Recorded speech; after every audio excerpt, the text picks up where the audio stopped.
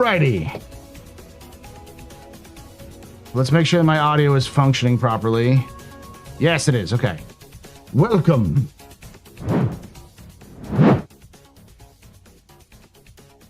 To Astro Park. To Jurassic Pub. Welcome. My name is Paul Berserker One Batman Shelley, your humble host and space bartender here at the Astro Pub, your space bar at the universe. For used on YouTube. Getting everything functioning that way. Hopefully it's fixing it. It looks like it's working.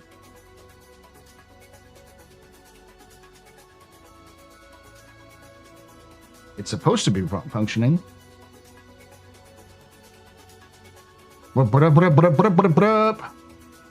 Yes, it is working. Woo!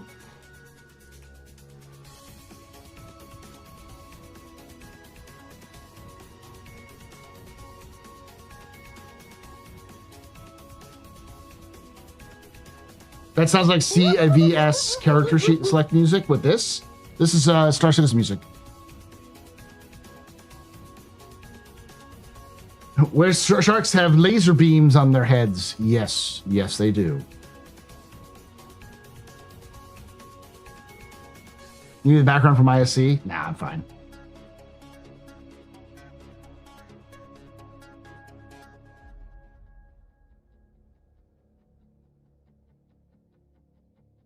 All right. There was a conversation earlier, and we'll talk about it here in a moment. I do find it interesting that they make those changes with no suit lockers. I'm excited for the flight suit armor changes for flight. I just wish the flight suits were ready with it. Suit lockers were ready with it. Yeah. Price guesses for the Tiburon. More expensive than the Hammerhead.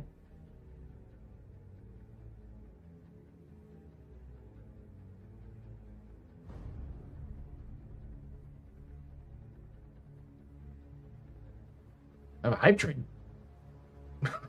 Why do I have a hype train? We got a hype train going on. Yeah, so $750, $700 and $750 or $700, yeah, something like that.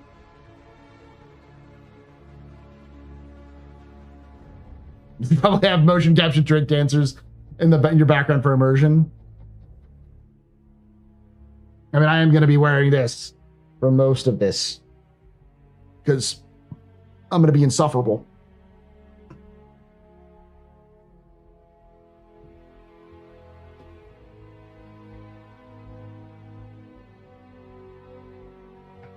All right, so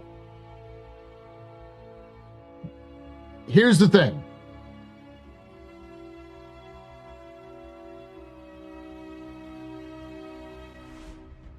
I don't know why CIG is doing this current marketing model. I think partially it's because they're trying to lean into the whole, we're doing DrakeCon, not Invictus, so we want to be more open and honest. And I think also it's because possibly, maybe, somebody at CIG's marketing team finally learned the idea of building anticipation. Because, dear God, do they need to learn how to do that? There was a conversation earlier about Squadron 42. And the problem, let me give you all, and I may end up just doing a capsule for this, but I don't really know how to like format it properly. So this may be just me running through this with you now and doing a capsule later, like next week, or later the month. The problem that a lot of people don't realize is they don't really understand fundamentally what marketing is. People often they often confuse marketing and sales to the point where even companies do that, where they'll confuse a marketing department and a sales department. They're not the same thing. Marketing's job fundamentally is to find the customers who want a product that they don't realize they want yet. So you find those people who want the product you have, and they just don't realize they want your product yet. So you want to try to get those people to see your product. Converting them into paying customers is great. But your main point is to get the attention of those customers. Because if you can convert them into paying, or at least get you to exist, that's then they can tell other people, or they may purchase it down the way. It can lead to sales, but it's not focused on sales. You need the sales in order to justify the marketing, but the marketing itself's job is not to make the sales. It's to get attention. So when Chris Roberts said, we're going to do a short marketing campaign, my mind goes, oh my fucking God, what the shit are you doing? Not because Squadron Warrior 2 is bad. Not because, I'm worried about sales. I really am. I'm not really that worried. Drinks all around. Hey, Souls. Good to see you, bud.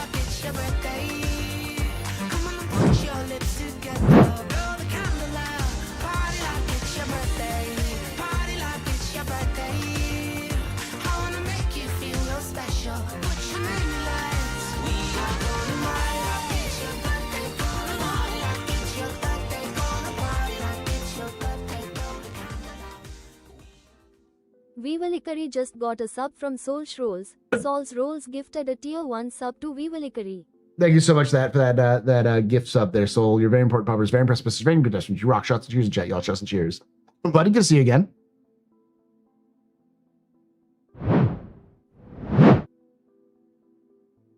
Me and Souls were interacting with the new Star Fox game that's coming out, and I'm like, God, Nintendo, I have not bought a Nintendo console since the original Wii. Do not make me get a fucking Switch 2.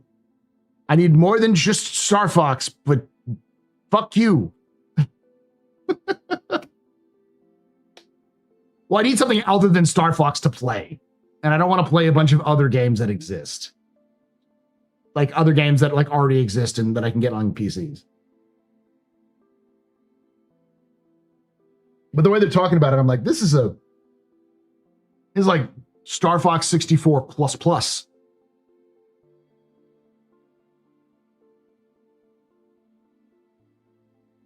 Then based on what Paul, I would say they have amazing sales and terrible marketing. Yes, they have amazing sales and terrible marketing. And there's actually a conversation that Chris had specifically. I'm going to bring up that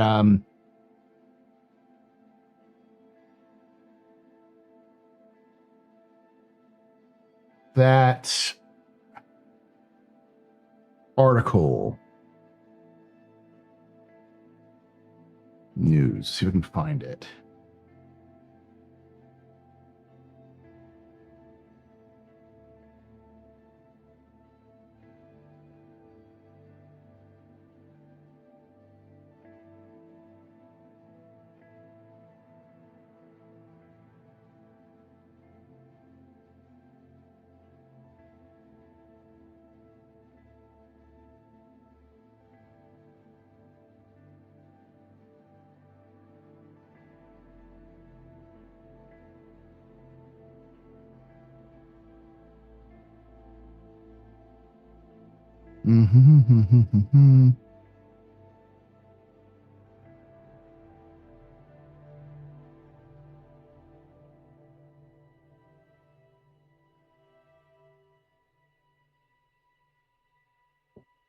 Was it Skill Up that did it?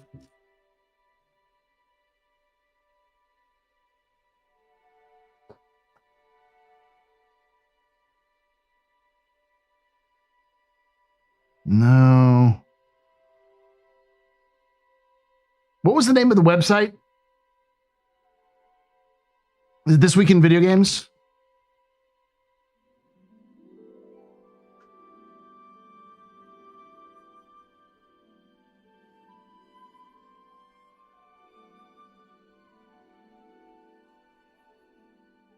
It's owned by Skill Up.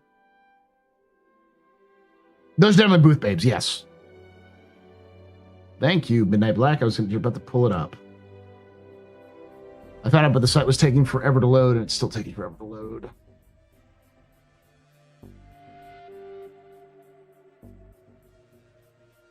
All right.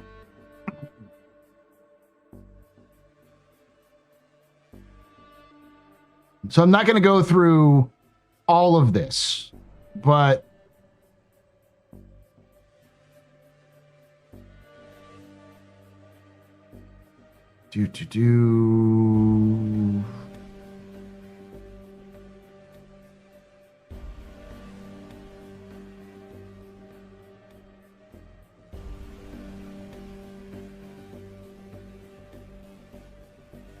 okay. So, quote, we've got 54 million hours spent playing the community last year, Roberts claims. We've got tens of thousands of people concurrently playing all the time.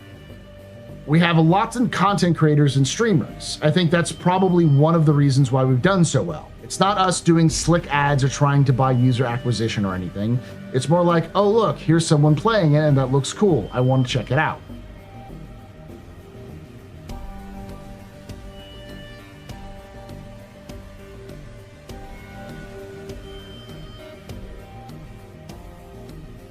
So,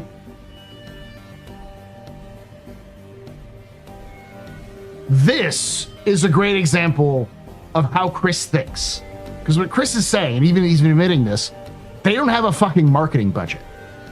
I followed their marketing budget over the years, and while it's gotten bigger, it's not really a marketing budget. It's more of a sales budget. It's sort of a everything in the kitchen sink. It's sort of the miscellaneous spending that it also includes things like community in it. So marketing is lumped in with the same people who have to fly all over the world to go to Bar Citizens, to go to events. And there's like 6 people who work in the marketing. They get a huge one. So the point of that is CIG doesn't have marketing. They have great sales and terrible marketing. And that's the problem with Squadron, is that nobody knows what the fuck Squadron is. Ask a random gamer friend you have. Just if you know somebody at your work or somebody in your community, like where you live, that plays video games. Ask them, hey, have you heard of Squadron 42?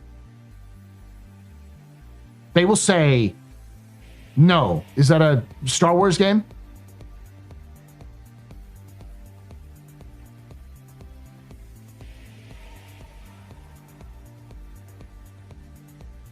And that's the problem. Because Squadron 42 needs to have a wider audience than Star Citizen does currently. A, the money is important, but B, the point of Squadron is that Squadron needs to be a jumping off point for future single player experiences. Because while Squadron doesn't necessarily need to make a bajillion dollars, it just needs to be successful over time. It needs to do well enough that when CIG goes, here's Squadron 42 Part 2 coming out in 2028, that people can go, oh, I love the first one. I'm down for the second one. And you see that a lot. It happened with Mass Effect. It happens with Halo. It happened with a ton of different franchises where the first one was good, maybe a little niche, but good. You know, Halo was much bigger because it was actually a console seller. But like the sequels were fucking enormous in comparison to the original one. Not just in terms of like scale, but in terms of the hype and anticipation for it. People were far more if you're seeing buffering, it's not on my end. Were far more interested in Oblivion than they were in Morrowind. But Morrowind got a lot of attention and debate, even in like, because you know, when it came to consoles and everything like that. When Morrowind's like, oh yeah, or Oblivion is like, oh yeah, we're gonna go to consoles and PC at the same time, people were like, all right. And I'd argue Oblivion was the game that really made Bethesda break out of its shell. So CIG needs to have some marketing.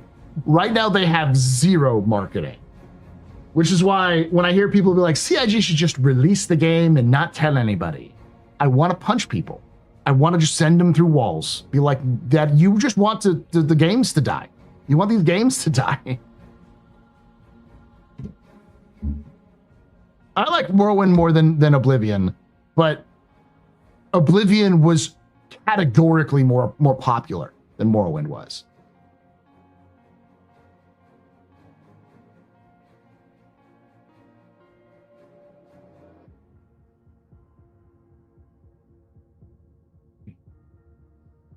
If they don't have much of a marketing budget, do you think they'll push out Squad 42 earlier than October? No. I think October is still the date that they're going to release it. It makes sense because if you release it around the time you'd normally have Squadron, or like the other thing we know for sure right now is CitizenCon's not happening. There is no CitizenCon. There is not even a digital CitizenCon this year. There's no Squadron Con. Why would they not do that? Because everything is going to be focused on Squadron's release. And if Squadron's release is, I don't know, around the time CitizenCon normally would be, which would make sense because it would be like the 10th anniversary of the 20, or damn near the 10th anniversary. It's like the 13th anniversary of the project's launch. So like there's a lot of like milestones around that. It's also like a month and a half before GTA 6 is released. So you've got time. You've got time to let it breathe, to hit it into the market where people are talking about it and not just obsessed with it.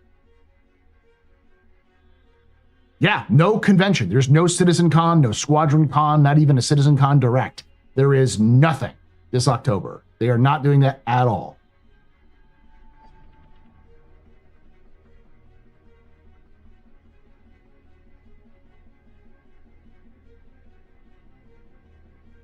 But the last time they did this was what 2014, and we got the 2016 delay.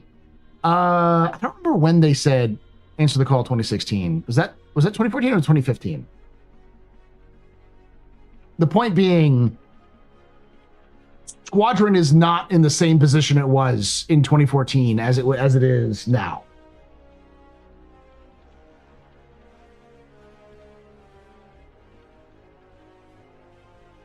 I like the name. Calder Live. It's good.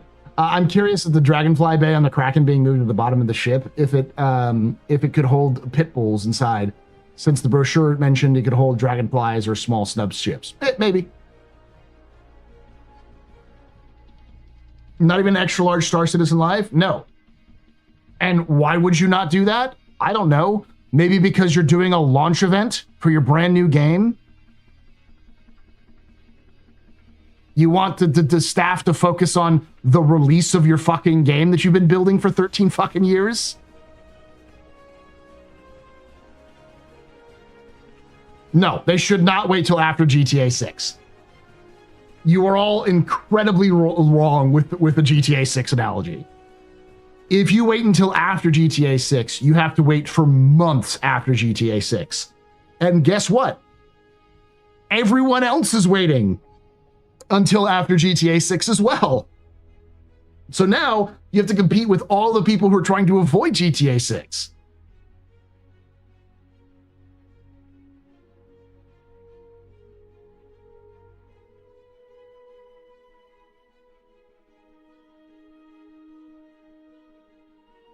Yeah, you have the Expanse, you've got Exodus, you've got a bunch of other games which are devoting it. Everyone's playing from the same playbook, yeah. CIG has two things going for it, which other game companies don't. One, they have us, the fans. The fans who will buy Squadron 42 because even if we already have it, because we want to give it to a friend or just because we want it on Steam or whatever, to support the game. There's plenty of people like that. Like, I'm probably going to buy one on Steam just because, why not? I already have a copy, but why not also Steam? And if you say, well, that's weird, it's like, I have a copy of Elite Dangerous on Steam, and I'm a beta backer for Elite. I have both those copies. Why? Because I wanted a copy on Steam.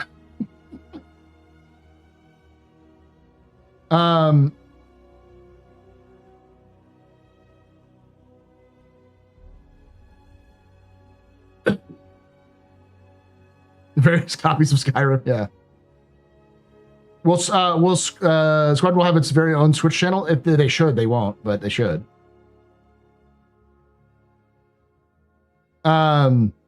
Early October is fine. There's a lot of it gives them a lot of time, and there's a lot of sentimental reasons to do that, and it still gives them a month plus, because really what CIG needs is a solid release of a game that isn't buggy, that is good enough for people to enjoy, and people feel like they earn that they need them, like not earned or need, but like the money was well spent towards it. Patch today? I don't know if there was or not. There might be.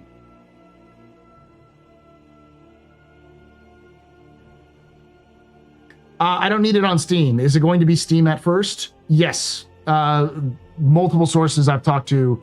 This has been something that's been like 2-3 years now that I've heard that they're planning on releasing Squadron 42 everywhere. Like as many places, as many shops they can sell it at. Epic Games Store, Steam, probably even the Microsoft Game Store and the Sony place, like any place they can sell the Squadron 42, they will sell it on that marketplace, because they want to try to get it as far and wide as people as possible. Yeah, GOG was a good one. Yeah. When I heard that, I was like, that actually makes a lot of sense because it's your first game, and you can give people better deals on your website, but you need, like, just putting Squadron on Steam is going to get it more attention than ever.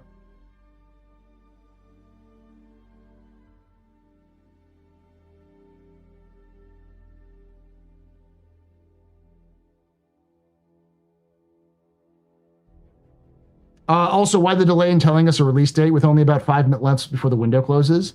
As far as I can tell, CIG is coming to the fucking, like, the buzzer beater. This is going to be a buzzer beater. Like, CIG is pretty confident in it. The last I heard anything about it was there must have been a big, like, break for a lot of the Squadron devs, because, like, all of them that I know contacted me at the same time to talk to me about it, because they're like, oh, it's so cool, we want to talk to you about it. They're all nerds lovingly, you know, rockets lovingly. But they all said the same thing, which is they all said the same date, not date, but same month. None of them gave me a date. And they all said generally different variations of the game is fine. It's missing assets here and there. And really the performance is what's really killing it right now. But it's not like the performance is bad. It's like the performance is good. And then they do a build and it's just garbage. And then they go and they fix it and they release it again and it's good. And then it's garbage, or it's good for like 3 or 4 builds and then it's just hot shit. It's like, it's a roller coaster at this point. But really what they need is just finish up the assets, adding, and then they're optimizing as they're going. That's effectively what I gathered from all of them talking about it. And this was like in February, like January, February of this year.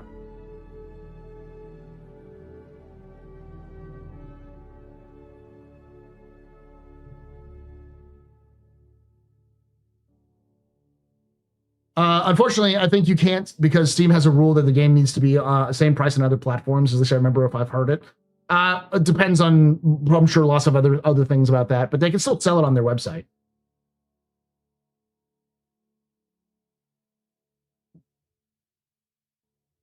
Yeah, it seems like a good spot, but I'm not experienced in CIG's dev speak, because here's the reality, and devs in chat will confirm this. There is no two devs that do these things exactly the same. Some devs will do some things very early. Some devs will do some stuff very late. Depending on the studios, they'll swap in terms of what they're focusing on. It's really more of just what do they prioritize. And from what I can gather, based off of what CIG has been doing and based off of what I know they've been doing in Star Citizen and what I've been hearing at Squadron, is the biggest problem they've been having with Squadron over the last year is optimization. It's they trying to dial it in for all the different types of computers that they're going to have to sell it on. All the hardware and stuff like that.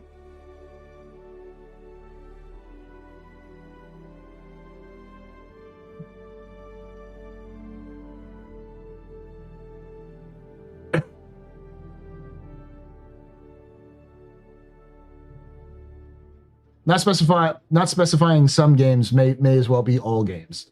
So saying just games, it's logical to read as all.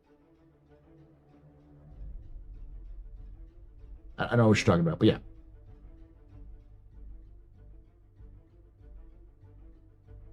You can see that with the QA team last year in the monthly reports. Yeah, because almost all of the last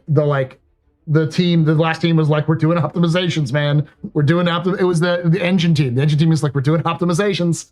That's all we're fucking doing is optimizations.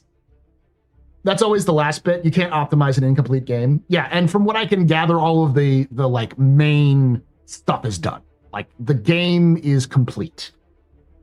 But there's like replace me balls, like missing textures here and there, stand-in stuff. Like it's all like the content itself is not all put together. They're still doing some rearranging some deck chair sort of stuff. But all of them said this year. Like they're like not even people I know who don't work on Squadron were telling me, yeah, it's this year.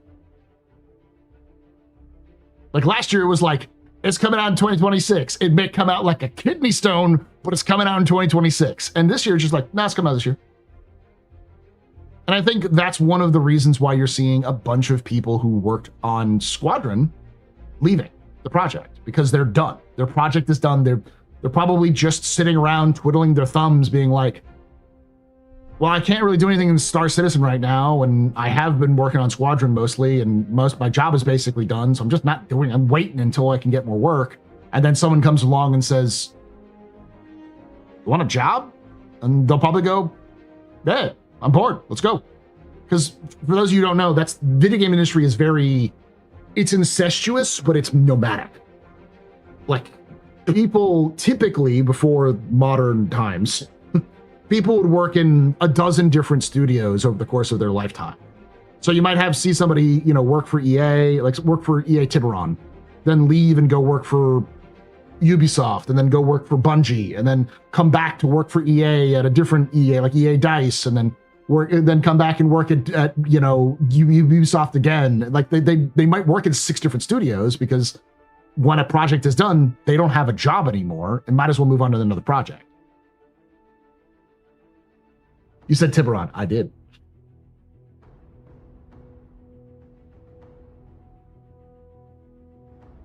People stay for the project. They will, but not everyone stays for the project. And like people like Brian Chambers had been with the project for almost a decade.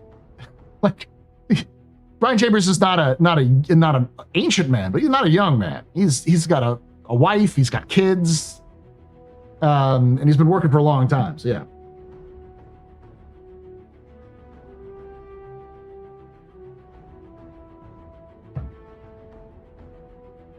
Even same was even the same for Amazon. Yeah. Yeah, most projects don't last as long as Star Citizen. And you're not gonna stick around as a junior dev or even like a minorly senior dev in a company. For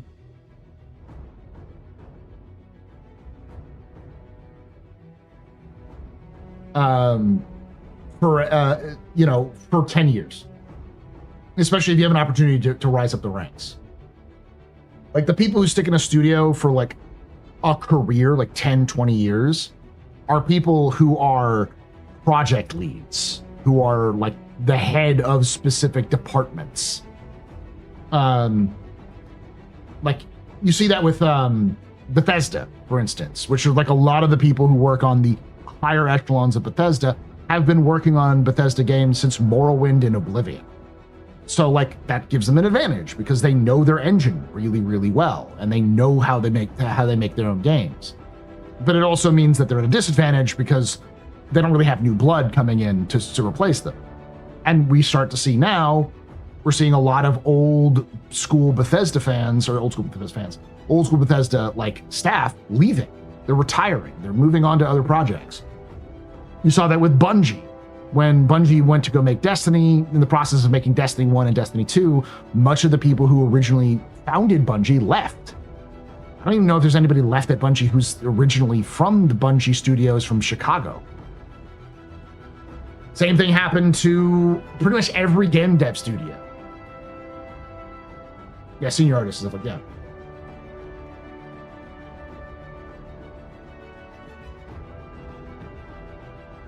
You got other responsibilities pop up. You can take away my spaceship.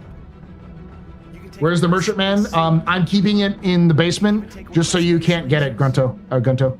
But you can never, ever take away my space game.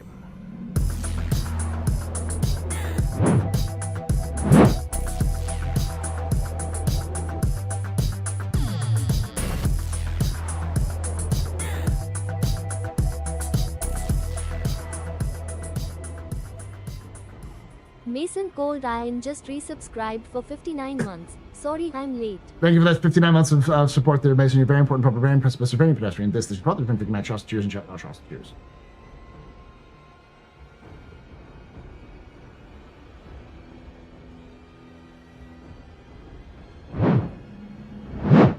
You can take away my spaceship. Spaceship. You can take away my space suit. Suit. You can even take away my space lasers. But you can never, ever take away my space game.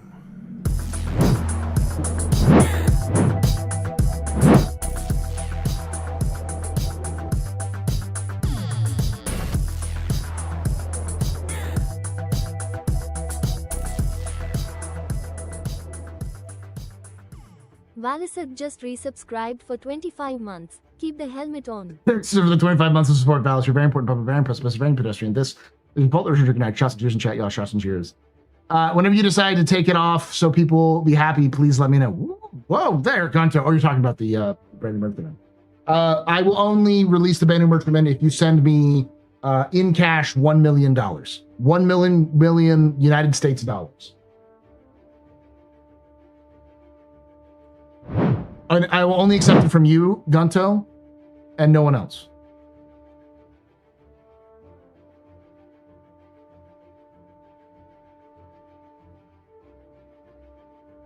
Have you read the newest Jump Point magazine and all about the tinfoil hat talk from the Plain Truth podcast? Radio about the Huxajian Treaty? I haven't. Did they do another one? They've been doing those in the past. They did one of those in the past. Nope. Sorry, Gunto.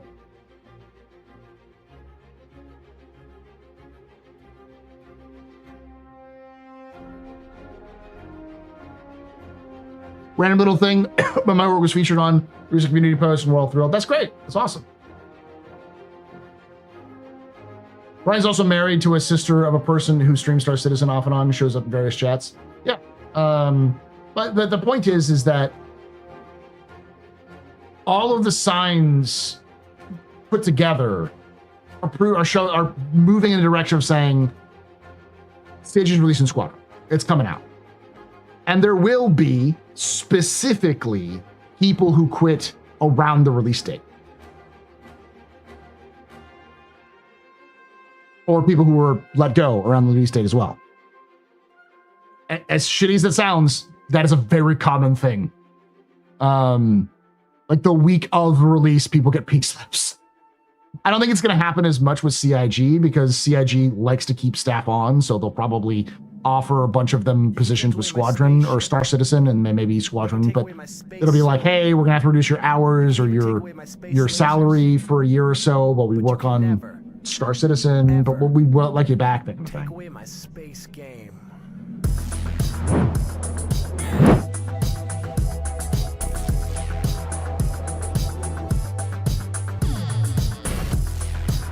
Yeah, many have taken pay cuts. The admin, the higher up admin have. Who is that? Who is that? I'm too lazy to aim. Thank you so much for becoming a member on YouTube. You're a very important public, very impressive, Mr. Very pedestrian. And this is your fault. You're drinking out Shots and Fears in chat, y'all. Shots and Fears. The community funded Star Citizen, not Squadron 42. Jet Trooper, let's not get into that conversation. Because you're going to get a bunch of people who say, but I backed specifically for Squadron. And Star Citizen was a bonus. Those people always come out of the woodwork. Never make a definitive statement, because people will always come out and tell you you're wrong.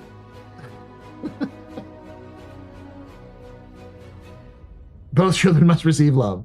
Well, as I've always said, it's not as simple as Squadron 42 and Star Citizen are two different games. They're the same game. They use the same engine. They use the same assets. It just, up till now, Squadron 42 has kind of been an incubator for Star Citizen stuff while being its own game.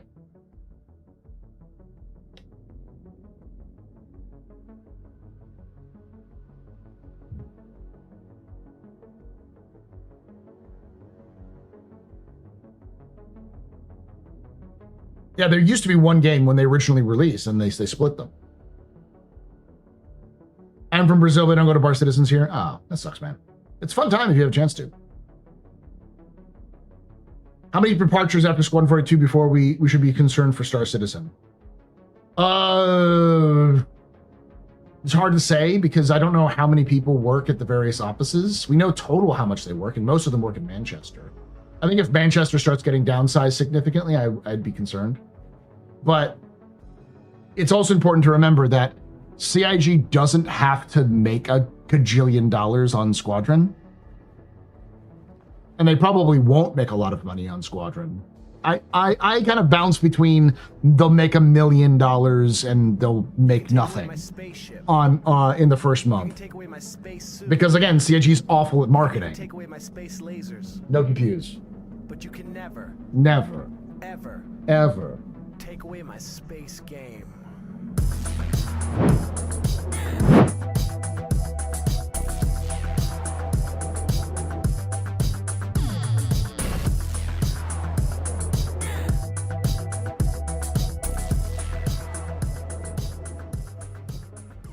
Guntu Talks just resubscribed for 3 months. 07. Thanks for the 3 months of support there, Gunter Talks. You're very important, part of very impressive, very pedestrian. You rock. Shots and cheers in chat, y'all. Shots and cheers. Squadron Review, flop market is saturated single player space RPGs. Name one, Saint Daikun. Name one. One that was released this year. Are you still confident we'll get cast drafts for today's ISC? I think so. I think CIG will like to do something surprising, and they'll probably try to pull it out at the last minute. It depends on how much all hands they're working on Squadron are.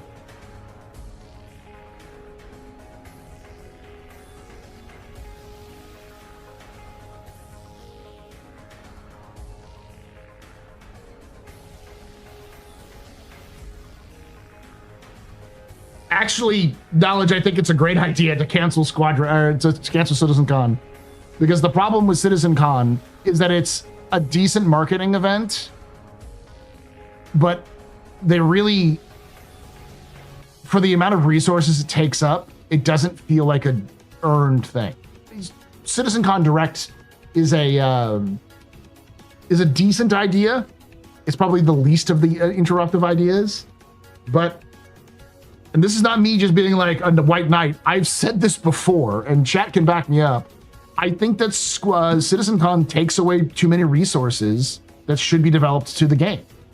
Like, get something fucking released first, and then have a convention with all the players.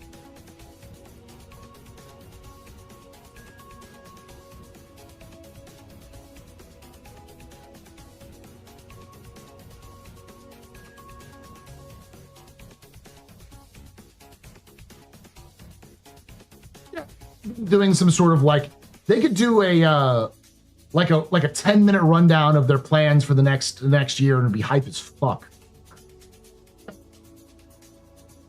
This year they don't need to market Squadron 42 to us. They use the to sell to everybody else. That's the thing. That's the problem.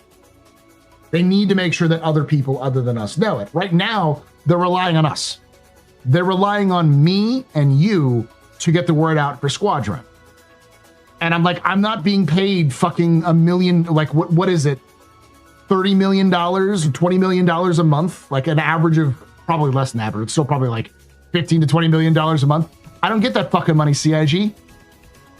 I make less than, oh God, I don't even know how much money I made last year. I filled my taxes recently. It's like, on this alone was like, I want to say less than $20,000. Like, and I don't make that as money. It goes into to running the stream. I don't make shit for shit, CIG. I'm not your fucking marketing team. Use your own goddamn money.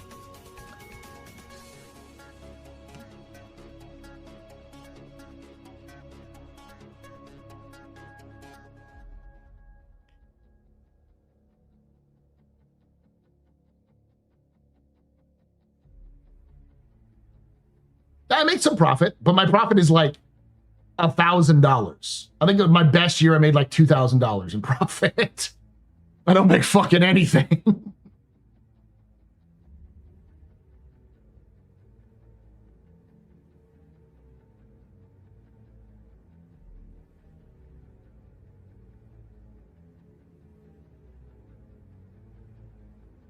Hey, people who can't get work together because you're a bunch of parents' basements dwelling adults.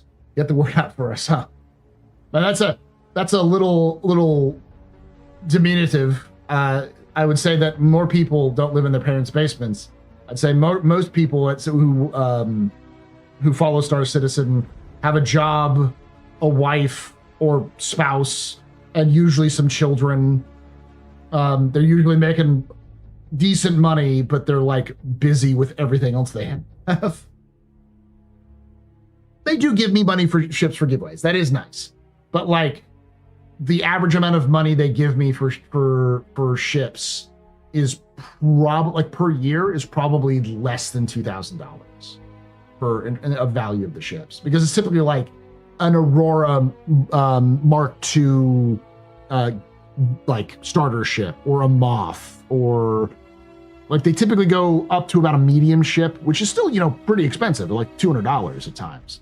But they go for the cheaper ships whenever they can to give it to us because they don't want to give us really expensive ships. And every so often they give us a bigger one. But, you know, most of them are like between $30 and $70.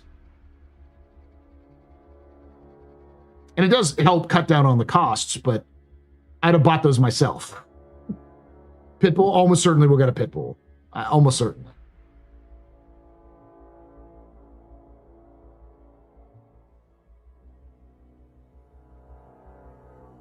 Now, I do want to give you all a kind of a reality check. CIG, if they're smart, which is debatable, like I said, they don't have a marketing team, would give access to Squadron 42 to some content creators before everybody else has access to them. Not just me or Star Citizen creators, but non-Star Citizen creators. Because they will give early access to press before everybody else.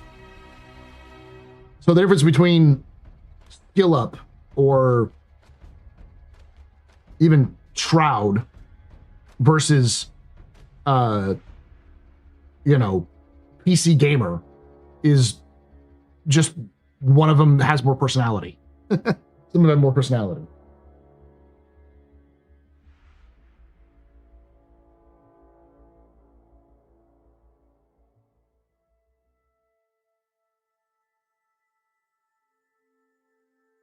Oh yeah, it'll be embargoed. I don't think CIG's gonna give early access and have people leak that shit.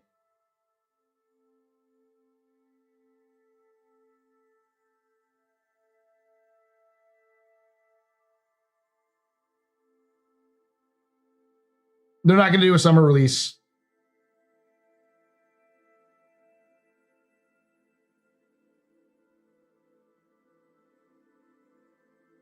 The thing that I'm concerned about most though is that CIG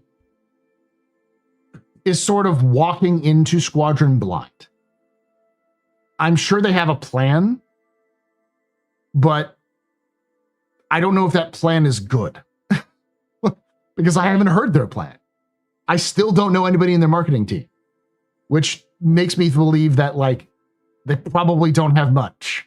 Like Sandy, I don't know if they have any marketing brand managers or anything like that. I know they're hiring at one point, but I don't know if they still have them.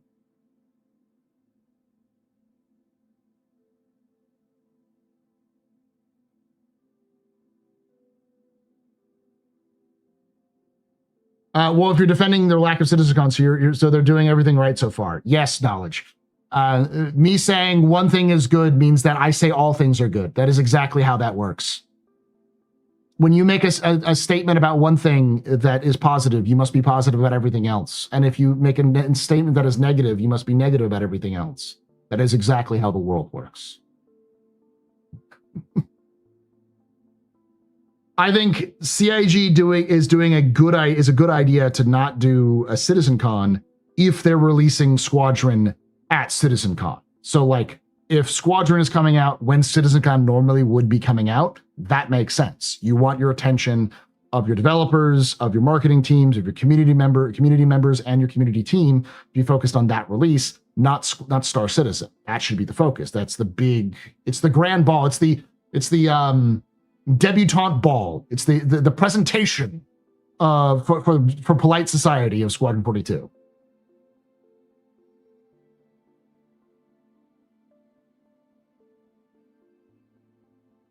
Doesn't sound like that according to that article. The one that I was reading earlier.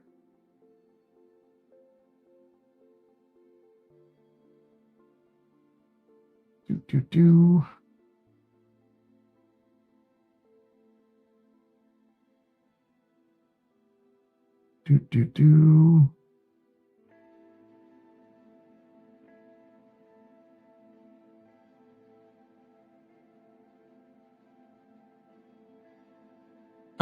Where it says we're gonna get Squadron out first. The plan is the end of this year, but there's a certain thing in the industry that we like everyone else would like to pay attention to, so I can't 100% guarantee it.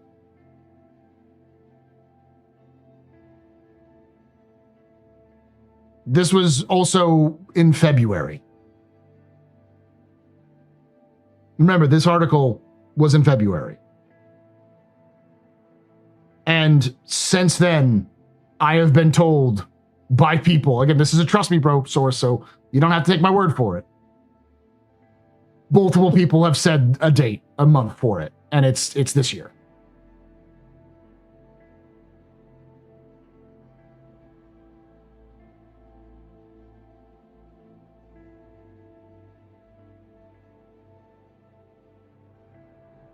They have to give one to Luke Stevens. They won't, because CIG doesn't know that Luke Stevens exists.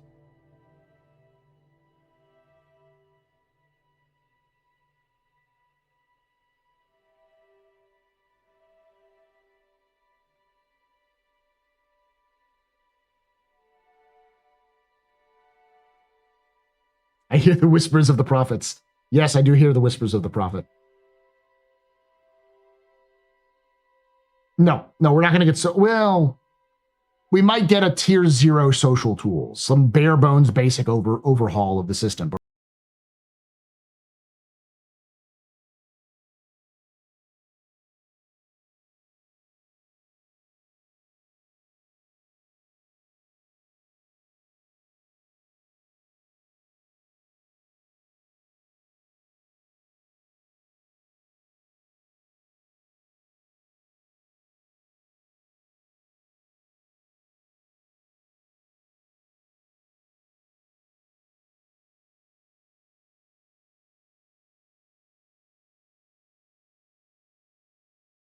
Man, Shelley, your humble host and space bartender here at the Astropub, your space bar at the end of the universe. Sit back, relax, enjoy the show. We got a good one for you. Welcome to the Office Hours. This is a Yak stream.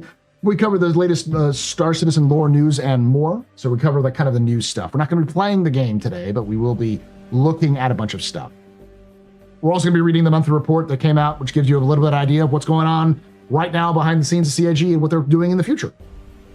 We're just talking about Squadron 42. And for those of you who don't know, Squadron 42, it's the single-player campaign set in the Star Citizen universe that has been developed alongside Star Citizen and is scheduled still to come out this year. We just don't know when. And I was talking about how I'm very concerned about CIG's approach, but we'll have to wait and see when they do, if they do an announcement. We'll know more for sure if they announce the date to Squadron 42's release at the end of this month. The chance of it coming out this year is high still, but we'll know more in May or June. It can still slip. I'm not stupid and say that it's gonna guarantee to come in, but from who I've talked to, when I've talked to them, generally they've all said, yeah, it's coming this year. They said a specific date.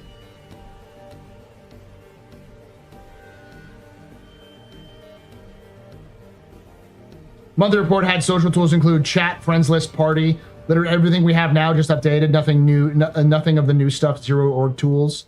Yeah, but I think a lot of people will be happy with chat, friends list, and party if it's not broken like the current one is. If it's more integrated into the game we have now and it's easier to like manage and deal with, then yeah, people will take that.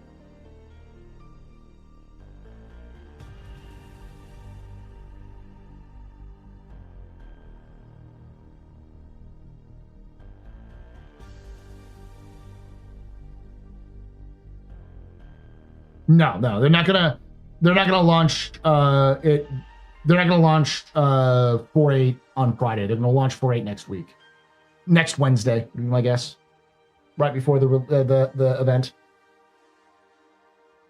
So release that announcement within a month if things work out. We'll know by the end of May, early June. Now, putting my marketing cap on as somebody who's done marketing research work before, again, not in the field, but worked in streaming and been around folks like this that I have enough tangential knowledge that I can absorb things. I think the best route the CIG can do is to announce an announcement. Hey, tune in to the Summer Games Fest to learn more about Squadron with a small little trailer. But you can never, ever take away my space game.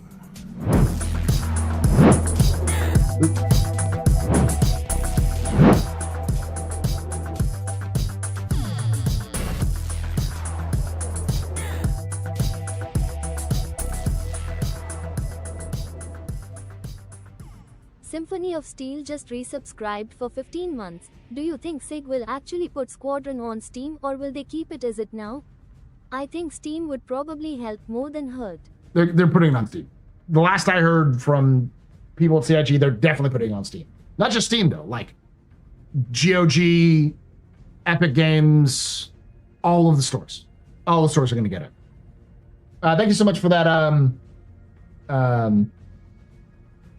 For that Twitch Prime sub for 15 months, Symphony Steel. You're very important, Pupper. Very impressive, Mr. Very pedestrian. You rock. Shots and cheers in chat, y'all. Shots and cheers.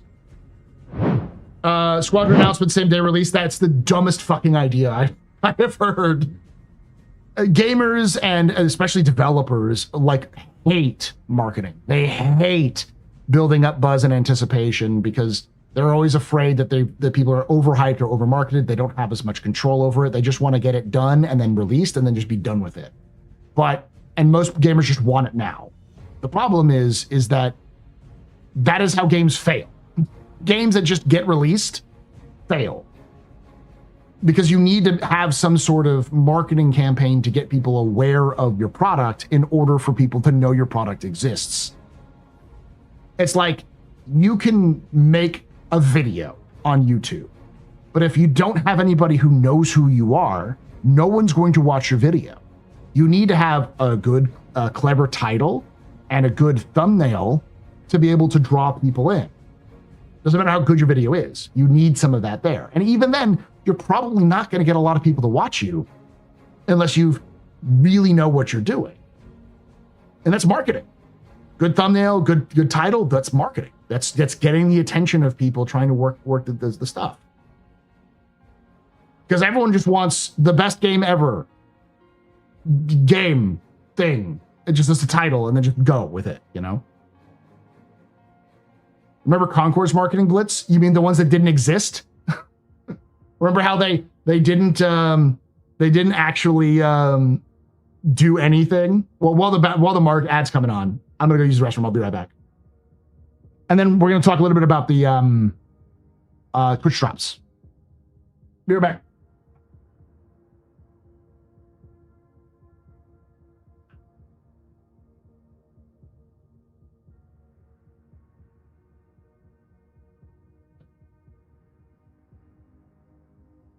Weapons free y'all.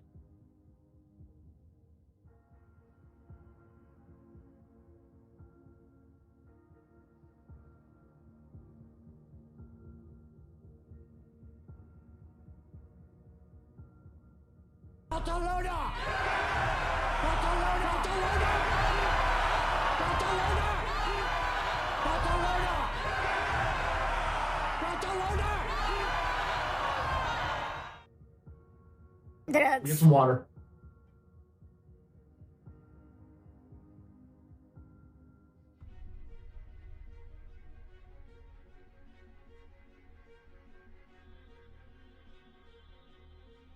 Barcelona! Barcelona!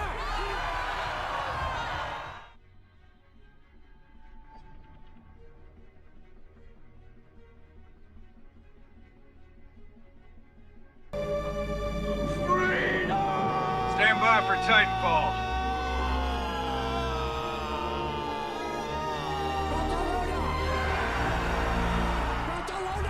How was your shit? That wasn't a shit. It was just a quick piss. I eat. There you go.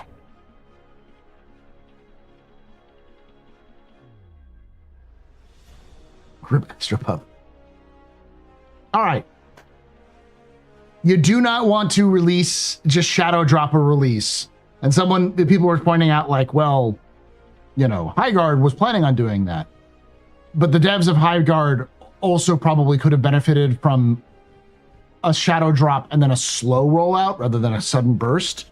There's a lot of problems with Highguard and its release schedule. And it's a lot to do with the same problems that team has had for fucking ever.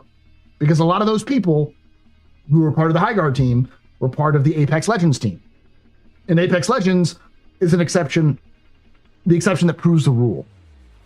They shadow dropped it, but they shadow dropped the very basic version of it, and it had the advantage of it coming from A, EA, B, at a perfect time for release, because I think it was in the summer, like the late August, when not a lot of games are released.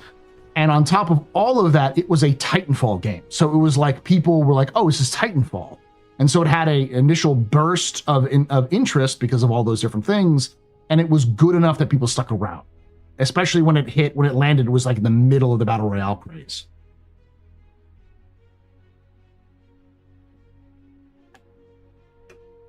So the team, a lot of the people who made Apex Legends went on to make Highguard, and they learned all the wrong lessons from their success. And at the same time, Titanfall 2 died because of its bad marketing strategy and its bad release time. Like, both of those were awful. They didn't do enough marketing, and they were releasing it between two fucking titans of the industry. Timing is a super important aspect of any game's release, and I think people don't realize that, which is why just shadow dropping a game is generally a bad idea. Because unless you're planning on shadow dropping it in a very specific place where you can know you're going to generate interest, which I'm going to be very honest with you, I do not think anyone who shadow drops games has any fucking idea what they're doing when they shadow drop a game in terms of timing. It's just when it's ready to go, they're ready to go. They don't really think about shadow when they're dropping it, because most of the people who make video games, especially those kinds of games, do not think about marketing and how to reach people, because they're gamers, they're developers, you know.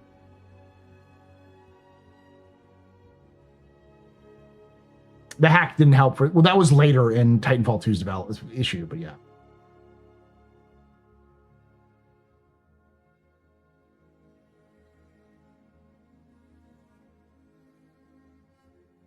Oblivio shadow dropped on me too. There was some rumors about Oblivion coming out, but the Oblivion remaster was Oblivion. It was one of the best games of all time. Like, Squadron 42 is not the sequel or a remaster of one of the best games of all time. It doesn't have that fucking, gusto. Yeah, Todd Howard loves them, and he's a fucking moron.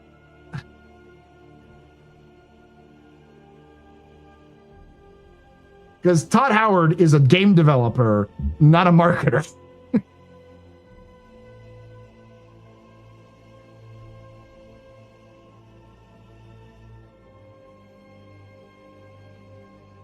Yeah, Hi-Fi Rush Shadow Drop was a ton of fun, got overshadowed by Dead Space remake, and then the studio shut down. And thank you, Mature Gamer, for that $5.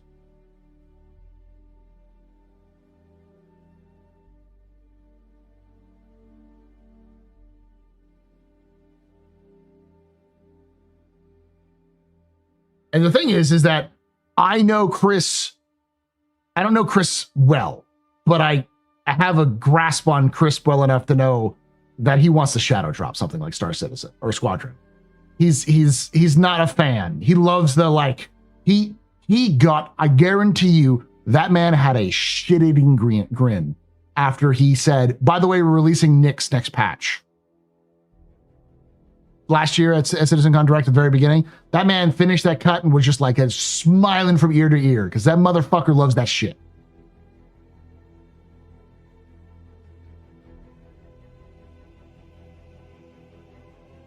I always bring that up too. This is always an important factor.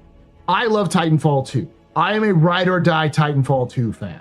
I take my pills every day in hopes of seeing Titanfall 3. I know it's never going to happen. I have been a ride or die Titanfall 2 fan. I don't have it in my room, but it's in my bedroom. I've got the Titanfall 2 helmet that I got when the game released. Before the game released, I was like, this is the game. This is my game. And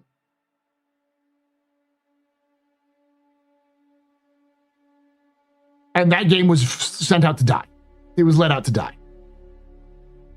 It released a week after Battlefield 1, one of the best Battlefield games ever, and a week before Call of Duty Infinite Warfare, another science fiction game that had more attention to it because it was Call of Duty. It was sent as a road bump to be able to suck some money up for people who would have otherwise purchased Call of Duty Infinite Warfare. But Call of Duty Infinite Warfare was purchased by people because they also got access to the Modern Warfare 1 remake when you bought Infinite Warfare as an attempt to try to get people. It was sent to die. And the Respawn devs were just like, okie dokie, boss, and just walked right into it.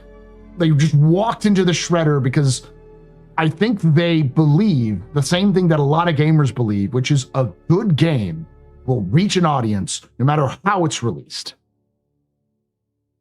It's fucking bullshit. That's a fucking lie. Anyone who tells you that is selling you something.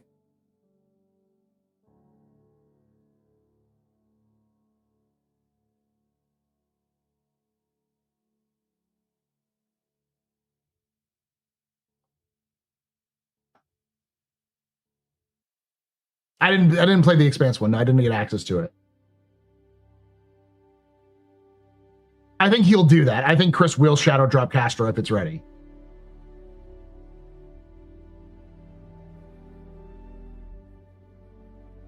Not just an ad. Mr. Beast was paid a lot of money to play the game and do a video on it, basically.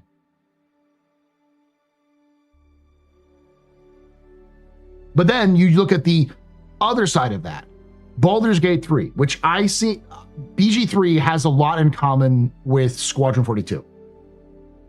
In the sense that BG3 had a fan base from the pre-release of BG3. Like you could buy the game in early access and play certain parts of it. And it had an established fan base because Baldur's Gate fans. And it had an established fan base because of Dungeons & Dragons. Now, a lot of that is not one-to-one with Squadron, but Squadron already has an established fan base of Star Citizen. Like, Star Citizen fans will play Squadron 42.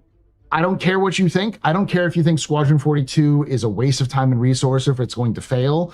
I guarantee you that Star Citizen fans are going to go buy Squadron even if they already have Squadron. Like, a lot of the sales are going to be Star Citizen fans buying more fucking shit from CIG.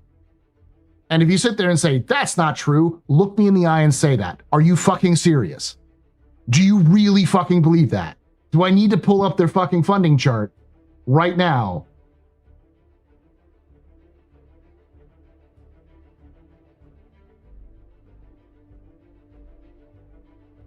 To like slap you in the face with.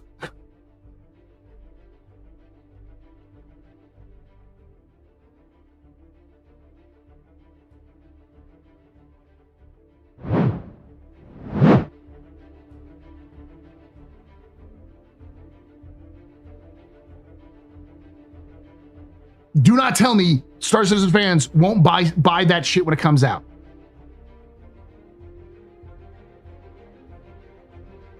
They've already made $2 million. And it's been 7 days.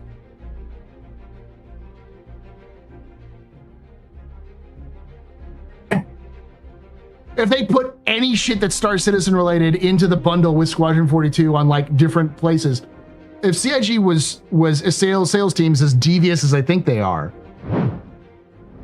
they'll do each different like version of the game, like on Steam, on Epic Games, on GOG. We'll all have a special pre-order or add-on bonus when you buy it there that'll connect you to Star Citizen. So someone's gonna be like, I'm fucking Thanos, I'm gonna collect all of them, you know. Would CIG do that shit? Yes. Yes, they would. They would do it instantly.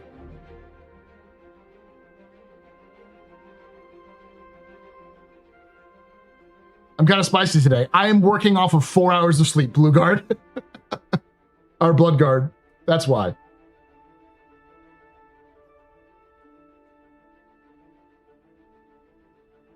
I'm not trying to like attack people. I'm just...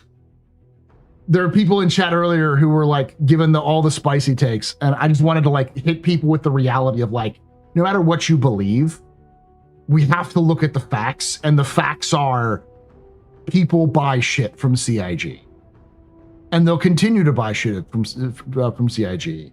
I don't know if they'll ever stop buying shit from CIG. There may be a day where this game fails, but I don't see it anytime soon. Despite what everyone thinks it is.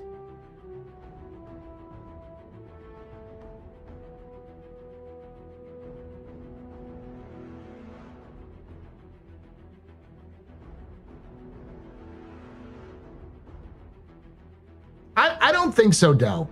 I mean, saying who for like a guy who has a fucking Oscar. Ironically, because I always fuck up his name, but everyone corrects me. It was like, I always fuck up his name. The person who plays Admiral Bishop. Like, he has an Oscar. Gary Oldman, thank you. Henry Cavill is still got some star power. There's enough like actors in there that when you look at them, you go, oh shit, you know?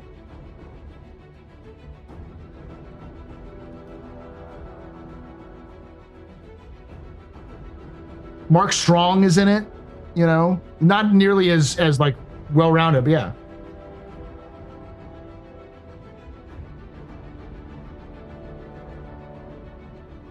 Ray's Guide pointed out that June 13th and 14th has Bar Citizen World Tour at 4 locations, 2 days. Yeah, it's a weekend.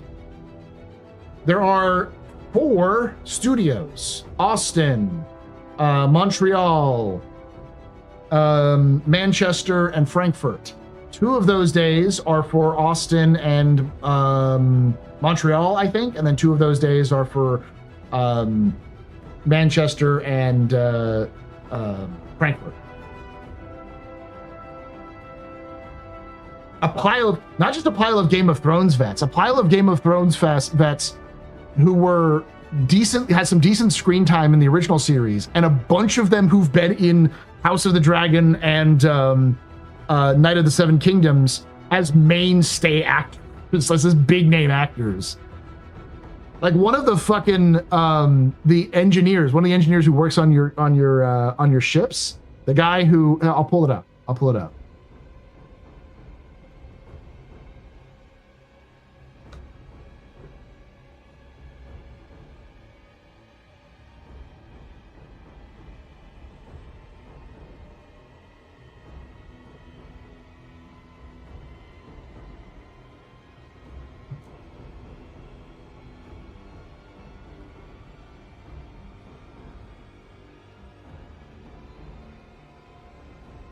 Uh,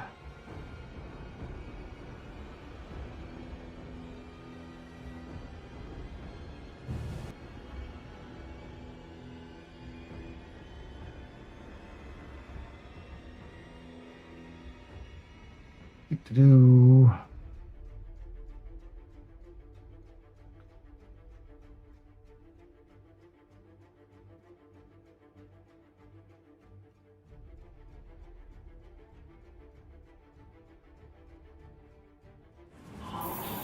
All right. So this is 8 years ago, by the way.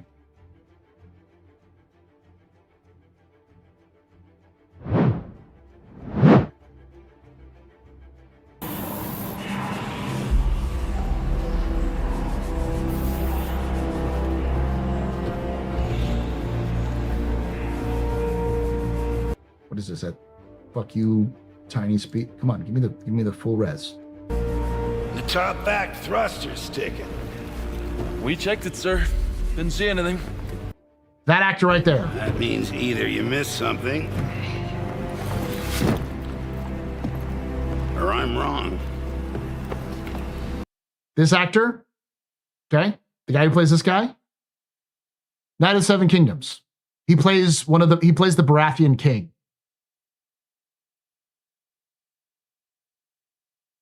Same actor.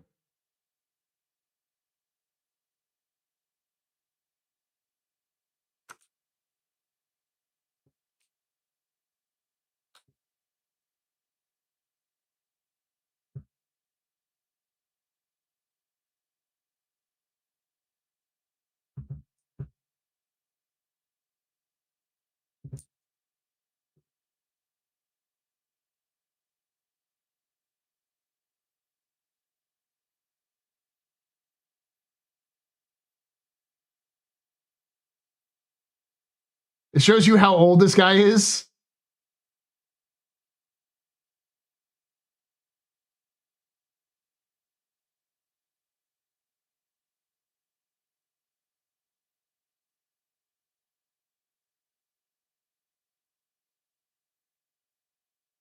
This is the same guy. This is the same guy. Daniel Ings, yeah. That is the same. The graphics are old too, yeah. It's not been updated. But like he's a bit part in this series. The guy from Bridgerton is the flight ops guy, yeah.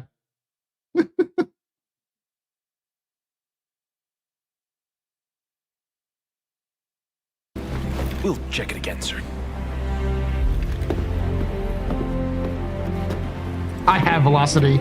I didn't just see it. I saw it firsthand because my district uses it. So all of my grading systems are down until they fix it.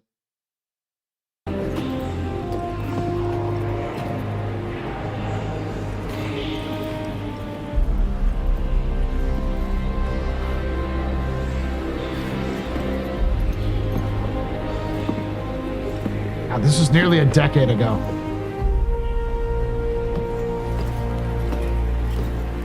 Sir? Who the hell are you? Stay frosty. I'm your new wingman, sir. The name's... Ease up. You want me to learn your name? Do what I say and live long enough for me to care. Yeah, it's going away. That's your Gladius. You ready? Ready as I'll ever be. We'll find out, sir. Let's go. I fucking hated the inner thought system. It's so dumb. So this is from 8 years ago, canon list. That's the important part. This is very different. This Squadron 42 looks a lot better now than it did in, 2018? Yeah, it looks pretty good for 8 years ago.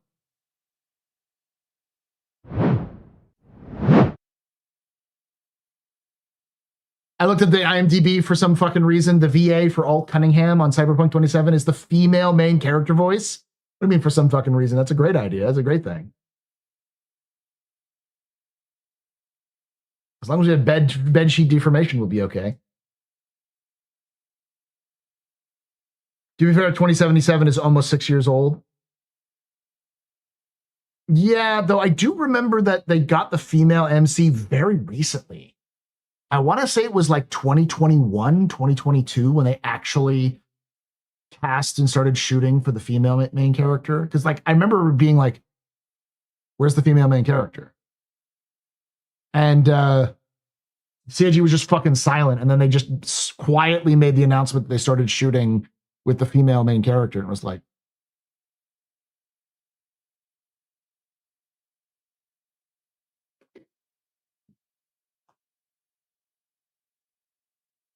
only, it feels like it's been around forever. I mean, to be fair, Cyberpunk 2077, I don't see it as being released in 2020. I see as a 2020 release as it being an early access game. I see the year or two, like the year before they did, or the year, but like the couple patches before they released Phantom Liberty is really when they like released the game.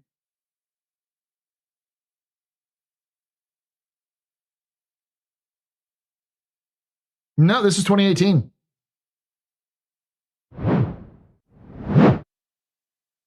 This was from 8 years ago. 2017. The end of 2017, early 2018.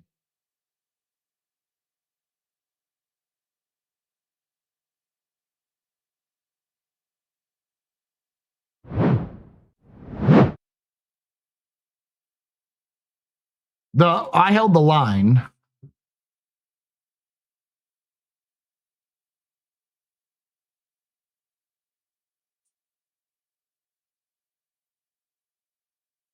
Was from 2 years ago.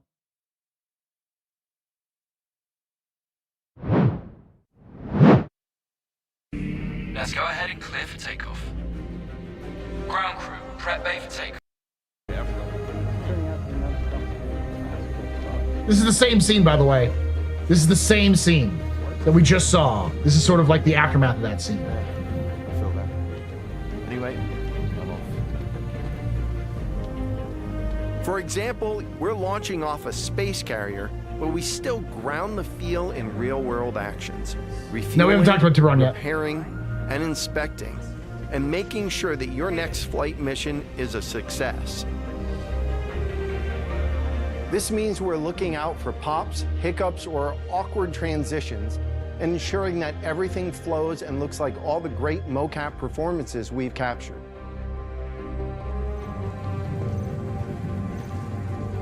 Let's ready some extra ice packs out of storage. Whenever gunners are on full rotation, you can always count on at least one of them getting hurt. We also have you covered in everyday life. Fun fact, that is an actual thing. I've had, I said, yeah, I think that makes sense as a logical thing. And a bunch of people who are in the Navy or have experienced several things have said, yeah, that is a thing. Because when you're on full rotation, it means that you're constantly on shift, you're constantly on edge. So like when you go on, you're on edge, you're bored, you're constantly rotating through onto guns. So you're tired. And when you're tired around heavy machinery, you fuck your shit up a lot more. Medical staff work diligently for their patients, whether they're players or crew.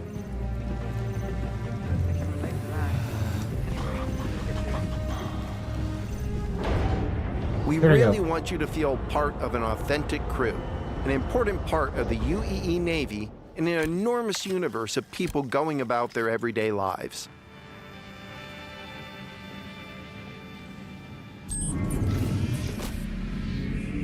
Let's go ahead and clear for takeoff. Ground crew, prep bay for takeoff. Copy that. Hangar, ready for launch. Takeoff approved, Baron 2. You have the ball.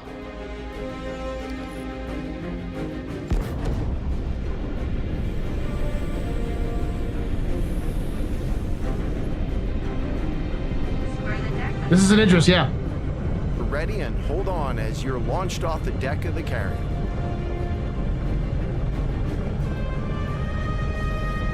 Baron 2, you are cleared for launch. Have a safe flight, Baron 2.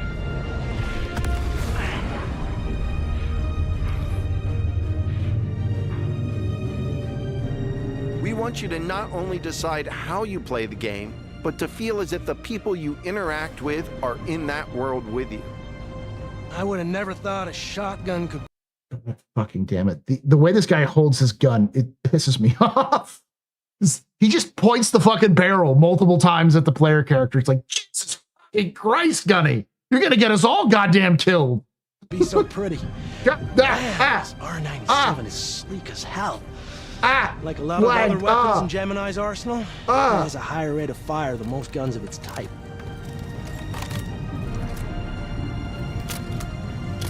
I don't blame the actor. That's just bad directing on Chris's part.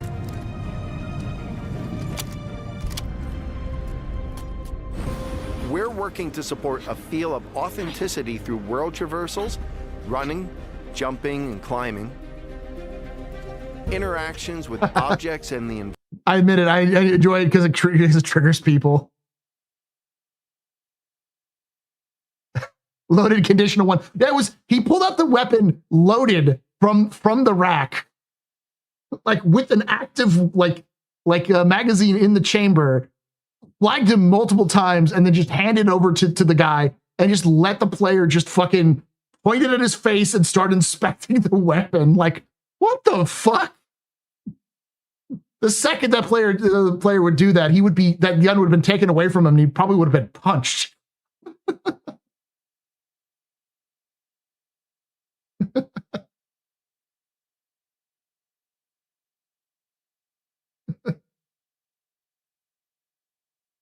Just point this wherever.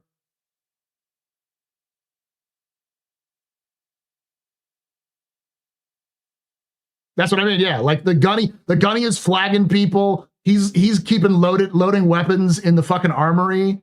Like this is an accident waiting to happen.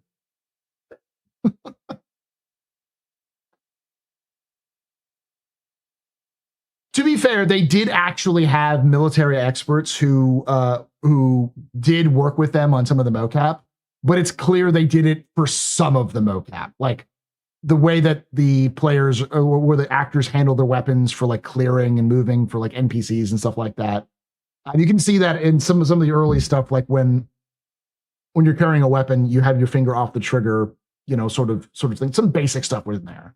But CIG loves their rule of cool, and so they just nobody ever thought to think about like this actor, because he's probably the actor who's playing the armorer probably wasn't playing it in front of a player character. He's probably playing it in front of a camera.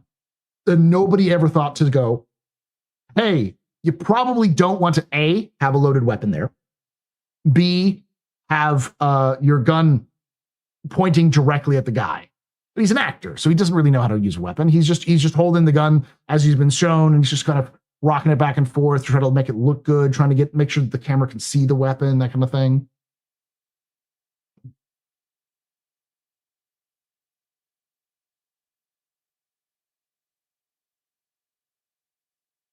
Which I always find funny. It's like, it looks cool.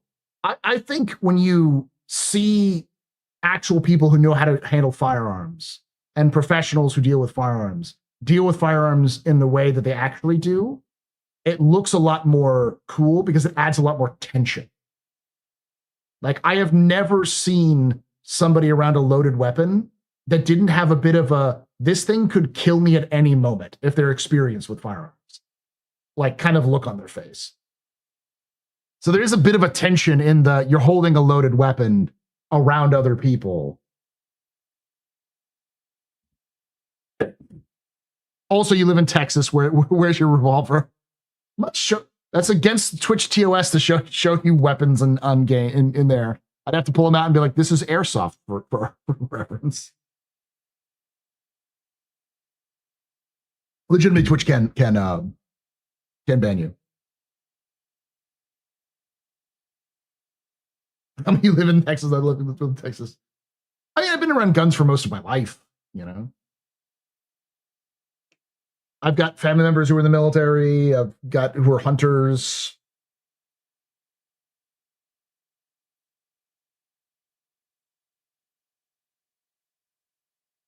See your airsoft revolver. When do you think they're releasing Squadron with not too much time before Squadron? It's what GTA 6 left. October. I think in October. Anyway, let's watch the actual video I came here to watch. But because we also talk a little bit about the Tiburon. The patch report. Here we go. Let's watch this together, chat. This is actually really good.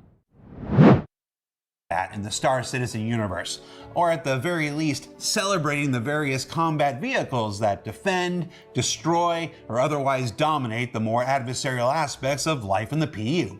And this year, we bring that to the forefront like never before with next week's publish of Alpha 4.8 and the long-awaited Tactical Strike Group's release.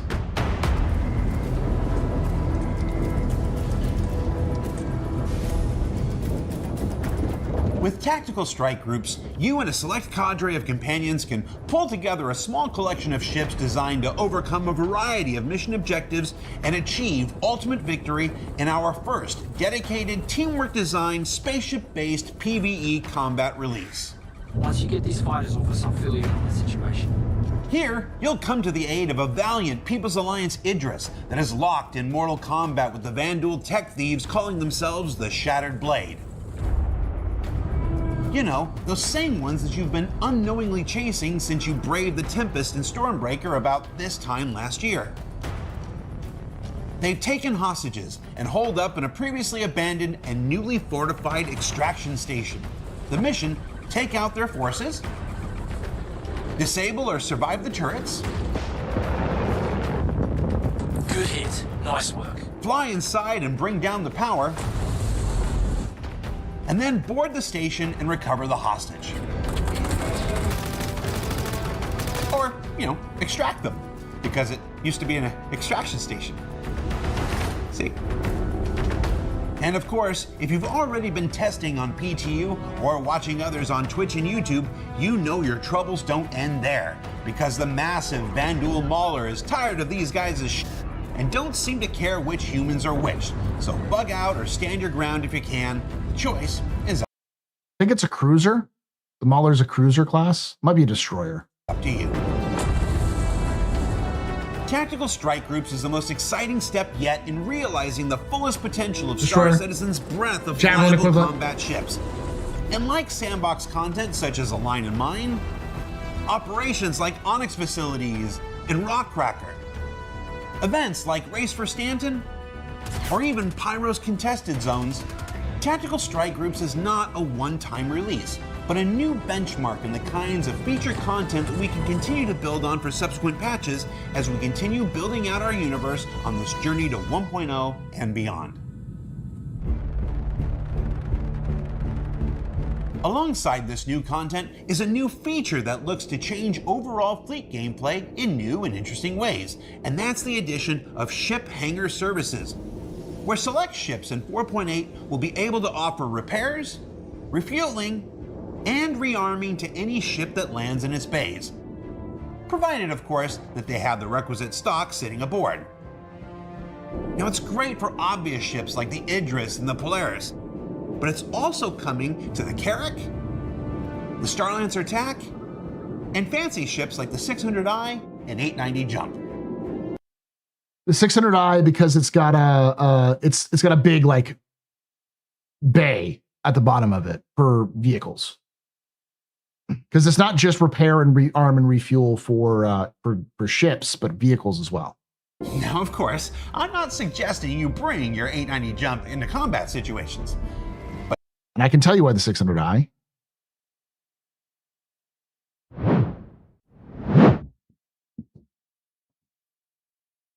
Because Daymar. Really?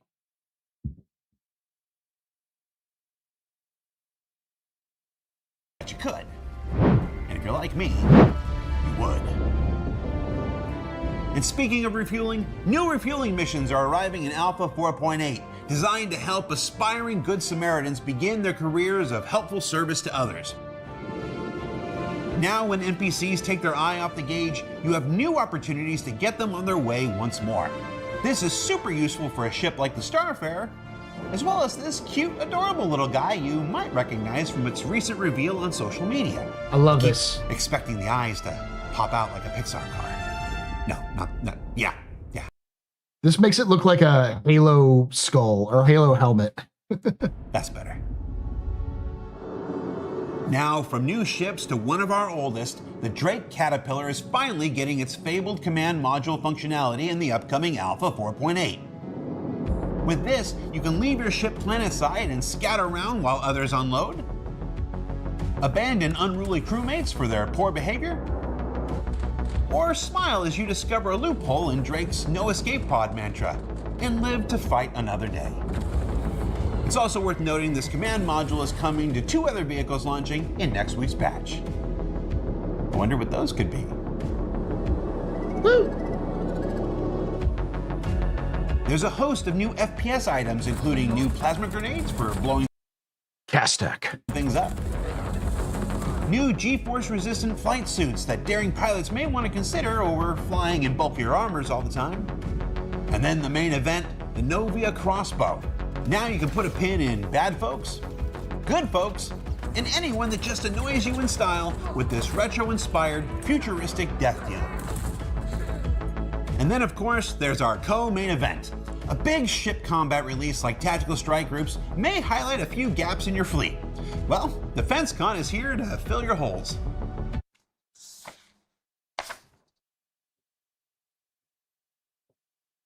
Do it. Fill them.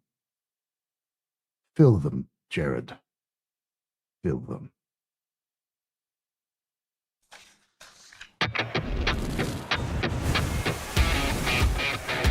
Also, what's more Drake than filling holes, baby? After Invictus went home to Sol, DefenseCon is stepping up to celebrate the everyday heroes. Soul! God fucking... Oh, I'm gonna have to redo everything. Sol. I love the fact... And that also makes people go, what? Soul, you know, like Earth. Who like truly make the universe system. a better and safer place. And maybe without the stuffy heavy-handedness of the UEE Navy. That means fire and attitude as DefenseCon presents the latest in combat spec. And since we're in the middle of DefenseCon Reveal Week on social media, let's take a look at some of the ships on offer during this year's event. The Drake handedness of the UEE Navy. Yes, booth babes. Not just booth babes, but booth dudes. That means fire and attitude as DefenseCon presents the... But also, dudes just randomly holding guns. Shirtless dudes with guns. Hell yeah. The latest in combat spec. And since we're in the middle of DefenseCon Reveal Week on social media, let's take a look at some of the ships on offer during this year's event. Booth babes and booth bros. The Drake Pitbull, with more guns than common sense, perhaps. The Origin M80, proving that looks can kill. The Miss Starlight, saying, not all heroes blow things up. The Aegis Tiburon, which, I'm just gonna say it, it's a shark with a frickin' laser beam on its head. And then, of course, the Fatterpillar and the Iron Chad Assault from Drake. The latter of which is getting the same hangar services we discussed before, and all things working out like they should, both will be coming to PTU on Monday, May 11th, for existing owners to fly first. Yay! Both will be coming. And the Iron Chad Assault from Drake. The latter of which is getting the same hangar services we discussed before, and all things working out like they should, both will be... Are those vertical launch tubes?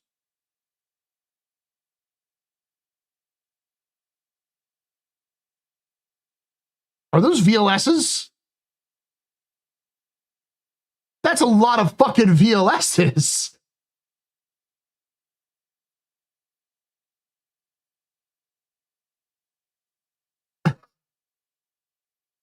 They gotta be torque tubes. They can't be missiles. That's what I was about to say. CIG, when did you upgrade to the 20th century? When did the ships of Star Citizen upgrade to the 20th century?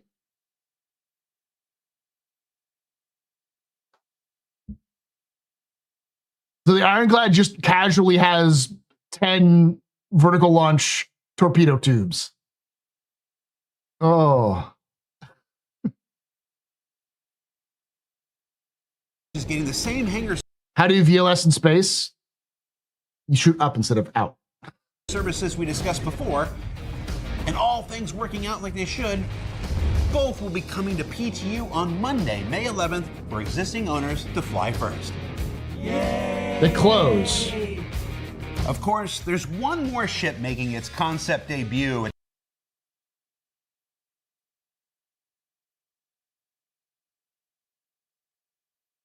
And all things working out like they should, both will be coming. There's circular tube there. Maybe it's VTOL. Maybe it's a VTOL, but they look like hatches on a VLS. To PTU on Monday, May 11th, for existing owners to fly first. Yay! Of course, there's one more ship making its concept debut at DefenseCon this year, and that's the Anvil Odin battlecruiser. Now, not much has been revealed at this point beyond, yes, it really is twice the size of the Javelin. But you can get 3 different first glimpses of it tomorrow, May 8th, in the weekly newsletter, social media, and even in the PTU if you know where to look. DefenseCon really is holding nothing back this year, unlike those stuffy UEE folks.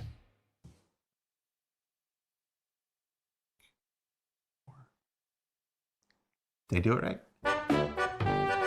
Drake. No, that's backwards. Nope, that's backwards again. Oh my God, that's a D? That's a D, right?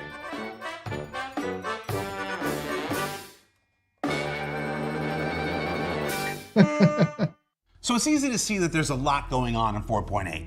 And like 4.7 before it, this also extends to the weeks after release, with additional Defend location missions coming in 4.8.1, some Alien Week festivities in 4.8.2, and if you haven't heard, the return of Xenothreat in 4.8.3. These guys just really don't care for those pro-alien celebrations. Kind of.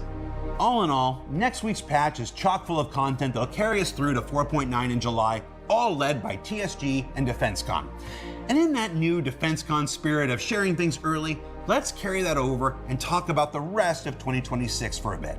Now, throughout the remainder of this year, we intend to deliver the newly reworked and fully instanced debut of Siege of Orison, the new Genesis-built planets of the Nyx system, Starware and Starchitect goodness, the enormous multi-staged instance Municipal Works operation, a whole bunch of new ships and vehicles and additional gameplay features and quality of life improvements. There's an Apex $7 car that can literally pop its head out at any moment, and of course, as if anybody could forget, Squadron 42. There's a lot we got going on for the remainder of this year, and for that reason, we've made the decision not to host a CitizenCon event for 2026, either in person, digital, direct, or otherwise. It's a decision born out of how important these two games are to everyone on both sides of these projects. And while we'll certainly miss getting to meet so many of you at once, we do encourage you to check out the Bar Citizen World Tour that's well underway, because we always enjoy every opportunity we get to meet you and hear your stories. For instance, I'm going to Amsterdam in a couple weeks. Come find me and tell me hear your stories.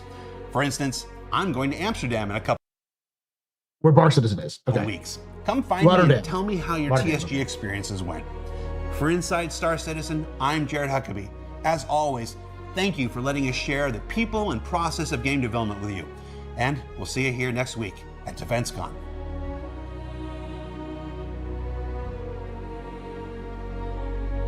I fucking love Drake. This is so over the top and stupid. I love it. Rotterdam, I think, is what you're supposed to go, yeah. So, yeah, someone was asking what Starchitect is supposed to be. It's effectively how they're going to do points of interest from here on out. So, if it's on a planet, it's going to get a Starchitect is going to be able to, for them to like generate these points of interest on the fly. It's sort of like what the planetary tech stuff is for generating planets, only with like, we need a point of interest and it's a city. Okay, so they'll do the city, they'll do towns outside of it, the little outposts outside of it. So like concentric circles of points of interest. They showed it off a while ago. Hopefully nothing ends up floating. That's the whole thing. That's the reason why. They want to be able to randomly generate these points of interest and then go in and fix them up as they need to, rather than having to hand create all these points of interests point by point.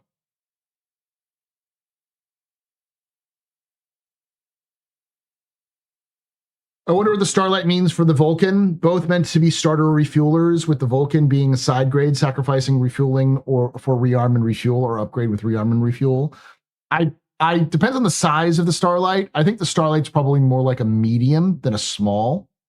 But the thing is that a Vulcan has more flexibility. It isn't just a refueler. It can be a refueler, a rearmer, and a repairer all at the same time, but it sacrifices fuel to be able to do more stuff. Or it can just dedicate itself to refuel, dedicate itself to rearm, dedicate itself to repair. So it's more flexible than the Starlight. But the Starlight is going to be better at the job it specifically does. Vulcan, Starlight is one person, Vulcan is 3. Do we know how many people in the Starlight, though? We assume it's one person. It could be 2. You think the Starlight will fit in the Polaris? Well, I don't know how big it is. My guess, based off of its chunkiness, but it could be deceiving, is that it's probably the size of a Freelancer. It's probably going to be around Prospector size, like a chunky Prospector. It's very big, like very wide. It's a ball. It's the Fat Lancer. It's fat bearer. I don't even know if it in interest. Yeah, I think like I said, I have a feeling that it's going to be more Freelancer sized or Prospector sized or Fortune sized compared to like smaller.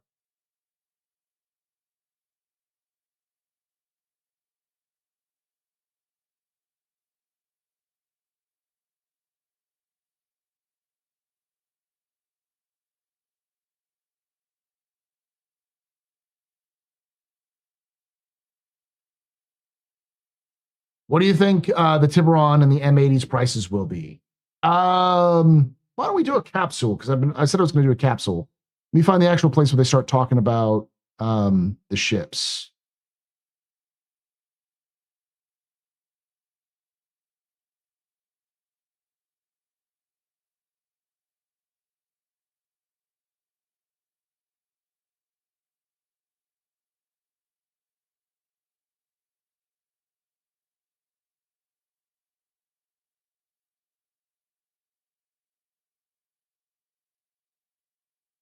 NPCs take their eye off the gauge, you have new opportunities to get them on their way once more.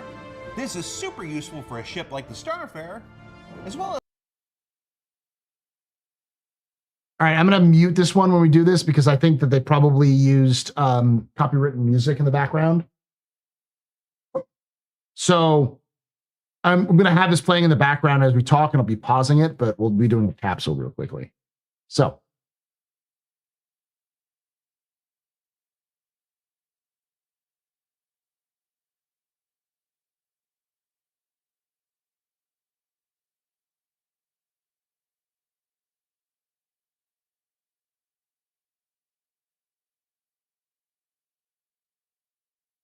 Oh. Howdy. Welcome to Drake DefenseCon. You're now stuck with me and my kin now, boys and girls. Welcome to what freedom smells like. And welcome to another Office Hours capsule, another small segment of our Office Hours live stream that we do on Thursdays at 8 p.m. Eastern, 5 p.m. Pacific. Would love to have you join us live at twitch.tv/theastropub and youtube.com/theastropub live. Come join us live as we talk about Star Citizen lore, news, and more. But as I have the hat and the attitude, let's talk a little bit about the ships that have been teased to come out at Drake DefenseCon. We're going to go over a quick overview. We have this from the ISC. I'm going to talk a little bit about each one and generally the prices of each one. And then we will pull other things out as well. as need be and just sort of talk about what you need to know. So without any further ado, let's get started. So the first one from the ISC, which recently came out today, is this little bad boy here. The MISC Starlight. Now, people have asked, what is this hull? What is this? What's the size of it? It's hard to tell, but based off the cockpit, my guess is that it's closer to a prospector or a freelancer than it is a like a Razor or something like that. It's not going to be a small ship. It is closer to a medium. And if you see the full like girth of it, it's pretty wide. But you see the little funny things. There's just a single seat here, person here. That seems like that's like a lot of space for this. So it's probably going to be about a medium ship. The other thing, and I'm surprised CIG is not doing this because I don't think they will, is the Caterpillar command module. This has been all over YouTube and Twitch as of recently since the PTUs came out. People have been able to play with it if you have a Caterpillar. It is detachable. You can move out while it's in motion. And the command module is fully its own little ship. It's got a quantum drive and everything. It has its own tractor beams. And it is also compatible with the Ironclad, which we'll talk about here in a moment. This is cool. I'm always a big fan of the Castak weapon, but this is the other thing that's important, as it's shown in the background. But the G suits now actually work for flight. And then let's see if we can get a little bit further. Yes, Drake.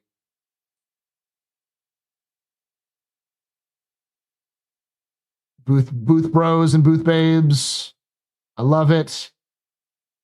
Now, the first thing they're going to show here, the Bulldog. This bad boy is packing some heat. Probably around the size of a Fury is what most people are gathering, maybe a little bit bigger. And you can take away my spaceship. Oh, forgot to turn those off. You can take away my space suit. There we go. Pretty small snub fighter. Probably is not going to have a quantum drive, but it has like 6 missiles and 6 guns on it. I love it. I'm going to get one just because it's great, and it's great. I think it's going to be the LTI token that most people will pick up. My guess for price, I didn't even say about the Starlight. I'm guessing the Starlight's going to be about $180, $190 maybe a little cheaper, but CIG tends to have a little bit higher price. For the Bulldog, I do think that the Bulldog is going to be $40 to $50, is my guess. Probably closer to the 50 than 40. Might even go up to 60. But it's going to be the sort of starter range, but it's not a starter ship. And then, of course, the matey. Now, if you see here from this clip, it has 4 what looks like size 4s or size 3 weapons. This thing is loaded to the gills with ammo or with firepower. It looks like it's pretty big. We know it's a heavy fighter.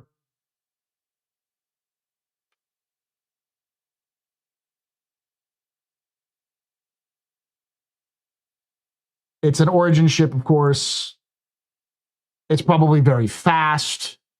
I would put it in the same range as the F8. Look up what the F8's cost is.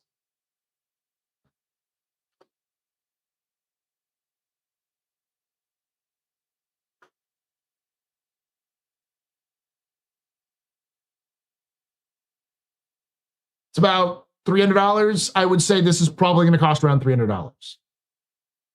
Maybe Warbond a little cheaper, but I'd say it's probably on par with the F8. It's going to be very, very expensive.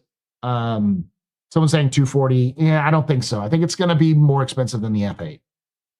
I'd be surprised if it's cheaper, but you're still looking at plus $200 for this thing.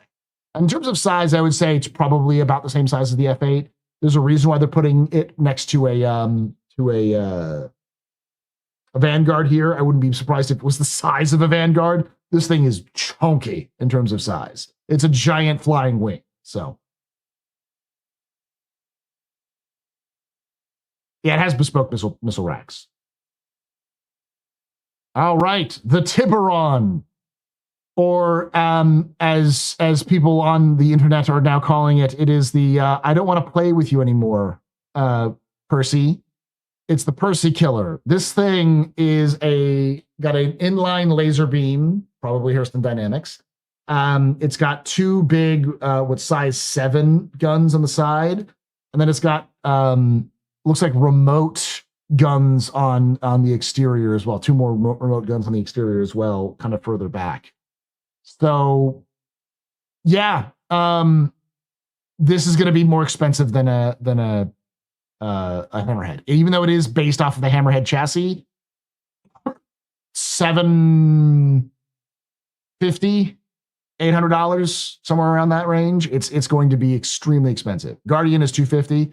Okay, so Guardian, yeah, because as other people say, the M80 is probably a Guardian. So yeah, $250, $260. I could see something like that. They took an idea from the Kingship's spinal gun. I think this is more of a Idris laser cannon put onto a Hammerhead. But yeah, as we can see, the kind of nose shape of it. So we've got a more of a sleek hull.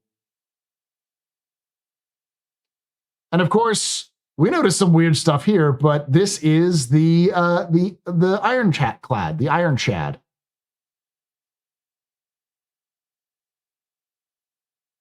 And of course, the Assault. We both know the prices for these. I do think the prices are going to go up, probably not that much. The one thing we did learn about the Ironclad Assault is that it does have the repair, rearm, refuel feature that the 600i, the 890 Jump, the Starlancer TAC, the Carrack, the Idris, and the Polaris all have. So this is a carrier. You may not like it, but this is what it looks like. This is definitely a carrier. And people have been saying, I've been talking with folks about this. People say that, oh yeah, this is not going to be hold anything but snub ships. I think this thing can probably hold 2 or 3 like Gladiuses or Arrows in it, because it's pretty tall and it's pretty big. So this is peak carrier performance. You may not like it, but this is what it looks like. It's a mini Kraken is what this is now. And I don't think it's a Liberator killer, because I think the Liberator is going to end up getting similar stats as the Assault is.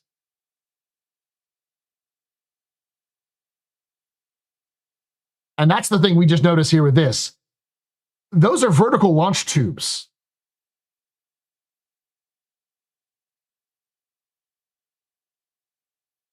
These are vertical launch tubes on the Ironclad.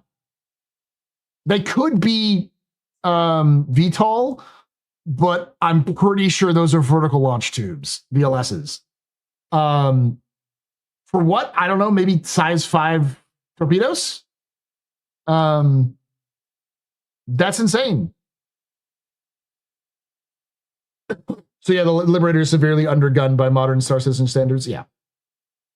That would be an insane pick for the Ironclad to get size 5 torpedoes. And the way that they move and all that kind of stuff, it looks very similar to vertical launch systems. So perhaps it's got a vertical launch system.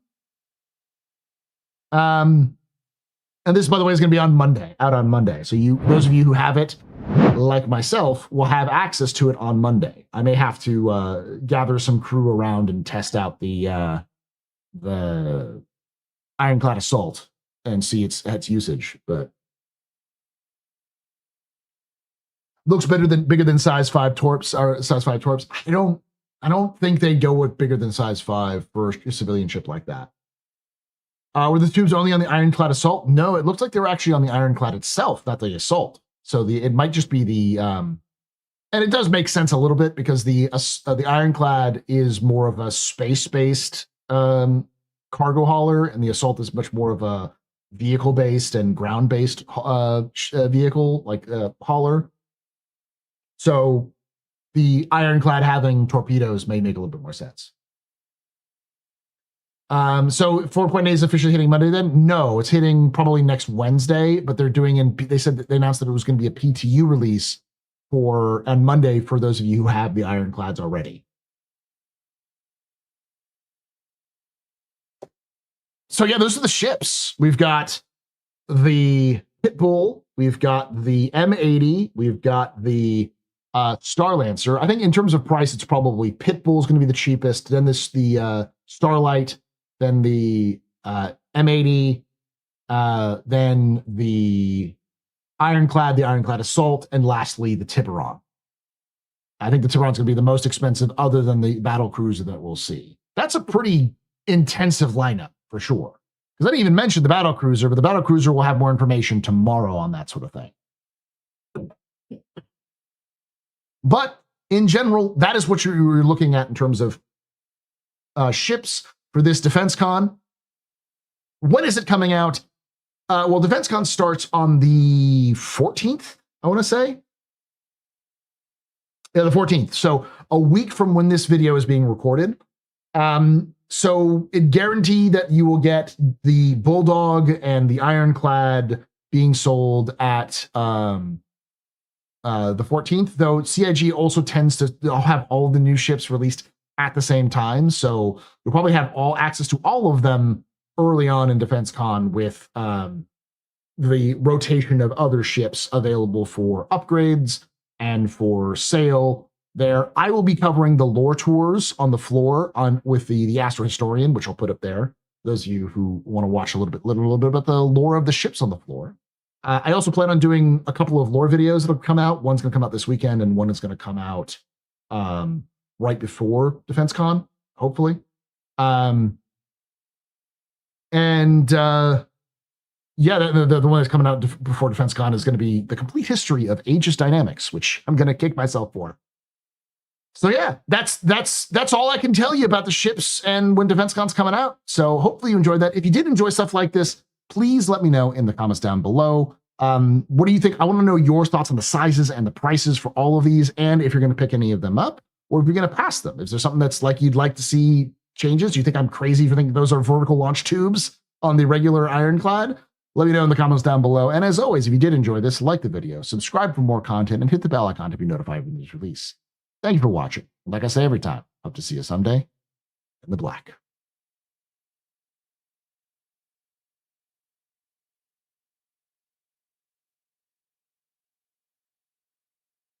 Woo!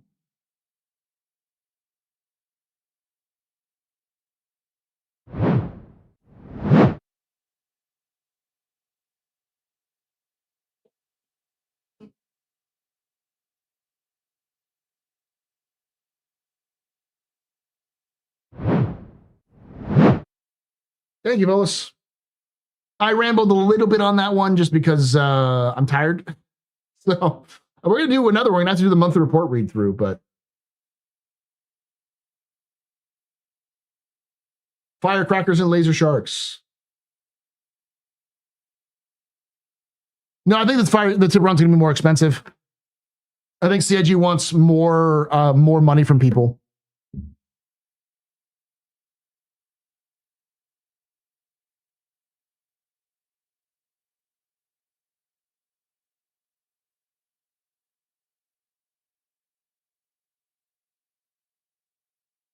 All right, I'll be right back. I'm going to go use the restroom. When I come back, we'll do we'll be doing the monthly report. So yeah. History of Aegis? Yeah, I hate my life. Because the complete history of Aegis Dynamics is a lot longer and a lot harder than any of the other... oh, wait, that was a subscription. No, not that kind of subscription. Okay. I'll be right back. I kept saying Bulldog. It is Drake Bulldog, though, isn't it?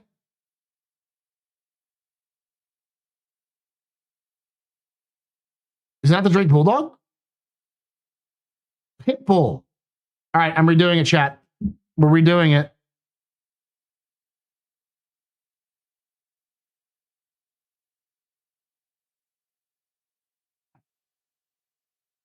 Yeah, yeah, bio person do it. Again, chat, I'm working on 4 hours of sleep and a full day of work.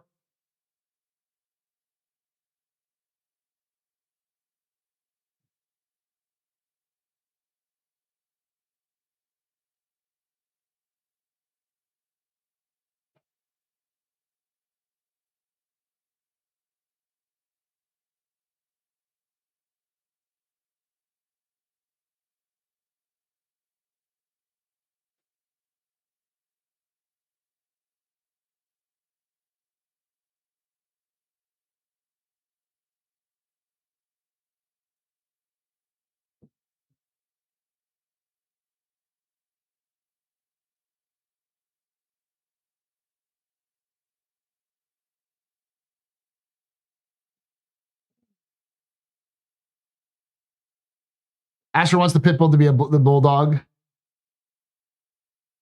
I don't know. I just think the bulldog sounds better. But there's already yeah, we already watched the ISC.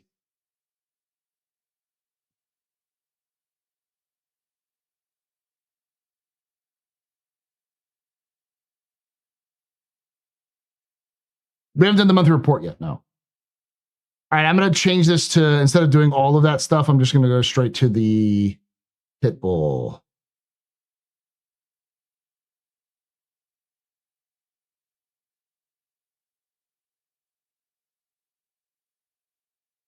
All right.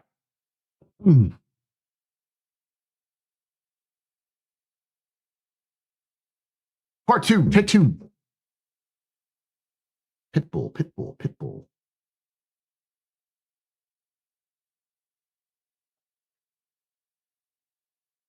Oh. Howdy. Let me be the first to welcome you to Drake DefenseCon. You smell that? That smells like freedom. You're welcome. That is not body odor. That is, in fact, freedom. And this is a capsule, a small section of my office hours live stream that I do on twitch.tv/theastropub, youtube.com/theastropub live on Thursdays. We talk about Star Citizen lore, news, and more at 8 p.m. Eastern, 5 p.m. Pacific. I'd love to have you come join us at twitch.tv/theastropub, youtube.com/theastropub live. And this is an overview of all of the ships that are going to be new to Drake DefenseCon. CIG has taken a different approach this year and given us a bunch of heads up and views of the ships beforehand. Not a lot of actual dimensions or costs yet, but we can imply a couple of things. So first of all, we're going to be looking at the ISC, but I do have it muted because I don't know if sometimes ISC uses copyrighted music, so but mostly for the visual, so you can kind of get the idea of the size of a ship and understand my value in terms of pricing. So without any further ado, let's take a look at the ships of DefenseCon 2956 or 2026.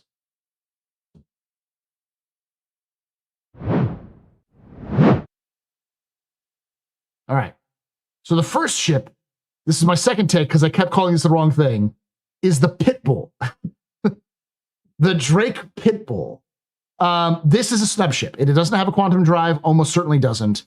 It's probably a little bit bigger than the Fury, but damn, does this thing come with a lot of firepower. It has 6 weapon slots. It looks like probably size 1 or size 2s. And it's got 6 missiles. You can see by the pilot here in the cockpit that it's very small. But I love it. It's so tiny and so great. And I like Drake. And as an owner of an ironclad assault, I kind of need a couple of these. So it looks like it's pretty nimble. It's effectively Drake's answer to Misk. And this is going to be a little bit of a lore aside, but here's the one thing that you can always count on. If Misk does something, Drake will copy them and do it cheaper with more guns. Why? Because Drake loves to mess with MISC. They absolutely 100% love to dunk on MISC 24/7. And MISC doesn't want to acknowledge that Drake exists, but also likes to fire back at Drake when they can.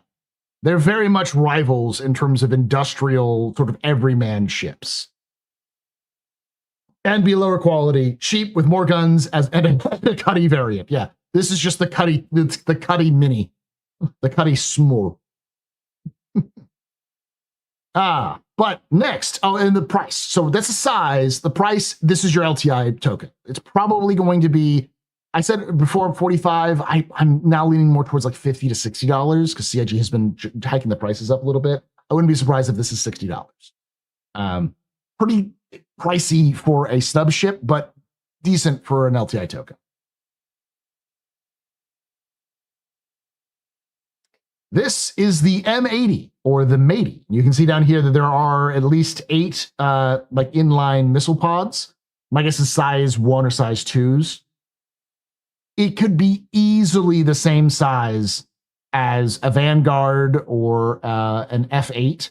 As people have pointed out, this is sort of the Origins response to the Mirai Guardian. This is a Guardian but human. So it's probably got 4 size 4s. There's plenty of missiles inside. I may have an interior. Some people are saying it might have an interior, but it's pretty big. And because the Guardian is about $240, I would say this is going to be around $240, $250. So it's going to be on the higher end of ship pricing. It's going to be fast, nimble. It's going to be Origin.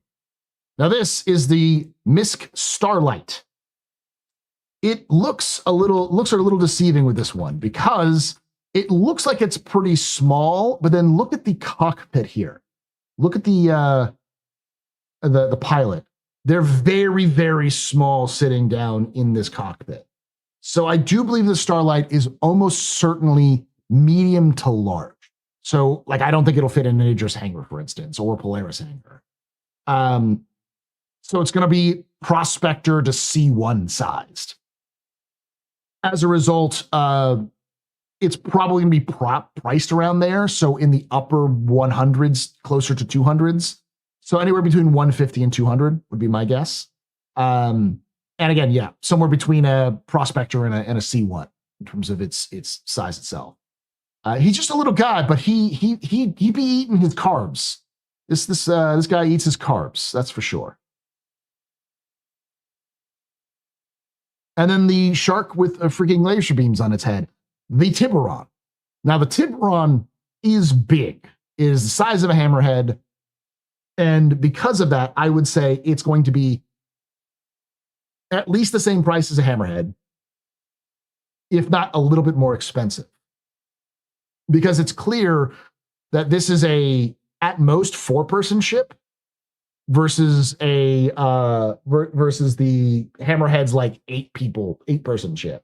And it's much more designed to punch up rather than punch down like the hammerhead is. This is the Perseus killer. It has 4 side bespoke, like a remote size 7 guns, and it's clearly, this is like an Idris laser beam. So size 9, size 10, size 11, some big size laser beam.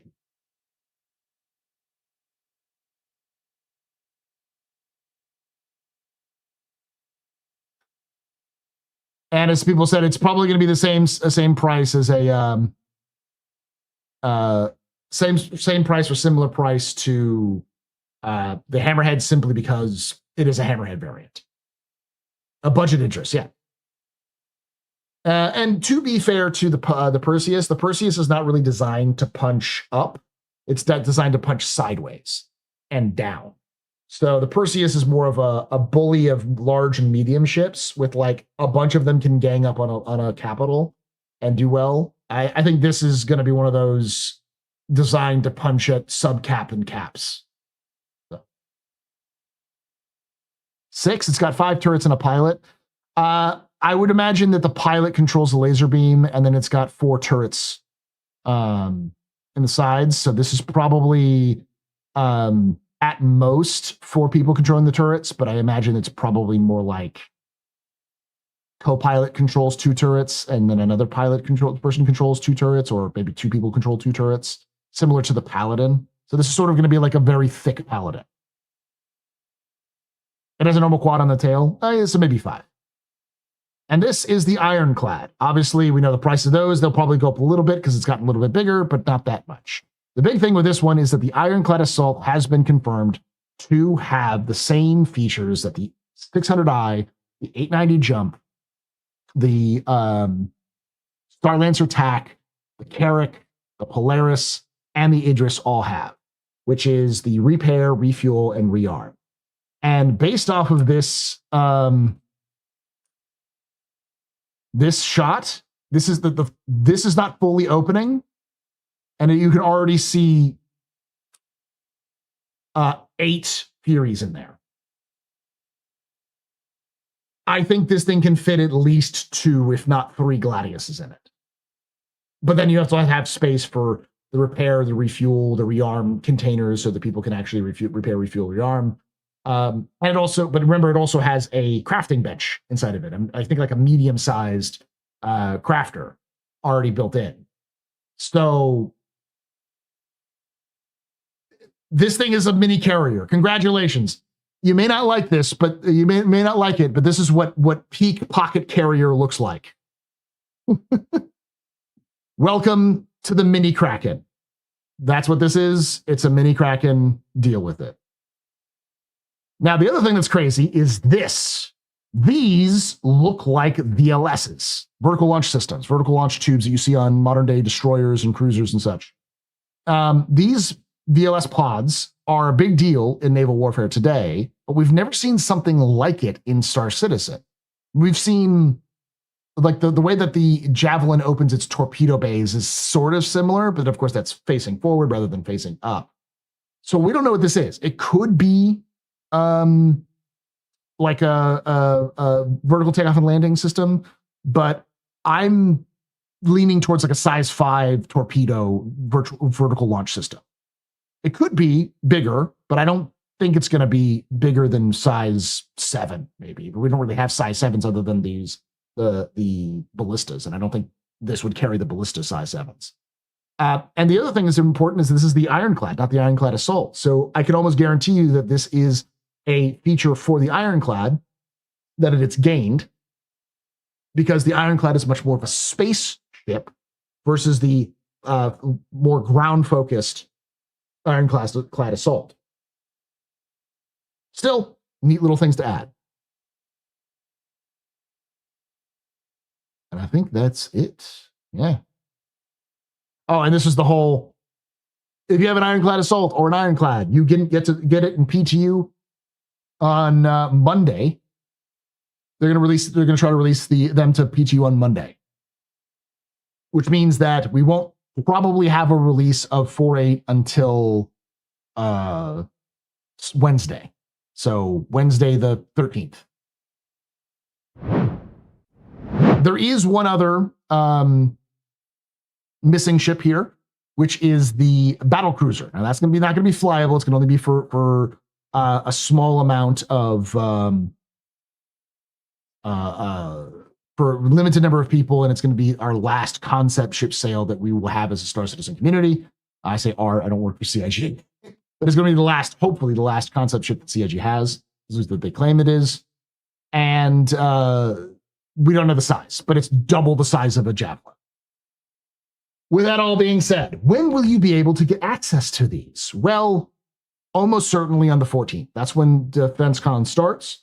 And CIG typically has all the new ships available for the entirety of the sale. So you'll likely see all of these things for available from the 14th, probably all the way up to the 1st or 2nd week of June, because they're newer ships. Though I imagine the battle cruiser is going to be a little different.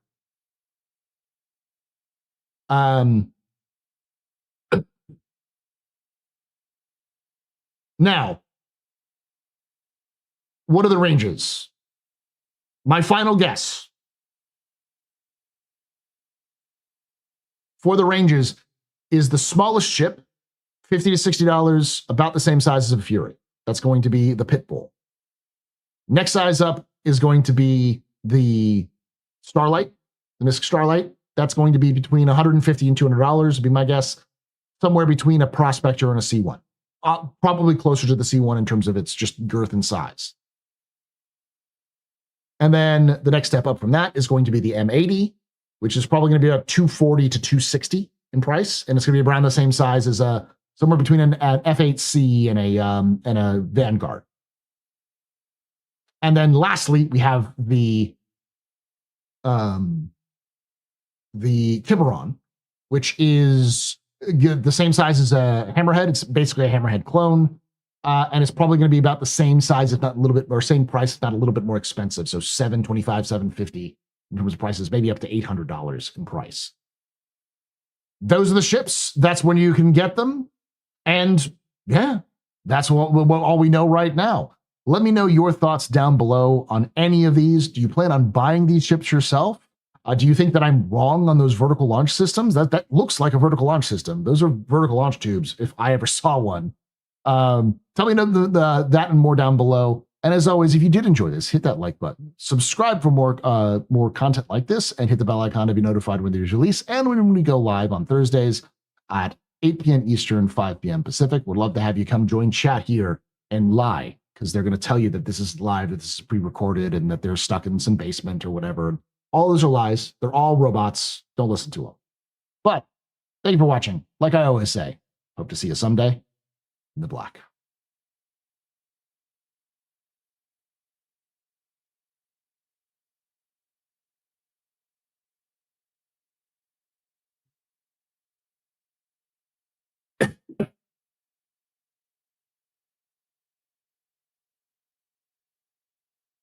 All right, that's better. Much better.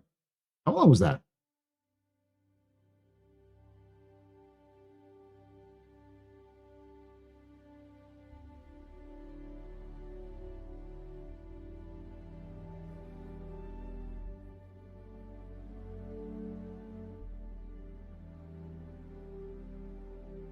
$14 not bad.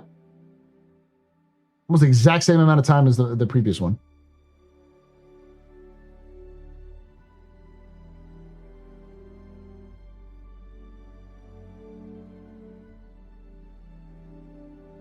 I think it's thruster system for underneath, but it's weird that it's all clustered in the center, because they look like vertical launch tubes. It's clear CIG's modeling them after vertical launch tubes, and they're all clustered directly in the center of the ship.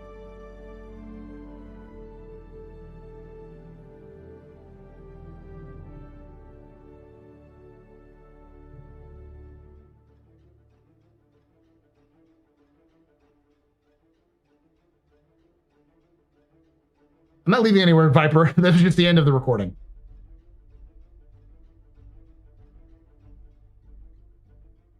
Yeah, the bottom of the doors have a circular seal thing like them. They look like a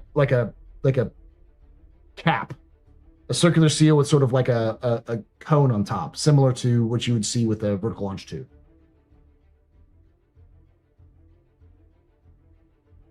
I think they have more than just on the front. I think they also have them on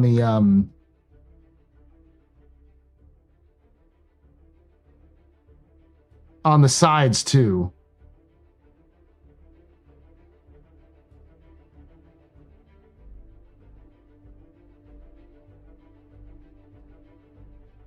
Oh no, it's just the command pod.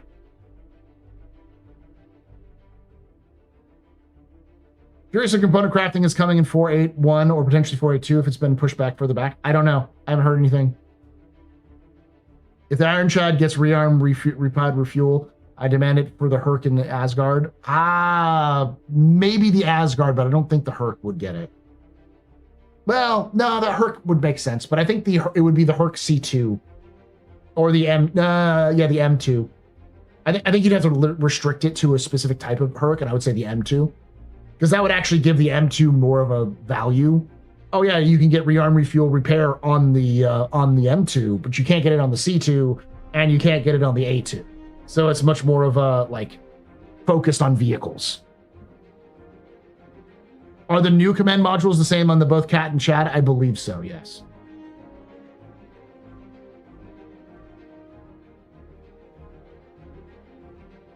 Now, this is another conversation that I want to have that's not going to be a capsule, but I think it should be a capsule at some point, which is the Tiburon has made me realize that CIG is going to do something that's going to piss everybody off. The Tiburon proves that CIG is going to start abandoning ships. What they'll do is they'll come out with a new version of that ship, which makes sense for the game that they're building.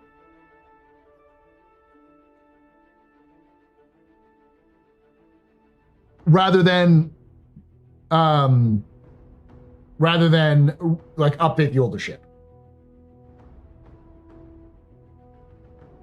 Yeah. I think they could turn the Hammerhead into a better ship if they reduced the cost of the number of people who have to use it. So for instance, making the rear and top turrets into either remote turrets or what are they called?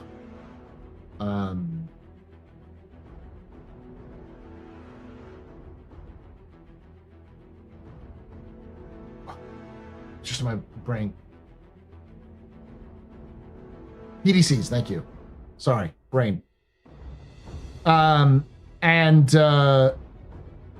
make the turrets on the sides remote.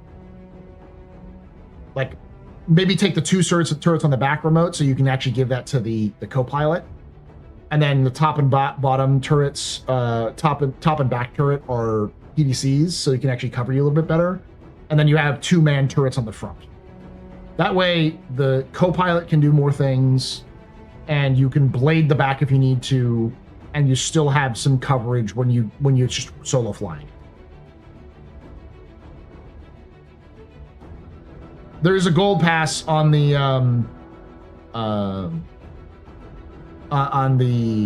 Hammerhead. Yeah.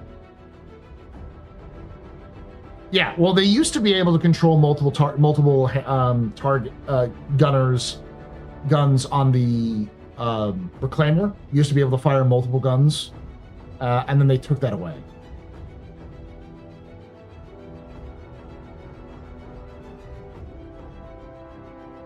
No, the Freelancer is still really good. The Freelancer is one of those ships where I think CIG is going to come out with a Freelancer Mark II rather than a Freelancer. So here's the thing. There's going to be two approaches that CIG is going to go. They're going to straight up retire some ships like the Aurora and the Hornet, because those ships were so old they needed to get updated. And I do think that's going to happen with the Freelancer. I do think that's going to happen with the Connie. I do think that's going to happen with the Mustang. I don't see it much other than that in terms of the straight up Mark IIs. Maybe the Retaliator, the Gladiator will probably get that. The Avenger will probably get that. But a lot of the ships, like the Hammerhead, which are newer ships, I don't think they're going to retire, or they're not going to like get a Mark II it. They're just going to stop giving a fuck about them. Because they'll still use them as ships in game for like enemy NPC ships, but they're just not going to give a shit about balancing them for player use. And instead, they're going to develop new ships that will do what the Hammerhead was supposed to do, but better. And let players use those. The Gladiator is perfect. You shush. The Gladiator is fine, but it could be better. Yeah, we just talked about the DefenseCon there, Bitewell. Yeah, the Freelancer is a 2-person ship. It's not a 4-person ship.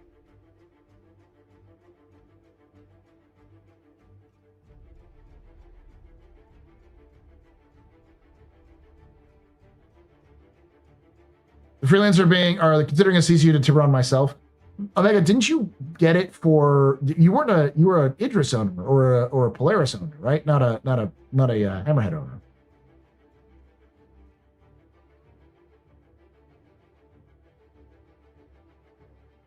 I like to see how they handle flak. I do think that the Hammerhead will still have a position for it. The problem right now is that I don't know if the Hammerhead will ever be as good as it's supposed to be at the job it's supposed to do, because CIG is really hesitant to give it the broken abilities it needs to be able to stand out for the crew requirements it has. There are 6 turrets on that thing, plus a pilot and a co-pilot. So to fully crew it, it's 8 people. That's not mentioning like engineering staff. It just requires too many bodies for what it does. Like, for the price of a Hammerhead, you can get 2, in terms of like people using it, you can get 2 paladins, and it does the exact same thing, only better.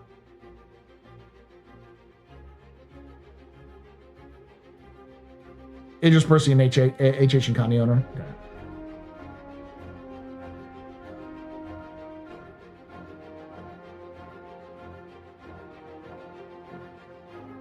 I think size 5s should be, you should be able to launch super close, but I also think they should be easier to guide.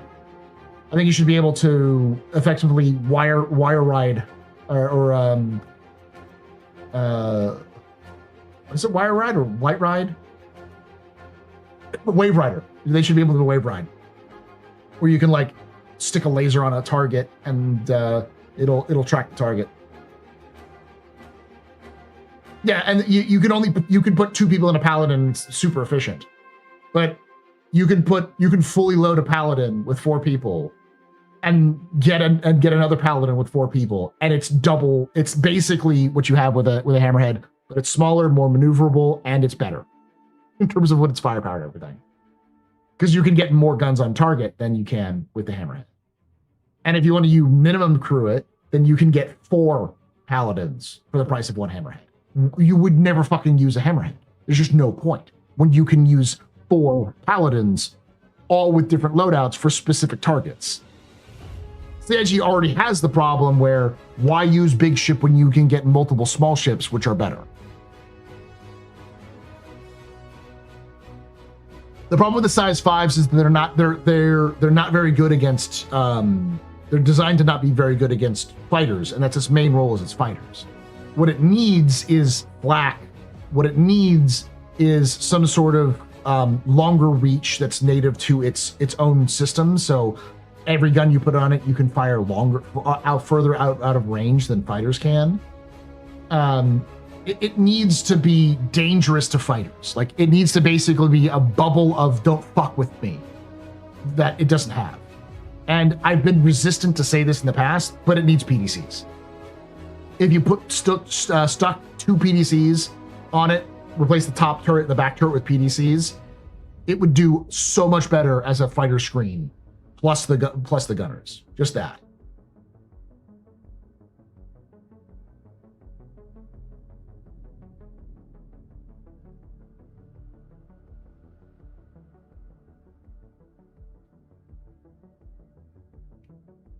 What does that say for the tally and its crew requirements? Especially now they're confirming you can't blade man turrets. Well, here's the thing. Has it been confirmed? Can someone give me a post where CIG says you cannot blade man turrets? Because as recently as the, I think it was the Perseus, as recently as like some of the more recent ships, CIG specifically said you can blade the larger turrets, the man turrets. Here's the thing. The SCL that we supposedly got from China, as far as I can tell, is a translation. So it's taking English to Mandarin, and then Mandarin back to English. So you always have to take, especially the Chinese bar citizens, with a grain of salt, because it's a game of telephone. It's hard to fully get what's going on. So unless it's completely confirmed by a post, do not take that, because there have been multiple posts fairly recently where they specifically say in a Q&A, yes, you can blade man turrets.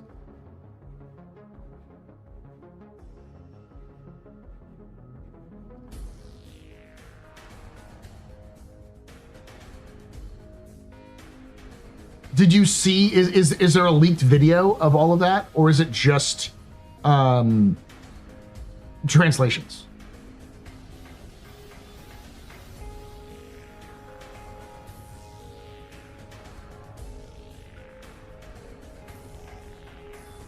When did they say that you could upgrade ore quality? Agitated. I don't think they ever said that. I think people said that they should do that, and then they did decide. They said no.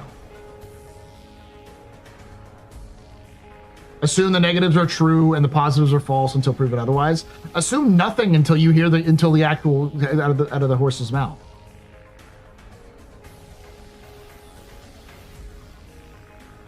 Let's pull it up.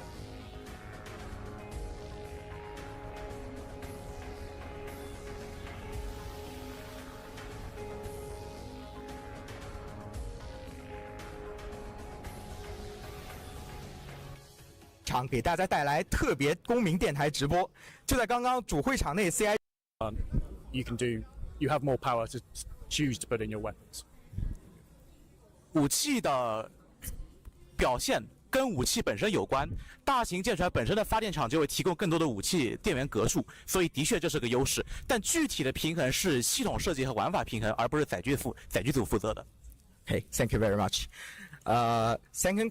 下一个问题，当前大型飞船在对抗小型战斗机时的表现，在未来还会怎么样进行调整？比如去年 BC 提到的 Flag 防空炮。It's kind of like last year at BC, we talked about the flak on the larger ships. Are there any plans to improve the ability of larger ships counter the smaller light fighters? Yes. So we're well aware that larger ships are... Let me look up something real quick.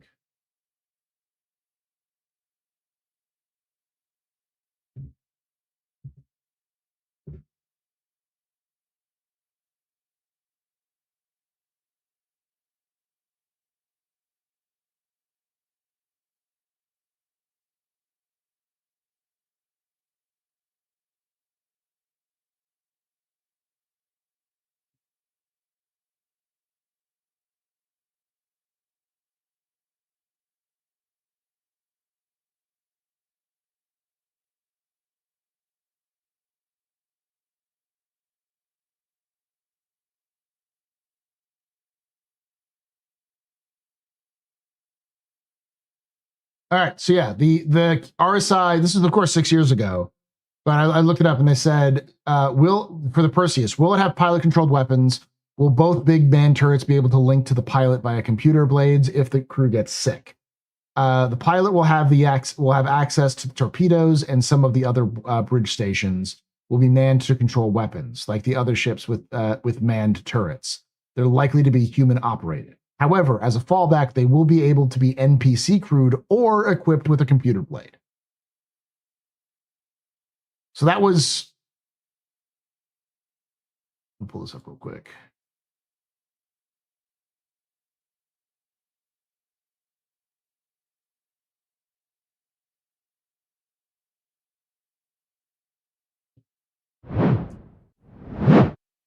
This right here, as we can see.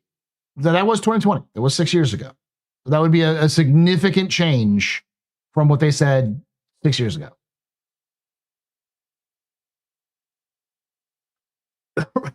Does anyone have a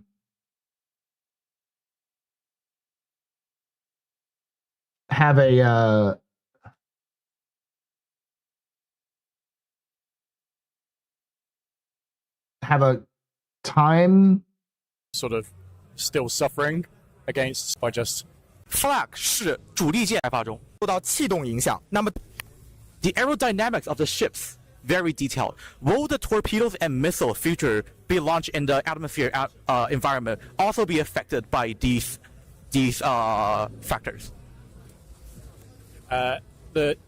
Yes, the torpedoes and missiles, they use a very simplistic flight model compared to the ships, but they do have a flight model, so they will be impacted. And in the future, if you are launching torpedoes, your ship will get lighter and your performance will change from that as well. 自己独立一套飞行模型的基础，注意一下 hints about how to achieve stealth torpedoes. Fast ones. Enemy's radar. So well, torpedoes. We want torpedoes to be it needs to be signposted. 提早发现，所以在 What about specified ship like Eclipse? Stealthy. They just have the benefit you're close. 的优点是他们鱼雷仍然是前探索会是什么？顶是燃料 for exploration ships. I'm trying to get to the question. The core game for we want like gameplay loops. We're aware that and that has changed. Is easy. 依旧是一个游戏，飞黑几百自我迭代，就是现在在飞船升 ship building。Will something that's a huge 4 and 5等级 game 能表现所有的阶段做一个问题，其实话是否会 previous question will upgraded ships have better firepower? For example, Gladius. Will a tier 5 material in the computer as well? F4的是空港任务的货 for the main residence or the primary. It's really complicated. Well, can we auto load them? The mission cargoes. Or also loading and unloading, it will just be less efficient doing it. 报酬，第九电梯 or vehicle elevator and extra large hangars. Yeah, PDP like ground vehicle. Ground vehicles. Ground vehicles to come up in the freight large hangar. By that, so freight hangar is a small. 放一个更多的在地面，人家允许停机坪上决定。Are we have the ability to customize where we want to spawn a ship inside the hangar? Our 5.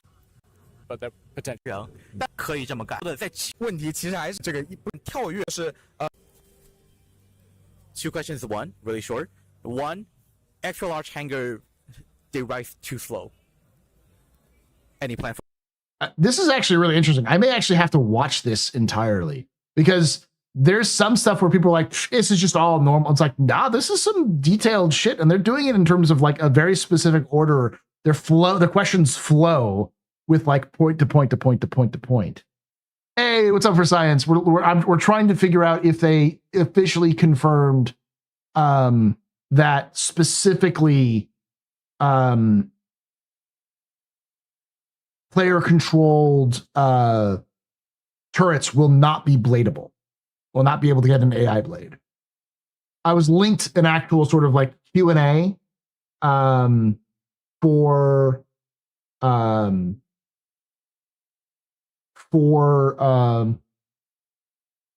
from the Bar Citizen. But I'm trying to figure out where there was asked. I'll probably do it on Saturday. Because Saturday we're going to be doing a call-in show.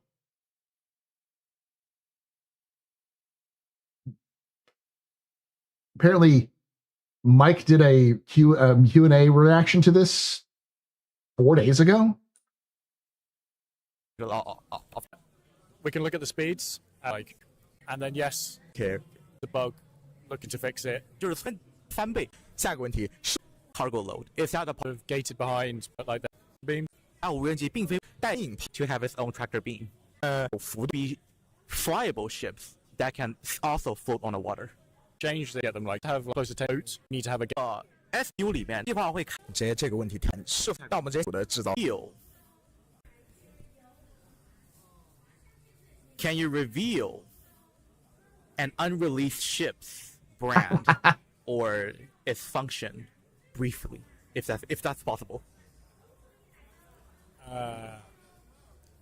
There is a medium fighter coming this year. 今年会有一艘新的中战。下一个问题有什么有意思问题可以跟我们分享一下吗 ？What are the technical difficulties you? This one only goes to 4455. Mayo. Not 4836. This only goes to the 4455. Moved a potential plan for this year. We're pretty happy with. There's obviously some bits that could be improved with, and there isn't. But yes, we are right now. We start to spend a lot of time on fixing the economy, making it, we want to make both ships. That system is, but that's the whole thing with taking care of the economy and everything else that goes along with it. And part of that system is if you have 12 ships somewhere and 2 of them fly them over. 舰船索赔的改进需要精确定位你的船被存放在什么位置，以便导航。物品手环中的物品地点显示会在不久的将来得到修复，因为这是对经济改进非常重要的地方。Okay, last 3 questions. Okay, 下一个问题已经有了是吧 ？Okay, last 2. You sent me the link?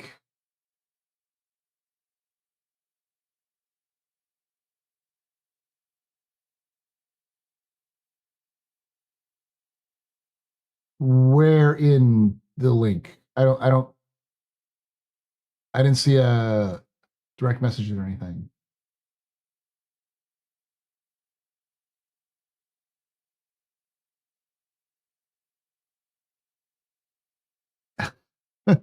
And that price.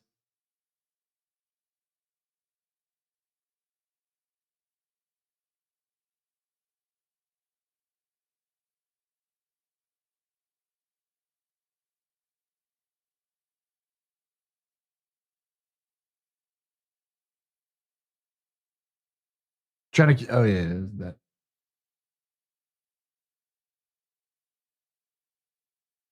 AI blades make sense. They because they actually use up resources.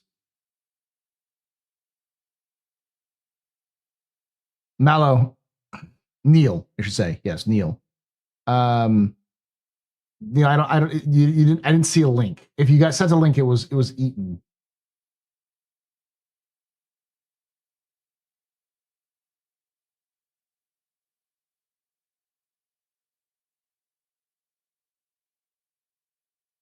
Two questions. 科研玩法。There's a ship that we all forgot, the Endeavor. What are the... No one ever forget. I didn't forget it. Okay? Damn it. There's us who remember it, all right? Don't tell me you forgot about it. Science gameplay for ship. If you watch the video that we science in it's just the pillar and that's 是毛进的穿单里面飞行。现在场地里飞行玩法 Last question， 他们以后有没有武器的附件可以植物给玩家提供增益 ？The positive buff, for the foods are currently it's really minimal. For example, hydrated. That's all. Sorry. Yes, that's all part of the when we talk about the economy, the systems, and that kind of stuff. Is all drive and how we deal with about it. 对话，这会是手环中的修复 part in the Moby Glass. Any plan for fixing the item finder? That feature always stuck in that where. But there's making it we for your ships. Part of that, where they are needs to work. 他们也意识什么位置？的确不久 questions. Okay. 下一个问题已经有了是吧 ？Okay. Last 2 questions. 科研玩法。There's a ship that we all forgot. I'm not sure why it's happening. So probably this question is connect to is there I'm skipping around because I'm trying to find any it. plan to have actually network service or something like actually company in China? Obviously we're at alpha right now. That'll be a decision we'll make when we go to 1.0. Okay. That kind of stuff. But we have not made that decision. Okay. But basically, that's very complicated. That's a very complicated. That's ERAM. Those of you who don't know, China is very, very careful on any network, feeding in any network from outside China into China. They have loosened some of those restrictions, but if I remember correctly, very specifically,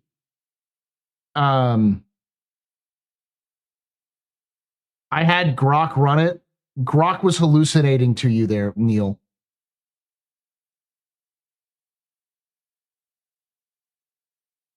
Like, I still don't have a link from what time was the time script, because the time stamp you had was well after the actual video was over.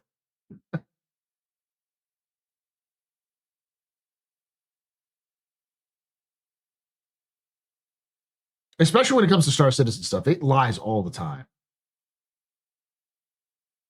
It's DigDat32 did it. Did DigDat do a straight?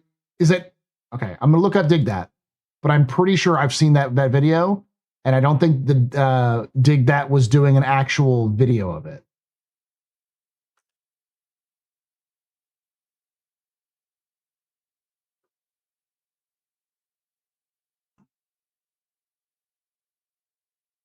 Cracking med beds, vehicle hangars, and a whole lot more on the horizon. Good evening. All right.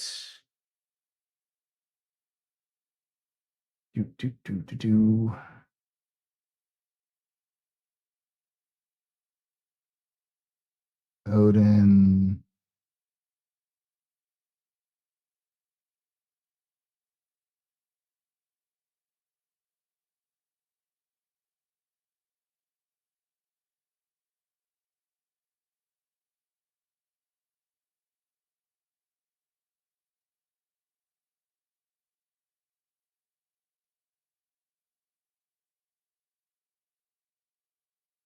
The funniest thing is that someone looked at the asked questions, and I'm looking through all of the asked questions that at least someone put on in the comments. Power plants, flak weapons, aerodynamics, stealth torpedoes, exploration gameplay, tier 5 ships, auto-loading cargo, vehicle elevators, additional hangar speed, tractor beams, hull A tractor beam, amphibian ships, unrevealed ships, Squadron 42 Idris, Kraken, Odin, in-ship crafting, ship restocking, a la carte restocking, Vanduul ships, ship hacking, future Hornets, Fleet Command, stability, star map, API issues, temporary star jump, pyro solar flare, pyro 4 rings, underwater biomes, LLM AI, assets app, Endeavor, and food crafting. I don't see anything in here about. It's 22 minutes. How long is this? It's 24 minutes. I don't see anything here about the that whole thing.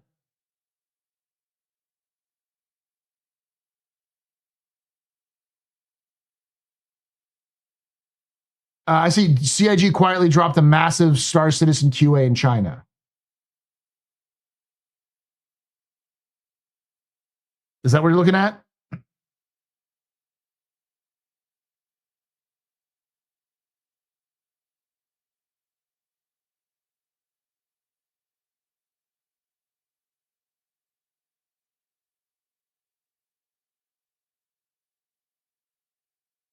So previously there's a plan that last year at BC we talked about the flag. Yeah, there's nothing in here about turrets.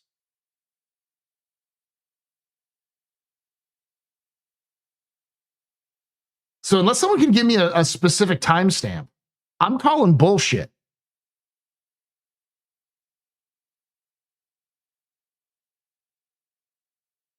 It has 4 size 4 weapons, yes.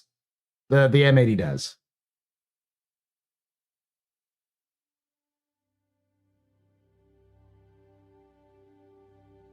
There's nothing in here that I can think of that would be the context of another question. We listened to the flak weapons. And typically, I mean, he says it in the thumbnail, Kraken, base building AI,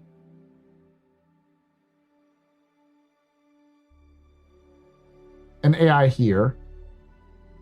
I don't see anything specific.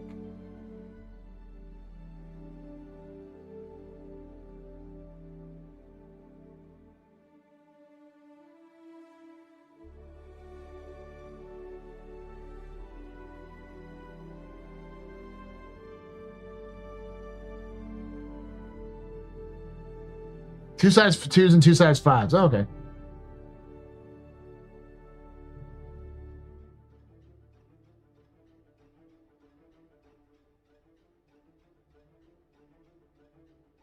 I don't see what link you're talking about. What's the name of the video?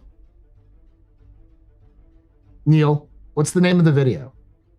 because you're not whatever link you're posting is getting caught up in blocks or whatever.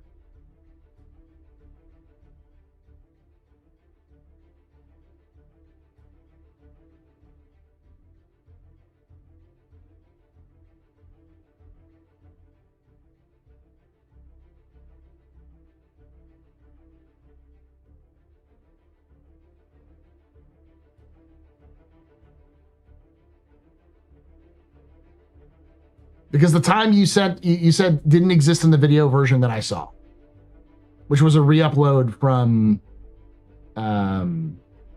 Billy.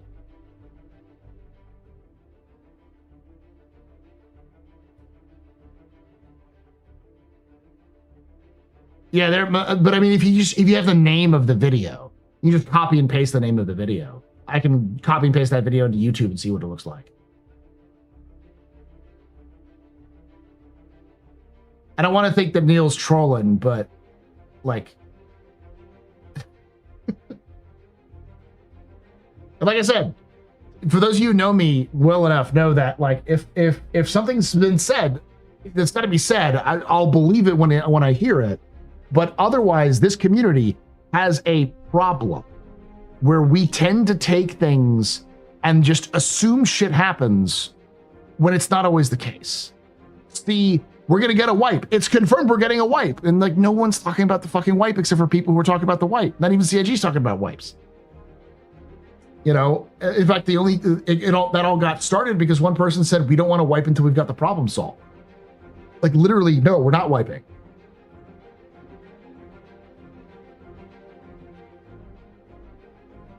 Paul lives off source citation. I'm a historian. It's what we do. Xi'an's secrets discovered. Okay. Let me look that up. Oop.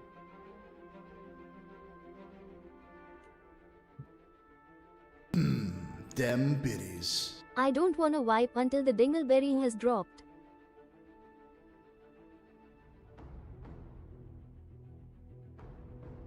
Xi'an's secrets discovered. Okay. Star citizen.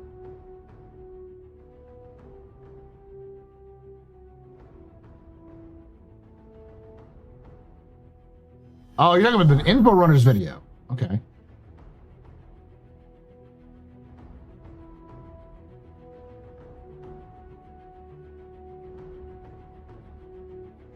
All right. This is why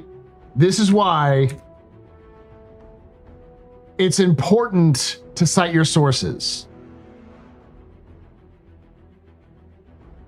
Let me show you. This is a learning experience. This is not dumping on you, Neil. I like X. I like Al. You'll usually see me. Let me do it if I can do this right.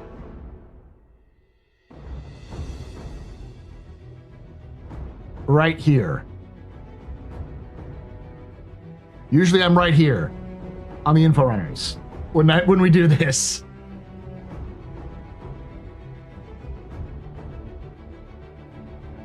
So I know these two people. What they're reading is from the Leaks Discord. So there is no video that we have seen that specifically states, which is man turrets will not be supported by AI blades. One you brought up many times. Yeah. This is Al and X looking at a leak, which is got no supporting evidence other than somebody heard it.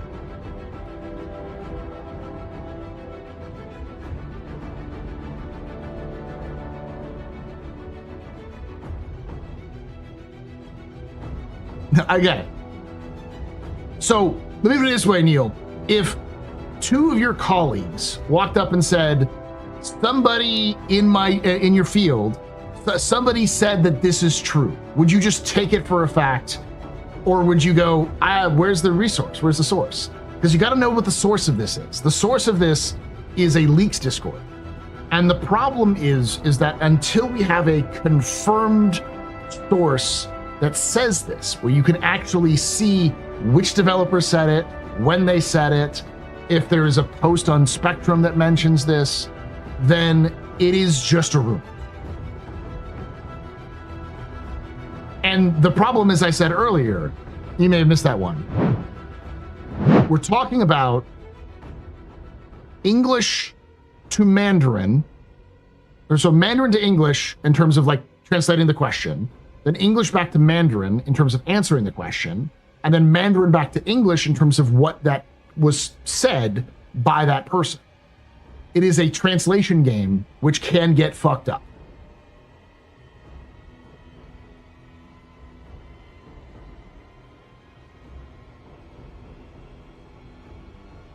Yeah, it's hearsay.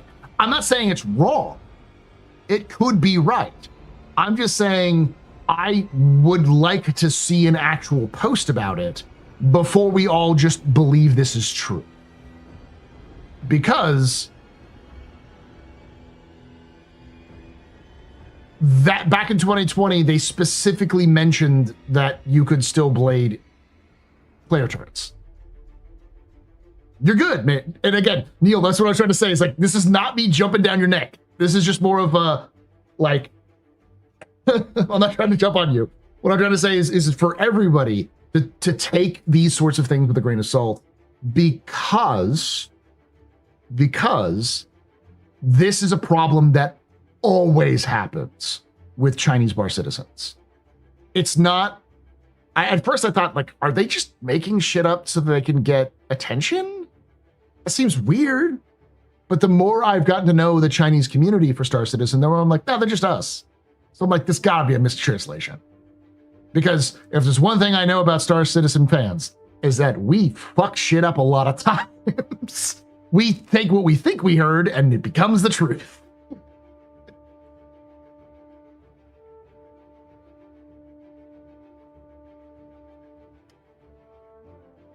I thought it was the BS2. That's why I went looking. And yes, you're right. Without a proper, reliable source, it's hyperbole. It's just hearsay. It's nothing. It's like, it's not necessarily wrong because somebody clearly got this information and it clearly went to the leaks. But this could be just John Crew talking to somebody at the Bar Citizen, and that person was talking through a translator, and the question was maybe garbled, and maybe John didn't quite understand what's going on. Didn't understand the question, and then that kind of stuff happens. Like, do you remember? People were losing their mind because Sandy said something about like, how many of you have consoles and stuff like that. And like, people were like, oh, see, she's confirming that Squadron 42 was on consoles. And it's like, no, she's just being awkward.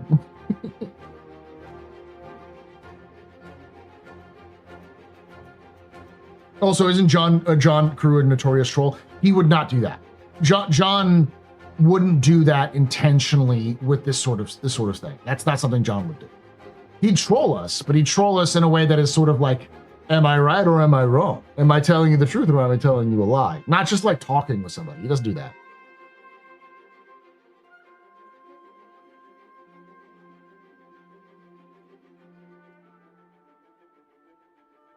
It happened last year too, just like this. It's happened every year. They've done a Chinese Bar Citizen. Like literally every year, it gets just blown out of proportion. Will Squadron 42 be on consoles? Yeah, as you said, yeah, eventually, yeah. I also would like to point out that John Cruz was dead ass. There's not going to be a base building module for the Galaxy. Remember, that was John Crew.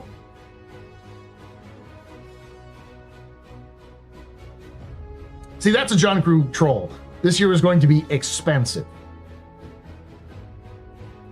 We haven't done the monthly report. We're still good, Alex. We're just talking about the we did a capsule on the ships. And we're just talking about the rumors about the no blading of the multi-crew ships. You can take away my spaceship. Spaceship. You can take away my space suit. You can even take away my space lasers. No pew-pews. But you can never, ever take away my space game.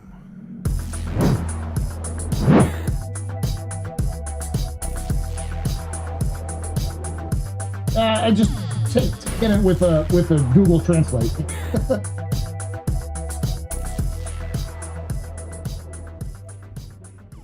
Grexam just resubscribed for 24 months. Thanks for the 24 months of support there, Grexam. You're very important, Papa. Very precipice. You're very pedestrian. This is your father's own drinking night. Shots and cheers and chat, y'all. Shots and cheers.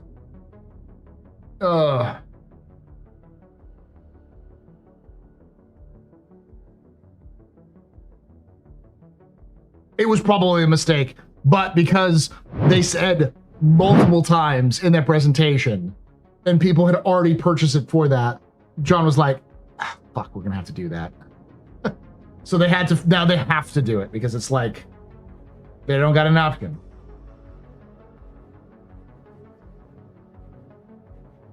All right, I'll be right back. Using the restroom. When I come back, we'll do the monthly report, then we'll call it a night.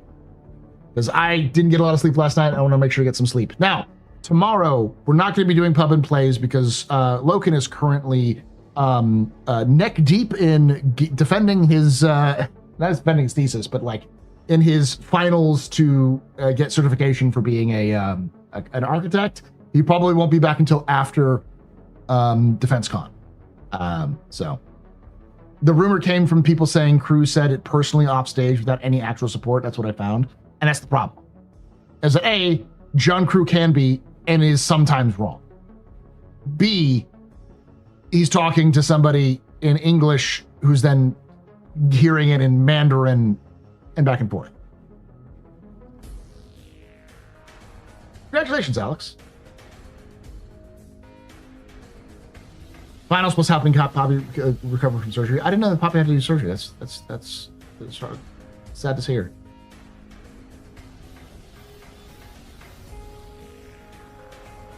All right, I'll be right back. Do the monthly report.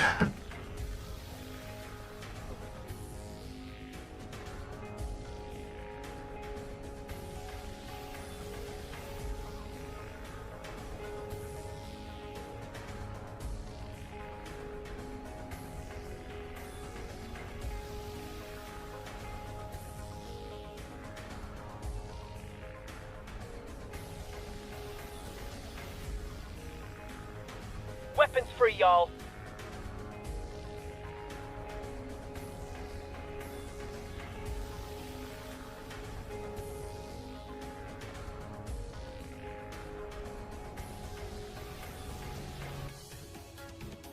Good news, everyone.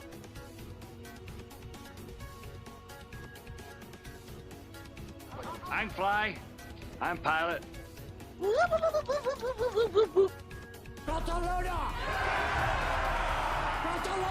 I'm just an old-fashioned cowboy.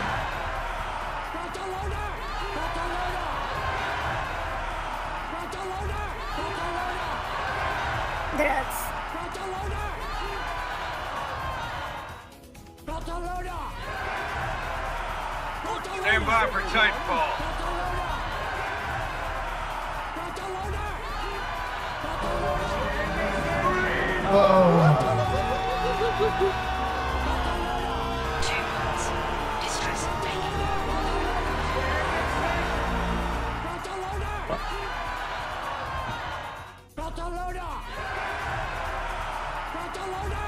Oh, not a real baby Kraken. Okay, okay.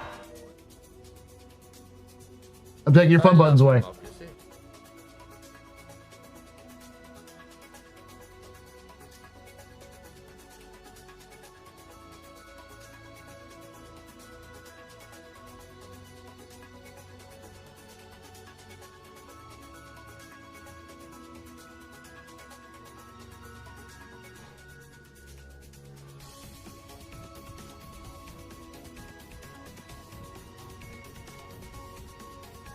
All right, chat. Here goes nothing.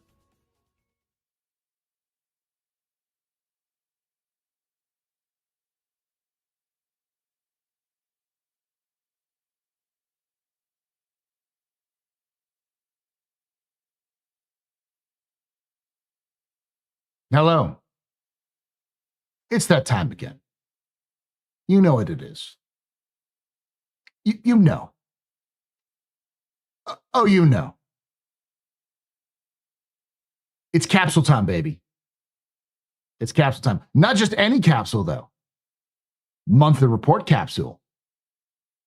This is a small section of my office hours live stream that I do on Thursdays at 8 p.m. Eastern, 5 p.m. Pacific on twitch.tv/theastropub, youtube.com/theastropub live. Would love to have you come and join live and talk with chat over here as we go over Star Citizen lore, news, and more. This is going to be the Star Citizen monthly report for April 2026.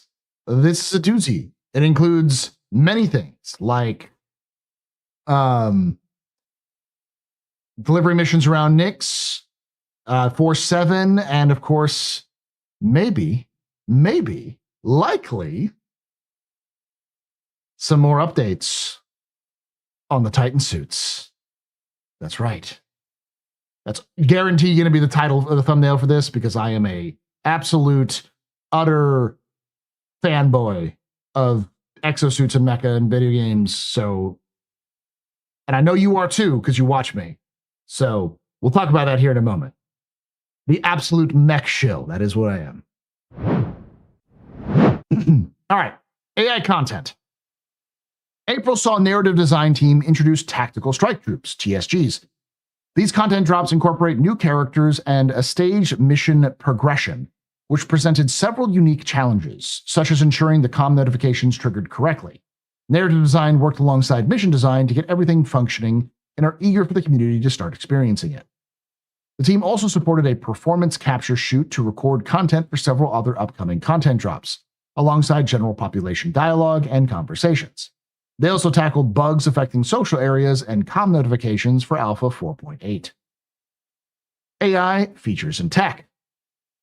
AI tech and features began April with various optimization tasks, including a refactor of the Hermite cubic spline implementation to achieve better performance.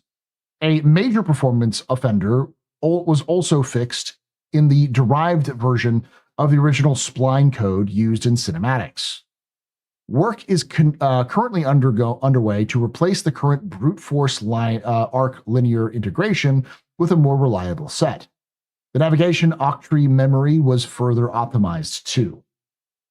Time was then dedicated to the flight AI, with the team working to improve air-to-ground combat. For example, when targets are moving planetside, such as the player, a turret or ground vehicles. They also began improving the other mechanics, such as making jousting faster and more intense, close-distance strafing and direction changes more prevalent, and providing better tactic selections and transitions. Fleeing and chasing are being improved too, alongside formation interceptions. For Navlinks and the Pathfinder, the team upgraded NPCs traversing manual doors via control panels. Elevator and transit system improvements were also made alongside NPCs using airlock systems. The devs then restructured melee data to be more modular. This will allow them to more easily reuse the spatial limits in multiple aspects of NPC melee behavior.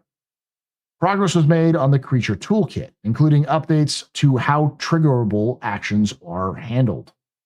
The juvenile Valakar ported to use the AI motive pattern, was ported to use the AI motive pattern, while updates were made to damage tracking and how worms submerge and emerge. Finally, for AI, bug fixes were made for NPC ships remaining in close proximity to the surface of central asteroids and failing to respond to player aggression. So this is interesting because a lot of this stuff references what I think is Squadron. Time was dedicated to the flight path AI with the team,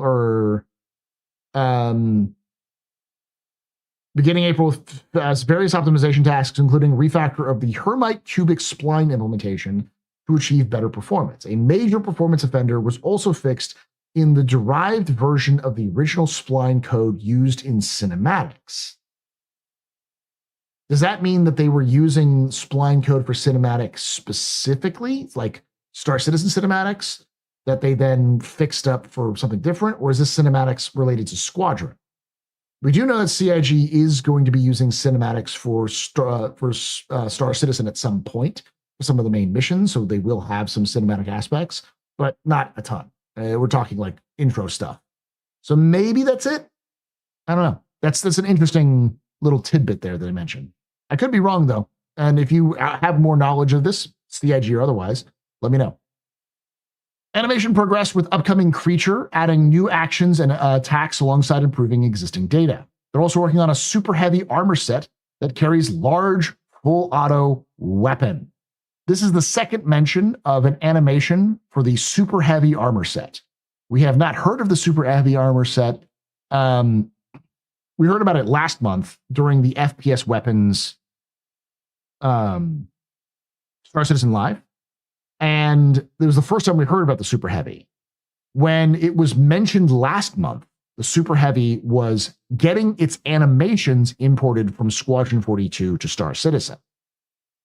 Now, the last time we heard anything mentioned of the Titan suits or Titan platforms was in Squadron 42 monthly reports 2, 3, 4 years ago. 2 to 4 years ago. It is my belief, based off of what we've seen, what they've said, is that A, Super Heavies are definitely coming out this year, and B, Titan suits are now Super Heavies. They're just called Super Heavy Armors rather than Titan suits. Makes sense. Titan is already kind of confusing. It's a bad name. I get the intent of it, but as the game progresses, it's clear that they're going to have more than just one type of suit, as we see with the ICTY and the ATLS, which is a form of that. So having them become super heavy as a sort of a catch-all for exosuit weapons or weapon systems, great idea. The fact that it can carry full auto weapons is nice as too. And that normal armor doesn't have their own animation sets for rigging. We don't see them talk about animation sets being separate for armors. So it's likely that this is a separate animation, which you wouldn't see for armors, yes. Does that mean we're going to see Super Heavies at Invictus? No. Or DefenseCon? No. We'll see it probably before the end of the year, though. I made that prediction way before, back in January. I'll put that up there for all my predictions you heard. And I still stand by that one. I do think that's going to happen because it's an easy win. All right. Facial animations were on set for a 2-day shoot with motion capture and narrative teams. As part of this, they captured new content for Recco Battaglia, who will be returning to Levski with a new mission and 2 supporting characters, Isaac Klepter and Amir Lucas. New content was captured for NPCs around Nyx, expanding voice packs players will hear in landing zones. Content was also closed out for Alpha 4.8, which includes 2 new characters for a new mission, probably tactical strike groups. Art characters. The character art team spent April developing a new armor set and in-game rewards. They also continue to support the Starware Initiative and polished projects for Alpha 4.8. Concept art team explored a new gang and finalized handoff feats for a new combat armor. Art ships. This is a big one. In the UK, the ships team progressed with the Drake Ironclad and the Ironclad Assault. Both passed their Lot 0 review and moved into the final phase. The command module was also implemented, which can be seen in the PTU on the Caterpillar. Progress continued on other DefenseCon ships. The MISC Starlight passed its Lot 0 review and had multiple playtests alongside revisions to its gameplay loop, ensuring it's fit for purpose ahead of its final gate review. The Drake Pitbull has its final review scheduled for early May, with the team moving into bug fixing, while further team members moved on to the Origin M80 to prepare for its Lot 0 and final gate reviews in early May. An unannounced ship passed its Lot 0 review and is due to have its final review in early May. QA began testing fixes ships fixed assorted minor. QA began testing ships fixed assorted minor issues, and downstream teams finalized some of the bespoke VFX and SFX for the ship. That's almost certainly the Tiburon. And clearly this is for a unnamed Mirai ship, or not Mirai ship, Gatak ship that we're going to see later, if not the Raylan. Beyond DefenseCon ships, the Gatak Raylan moved towards its gray box review, with the team making sure all areas of the ships are brought to the same high standard. A second unannounced ship continued through white box, with more devs joining the project to help block out the interior. Another unannounced ship passed its white box review, with ships working alongside mocap to build out and make amendments to the in-game asset to suit the custom enter and exit animations. In North America, the ship's team continued to move to an unannounced vehicle towards Gray Gate review in early May. This one right here, this could be the super heavy armor, because it's mentioning make amendments to custom enter and exit animations, which would factor with the whole we're working on the animations for the super heavy. Though this could also be that because it says specifically vehicle. This was ship and this is vehicle.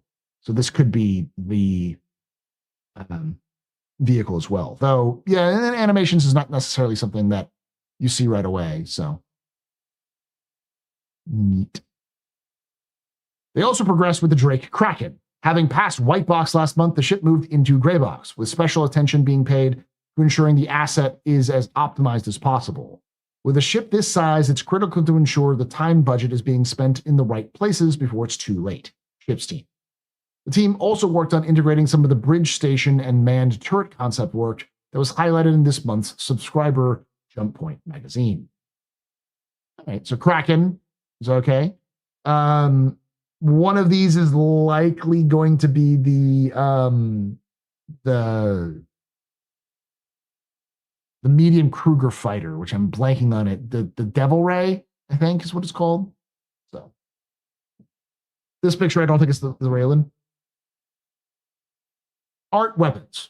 Last month, the weapons team put finishing touches on the new Castak Arms plasma grenade, preparing it for release. They also completed the polish pass for the Utility Flex Novia crossbow, updating some of the geometry to align it with current weapon standards and ensure it lives up to expectations. Work also began on a large caliber weapon set scheduled for later in the year, while material polish pass continued on numerous existing weapons. Community. The community team kicked off April with publication of the March PU monthly report and early prep for Captains of Industry event. They also announced the winners of the Stella Fortuna Good Luck Full Speed Respawn video contest. This year's submissions raised the bar. We were blown away by the incredible displays of skill and bravery that our community provided, and we appreciate the efforts of everyone who participated. Captain's Industry was a centerpiece of April's content work. The team supported the event of Catch-All Thread and a Q&A covering the new Miss Call B, featuring answers straight from the developers.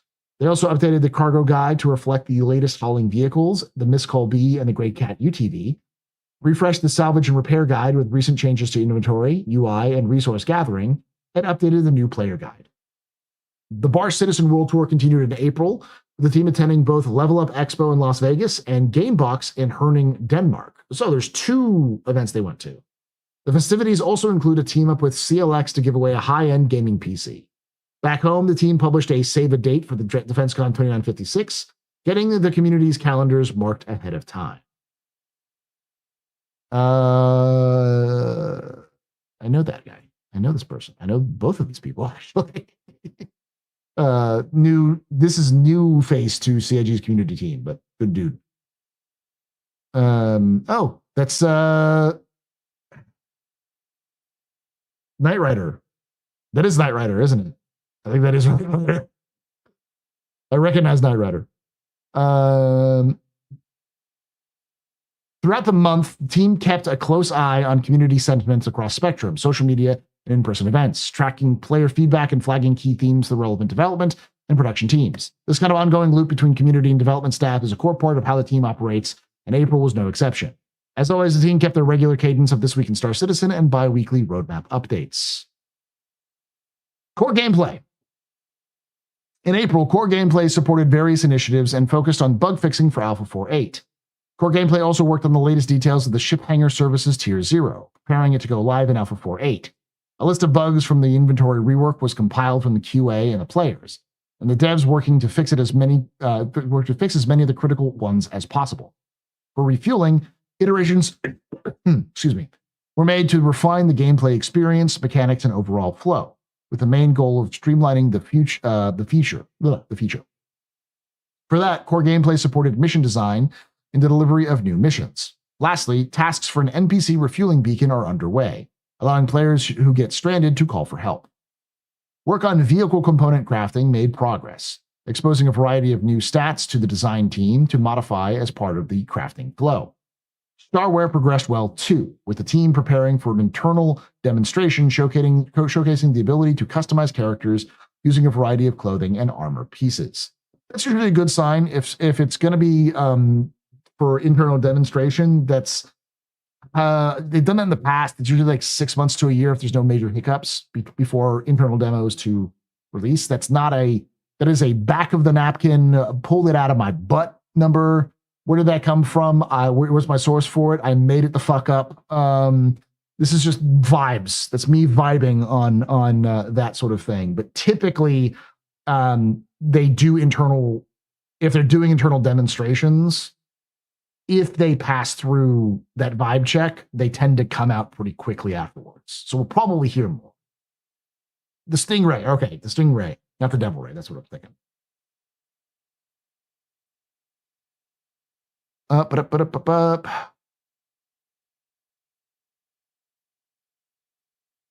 Yeah, mission design. April saw the mission team design fundamental changes to the contract system. The first step players will see is a limit on how many contracts they can have active at one time. While the first implementation will help fix exploits, it will not be the final or full version, which will be talked about in more detail at a later date. Okay. The team also polished the Defend location ship mission, balancing it ahead of its release, and further progressed with refueling missions. The FPS versions of the Defend location, where players have a variety of competing objectives to complete in harder difficulties, received feedback and are currently being polished. Tactical Strike Groups is also being finalized to ensure it's working as intended and it's fun to play. We are very excited for you to play this, the mission team. Narrative. Narrative began April by wrapping up contact. Let me go back a little bit.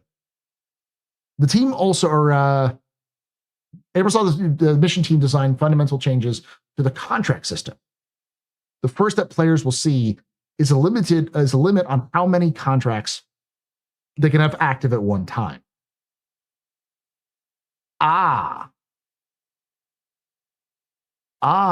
Okay, I get it. That's the thing that we all saw that limited players from just spamming contracts for Xenothreat. That was intended. That makes sense. 10 max, yeah. It's been like that for a bit. Narrative.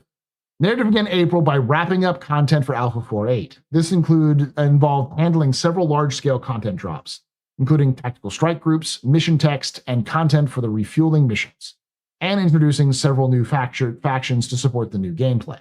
The writers worked closely with the mission teams to generate scripts for April's capture session to pick up content for a familiar face. They already said earlier it's Rico Battaglia. Development continued on the Starkitect tool to incorporate narrative needs into the projection of outposts and characters to ensure assets are created in line with planet lore. In an effort to get ahead, there were also initial conversations about initiatives later in the year to try and anticipate what kind of content could be captured sooner rather than later. I do like narrative. The narrative always seems to be on top of things.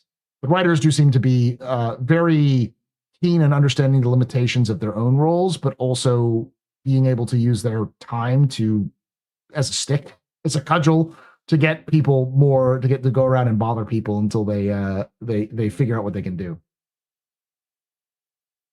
In Montreal, so online technology, this is a big one. In Montreal, the Live Tools team completed various improvements to the internal tools that keep Star Citizen's operations and development running smoothly. There was a major focus on Hex, the team's player investigation and support platform. The team is currently working on a full version and UX overhaul, named Hex version 4.0, that established a new design system to guide all future development. Moreover, the team is adding powerful new capabilities for its support staff. Oh God. The team then spent time stabilizing Panic Switch, a recently launched tool for managing live service incidents, fixing editing bugs, improving the dashboard experience, and migrating configuration data. Regarding Bootstrap, the tool that helps developers run local environments, the team finished user research interviews and journey mapping. They're currently moving into the technical design phase for a full client revamp. Work also concluded on error reporting, with the team improving crash report reliability and enriching the data captured with each report. including stream context, badge information, and severity levels. Alongside those improvements, the whole team contributed to ongoing maintenance across Hex, Bootstrap, and error reporting, resolving dozens of standalone bugs and smaller requests. The team also completed work to unblock the editor team by delivering key Jira integration features for error reporting. As spring is slowly dressing the trees, the Live Tools team is positioned to continue driving meaningful improvements to the tools that support Star Citizen's development and live operations. Live Tool team. In April, the online services team completed work on lazy inventory creation and inventory ID enforcement. These make the game's item and inventory systems more reliable for players. The social features pipeline advanced with chat actively in development alongside other features such as friend, online presence, and party viewer, all queued up as upcoming deliverables. So we are going to get new social tools. However, the social tools that are being prioritized are simply a replacement for the current social tools we have. No org stuff or anything else like that. I don't know how I feel about that, because while on one hand, we're going to get new tools, so hopefully it'll be better. But on the other hand, every time CIG releases something new, that breaks. So it's like, I'm going to get a broken system for another broken system, but hopefully the new broken system is now based off the architecture of what the game's going to be rather than what they hope it to be. So, yeah, I don't know. I guess it's something. I guess CIG, I was actually listening for once. As usual, the team continued to provide ongoing support for Mission System 1.0, addressing design requests around instance operations, per cycle item limits, and contract advertisement behaviors for instance environments. So that has been something they've been talking about forever. Mission System 1.0 has been one of those tools that have been discussed in online tools, have been discussed in AI, it's been discussed in a narrative and the mission team. It's bounced around all over the place. So this is definitely one of those, I guess, 1.0 level things that we have yet to talk or to see more of.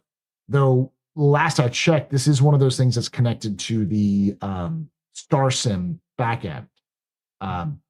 That may have changed, but as far as I know, that's still the plan, the whole Tony Z, the NPCs deliver missions sort of thing. So,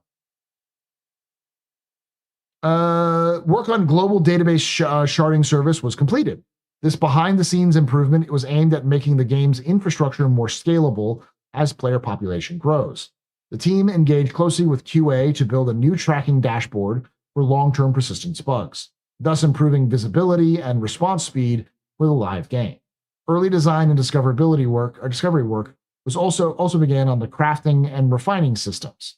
Across all these efforts, OST remained focused on stability, player experience, and preparing the system that will power Star Citizen into the future.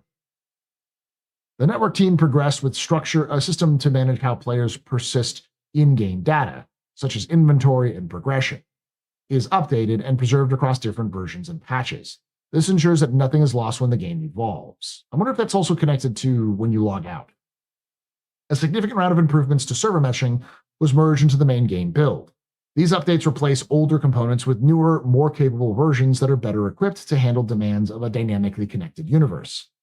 On the live game front, the team tracked down the cause of an out-of-memory crash affecting the replication layer's hybrid service. A hotfix was deployed and stability improved, though the team is keeping a close eye on the situation.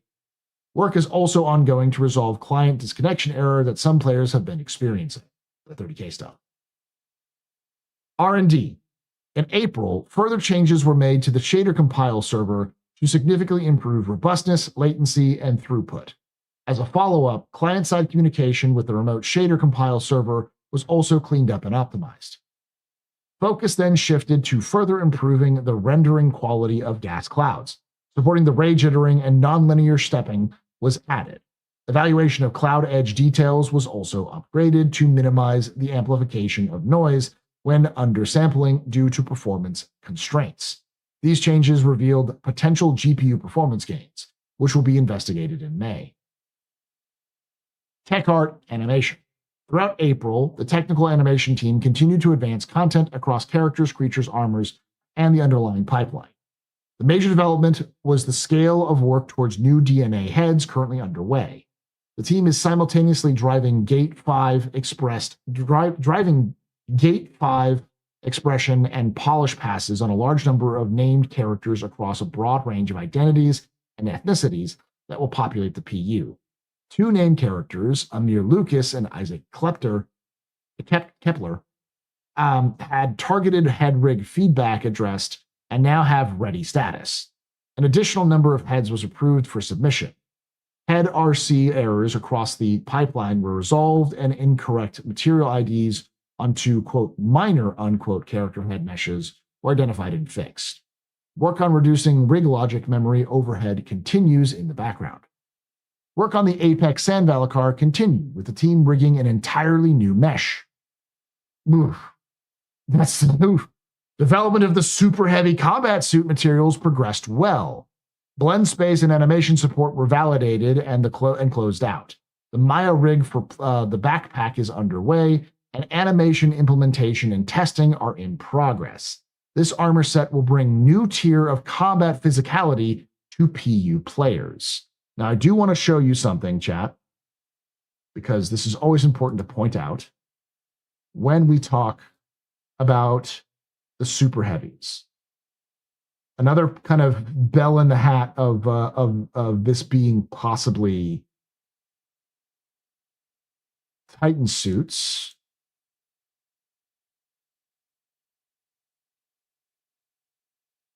is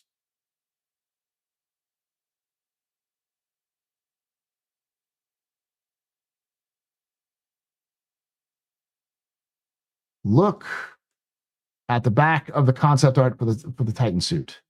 What does that look like? Or how about this?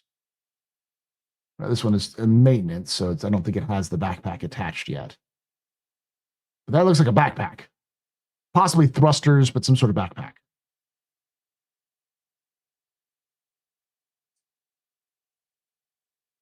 So, we do know the Titan suits were supposed to have backpacks.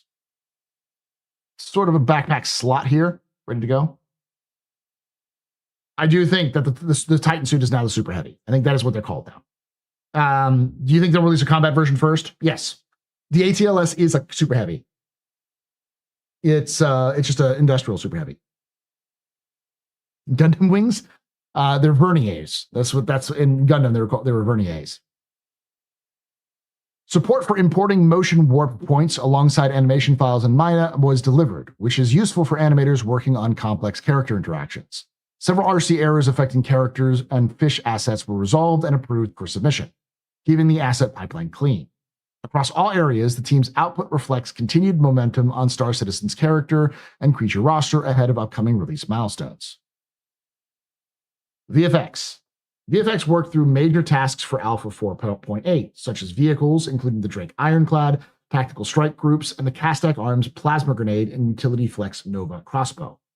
We also had some additional fire-related requests, which are always fun to do. Yeah, VFX and their fire, they love them. All right, so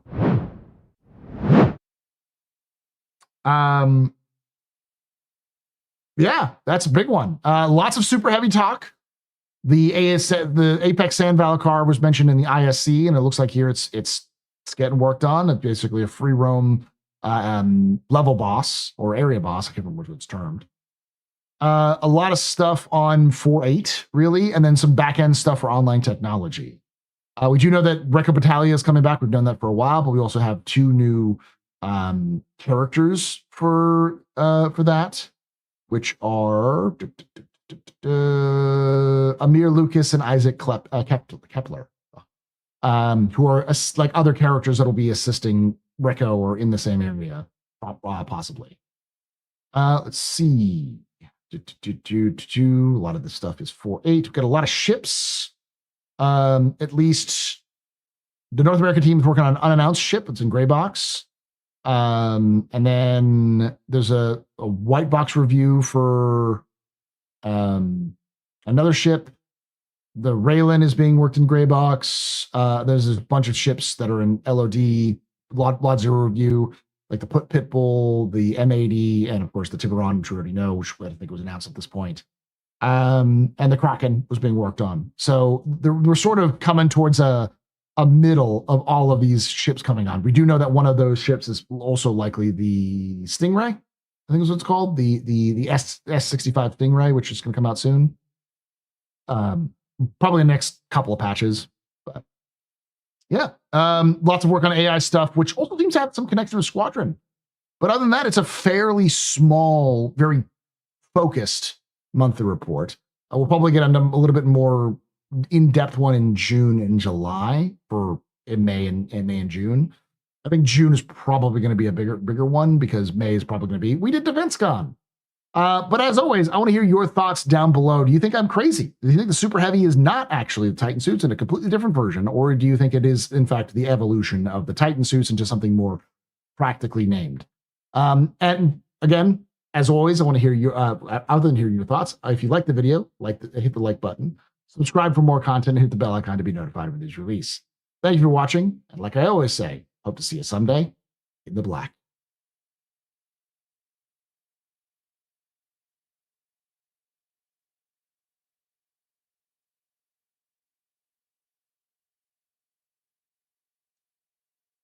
Hello, can you address the 1000 Q mat duping? I have no idea what that is, dude. I don't work for CIG.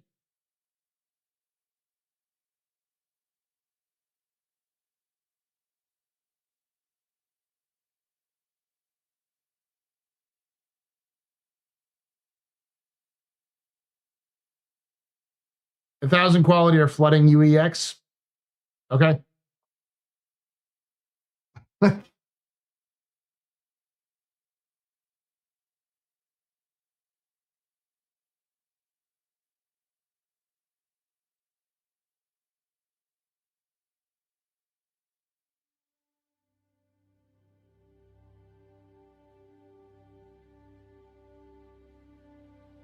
So we're still 5 years away from Genesis? No. I think Genesis is still probably this year. Isn't officially on the payroll. Fuck, man. I'm not even unofficially on the payroll. The only thing they give me is ships to give away. And it's a shit deal because like they give me at most like $1,500 to $2,000 worth of chips a year, and that's at most. It's probably actually less than that. That I'd have to spend myself otherwise.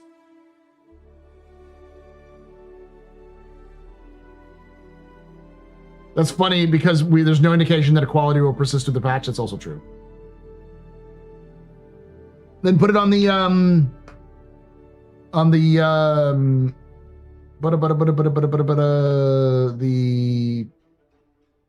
whatever it's called, the report. Why am I blanking on the name? Sorry, I'm tired. That's why my brain's not working properly. The issue council.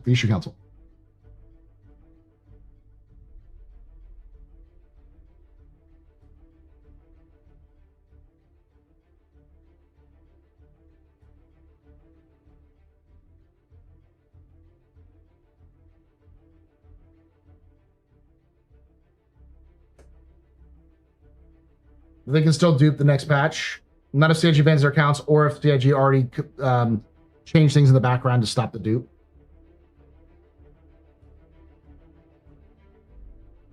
That's a ship deal. Genesis before Squadron 2, pray with me. I know we're going to get it before Squadron, I think. I think it's July or September patch. We'll get Genesis. I still think we're going to probably get a surprise. Castra is releasing in the same way they did Nyx, but it really depends on how long it takes them to do Nyx. Because like Nyx 1, if they're just dropping Nyx 1, then they'll wait until they get all of Nyx in. But if they do Nyx 1, Nyx 2, Nyx 3, and Nyx 3, I think there's only 3, then yeah, it'll be pretty quickly after that.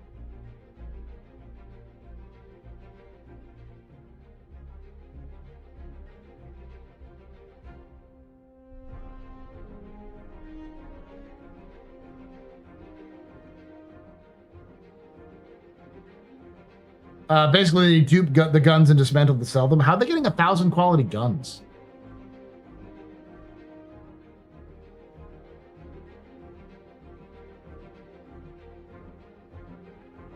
The fact that they're like, they're kind of in the final stages of Starchitect, which I didn't, which was in there as well, shows that kind of like Starchitect is the thing that's holding them back from on top of Genesis in terms of like actually making something like Astra.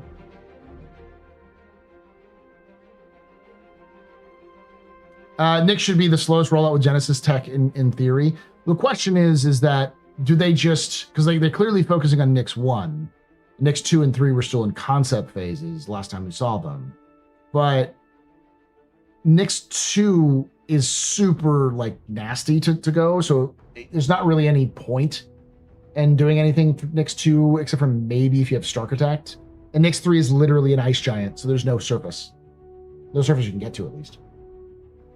It's gonna be more like was it Pyro 5 and Crusader? It's gonna be that kind of thing, but blue. Either the crossbow will be in the 4.8 patch bundle, possibly. Nothing can beat Stanton for its rollout time. No. I think Paul's theory is that Stanton will be the last of the systems to get Genesis treatment right before 1.0. Yes, that is generally what I think. I think we're going to get Nyx, then Castra, then Terra, and then Pyro. I think Pyro is going to be the last one, and then I actually think that Stanton is probably not going to get overhauled at all until after 1.0, because it'll just be functional. Unless something breaks, something that they add breaks like Stanton entirely, we're not going to see an overhaul of Stanton for years.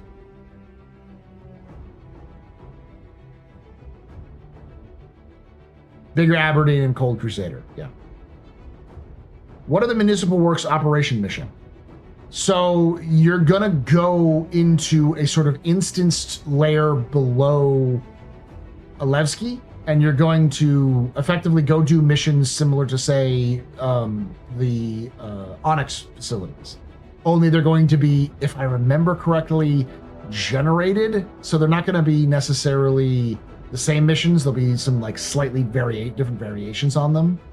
And apparently they're going to be more like as you go further down into the depths of the municipal districts, you're going to have more and more difference. Like the original concept of it was sort of like a dungeon crawler, where you go down, you clear an area out, and you reach an exit point. And once you reach that exit point, you can return back to that point with that exit point. But the whole area you're going down is dynamically generated, so it's sort of a randomly generated dungeon that you can infinitely explore and do stuff in.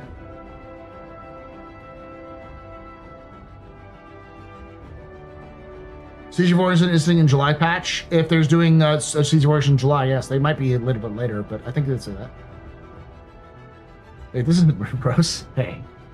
It shouldn't be Windrose. It shouldn't say sit Windrose.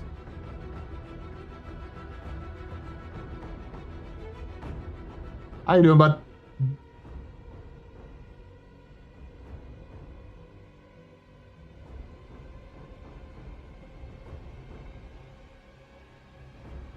I think Hairback is just being funny.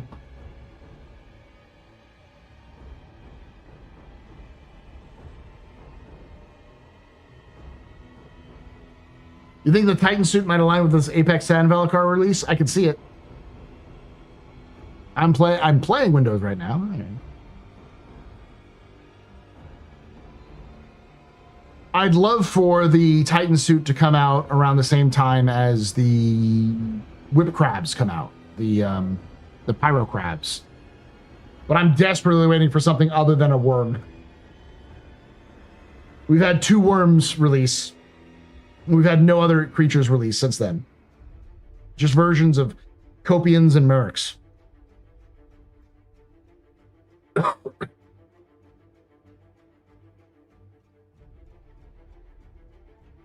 I'm having so much fun gently trolling streamers into that intro. Yeah. Still waiting on the PTU build. I honestly haven't been to the PTU at all this patch cycle. I've been so busy with other things. I may not. When are the rest of the Nyx planets coming and Casper's coming? Casper's coming when is Casper coming with them? I think probably within a patch afterwards. Because the question is, what does CIG want to do with Nyx 2 and Nyx 3? Nyx 3 might have some facilities in the upper atmosphere, though I doubt it. But Nyx 2 for sure will have some mining facilities there. They said they have some plans for Nyx 2. But I assume that Nyx 2 is likely going to end up being Starkitect, probably like the test of Starkitect. And since Starkitect is done or getting close to being finished, I could see it coming out in September, maybe. Because once they get Starkitect and they get Genesis in, the only thing that's holding back Castra is the landing zone. And last we checked, the landing zone was fairly well advanced. So I could see them doing, surprise, Castra's released in like November of this year. Like the last patch of the year this year. Like they did with Nyx. And it's just sort of the bare bones basic Castra with some missions and Bullseye, which is Castra 1, which is Baron.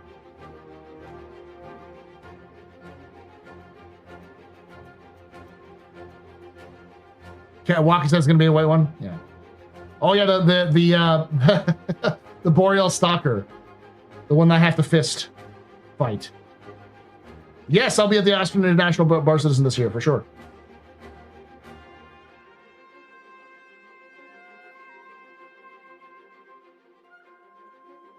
The shot of the Ironclad from the rear with the planet in the background. Oh, maybe. I wouldn't be surprised if they have some of those already in there. So, yes, there is no CitizenCon this year. That year. Where's the Starkitect? At CIG.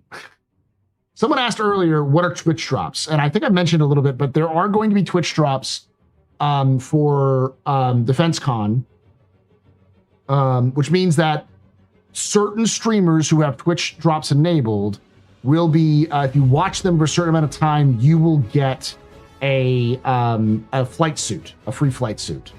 So I will be one of those streamers because I know what I'm doing. But anyone who has Twitch drops enabled, which could be anybody who streams Star Citizen, can access it. But I guarantee May 14th, so next Thursday.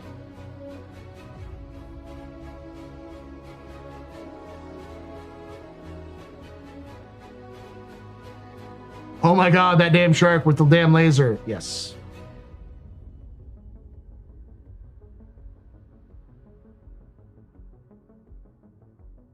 It's not me if you're having some issues. I've had literally 0 drop frames on my end, so it's probably more likely Twitch or YouTube's connection to y'all that's causing problems, but that's to be understood. That's understandable, I think. It happens.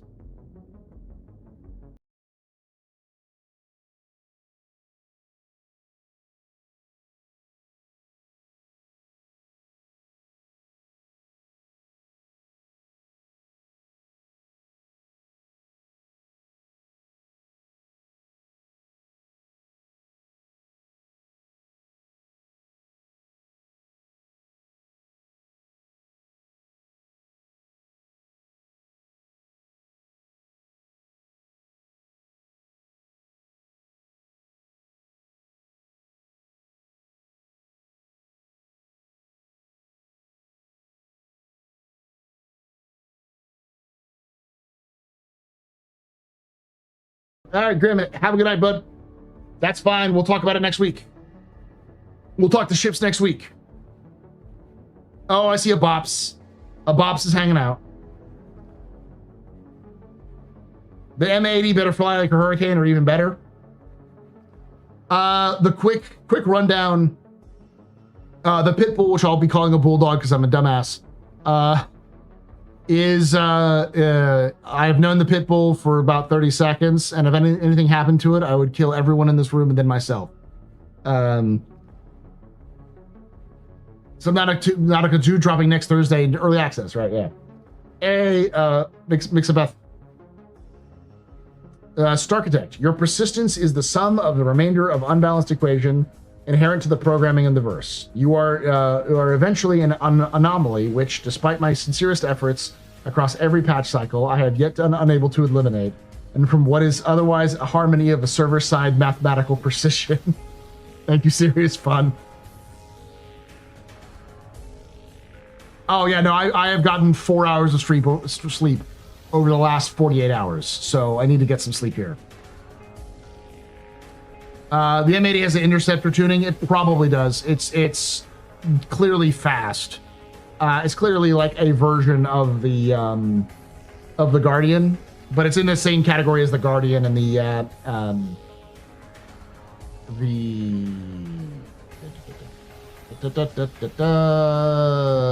F8C, the Lightning.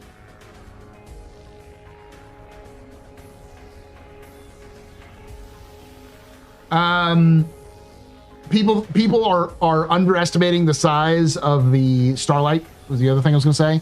The Starlight is big. It's much bigger than you think. Just from the looking at the cockpit, that thing is fucking massive. By massive, I mean like it's a medium to a large ship. Probably more the size of a C2 than you realize. And a fat little boy. And then the M80 is probably, my guess is pretty big actually. I would guess that it's probably around the same size as a Vanguard. It's going to be pretty big because it's mostly a flying wing. It's a delta wing. And then of course the Tiburon is a replacement for the Hammerhead. Just straight up.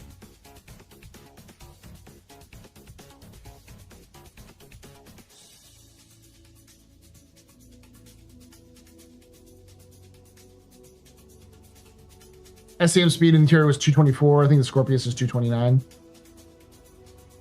Why they don't allow that repair as well, though? I have a Vulcan repair team, repair, rearm, refuel. What do you mean? Give me 3 alternative better names for the shit bull. For the pit bull?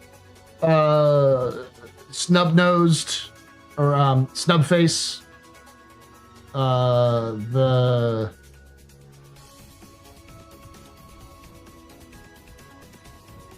The pit pwned, the bulldog, the pit pwn. Yeah, that might work.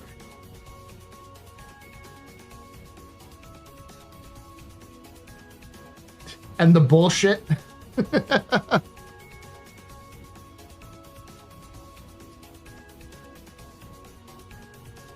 Oh, you mean like alternative names that could have been named?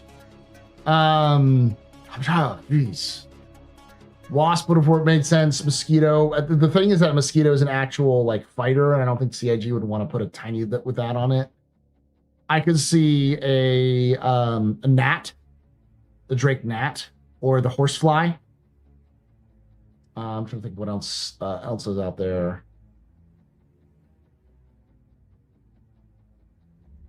The Wasp, I think, would work. The Pug, yeah. The Chihuahua, yeah.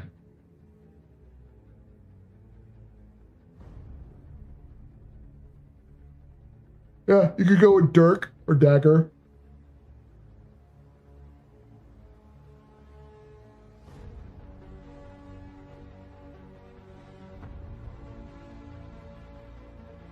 Nat. I am no joke more excited for the Starlight than any other ship. They made the froggiest chunky nugget I've ever seen, and it's sweet. I'm looking forward to the Pitbull because the Pitbull is exactly what I need from a Drake ship, which is you are not going to survive this fight, or I'm not going to survive this fight, but neither are you, baby. We're going down together on this one, and that calculus is this thing is made out of cardboard and shit. Your thing is made out of actual metal and hopes and dreams.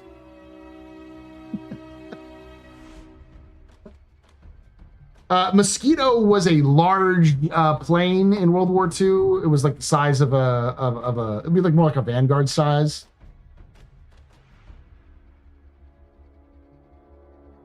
All the ships are great. If you had to rank them, how would you?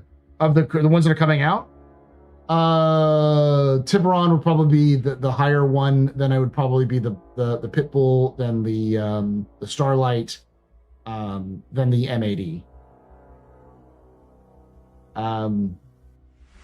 But I also have an Assault, so Ironclad Assault, baby.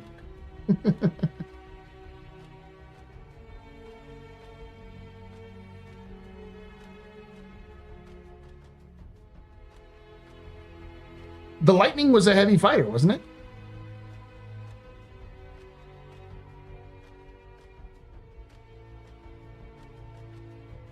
It was a fighter bomber, yeah. Yeah. I guess the Lightning was a medium fighter.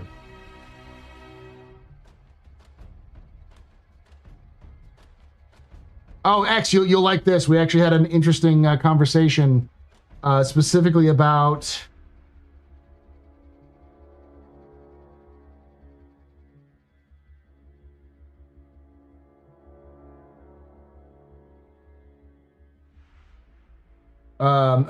the video you posted, because I'm thinking that we're having a situation of game of telephone with the man turrets not being able to hold a blade.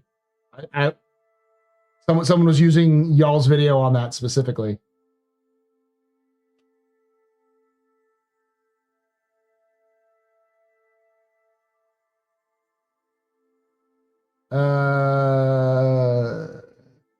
What is this supposed to be in terms of length there, X?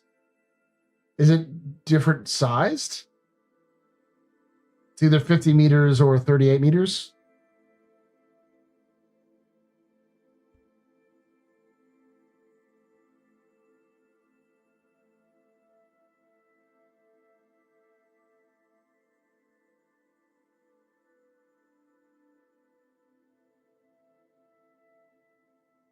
Oh, I had one for CIG guys in my chat last night from the ship team yapping with me. He couldn't say much, but I'm excited for the Ironclad.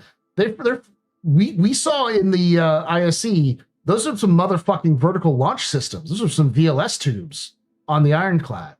And I'm like, when the fuck did the Ironclad get VLS tubes? And what are the fucking holding in that? Is that shit size 5 torpedoes? Size 9 torpedoes? The M80 is the same length as a Freelancer. Jesus fuck, that's long.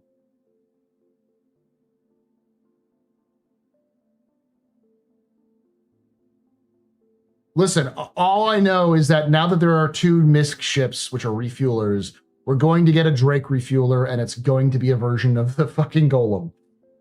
Because Drake has to go, fuck you, MISC.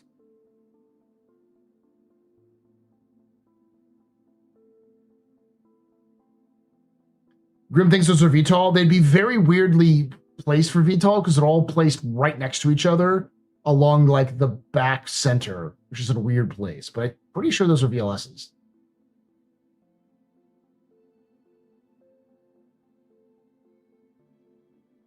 Size 5 torps on the Ironclad. CIG updated the stats page. So they do have size 5 torps. And those are vertical launch tubes. They're size 5s.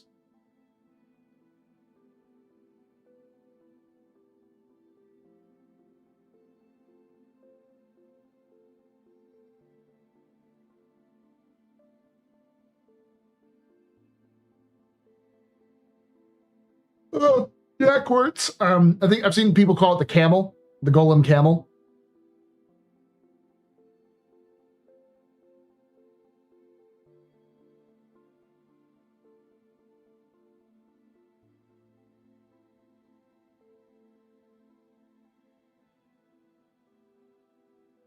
Are we sure about that? It looks like 20 meters long at most.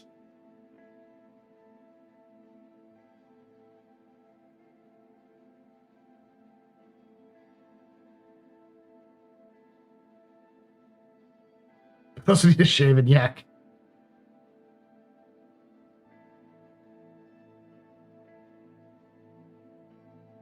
Will they call it the hose? Well, I mean, if you look at the Golem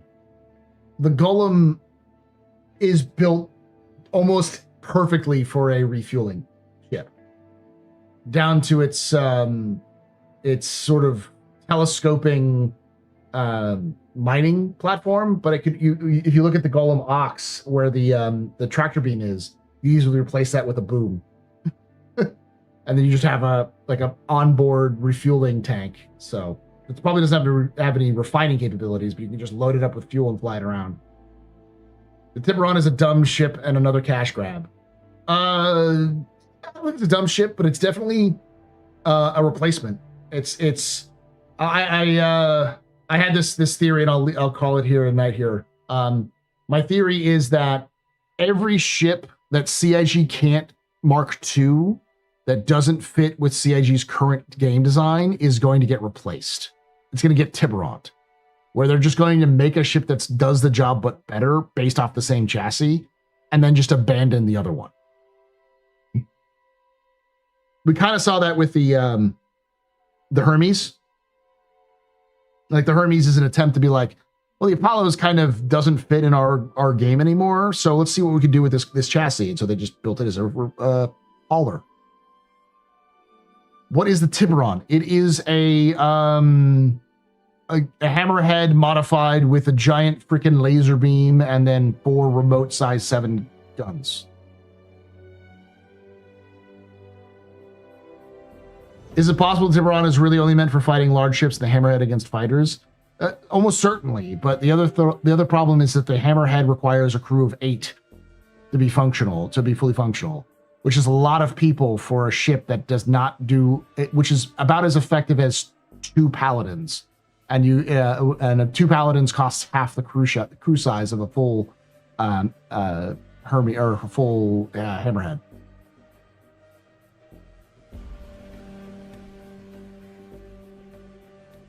I wonder if the Connie's going to get Tiburon. No, they're going to get Mark II. The Connie's going to get a Mark II. But I could see the Reclaimer getting Tiburon. I could see the Starfarer getting Tiburon. I could see like many of the larger ships, which doesn't make a lot of sense to do a Mark II. Kind of get that. Mark VI, yeah, thank you. Mark II'd or marked. Let's just start calling it marked. They're going to get marked, but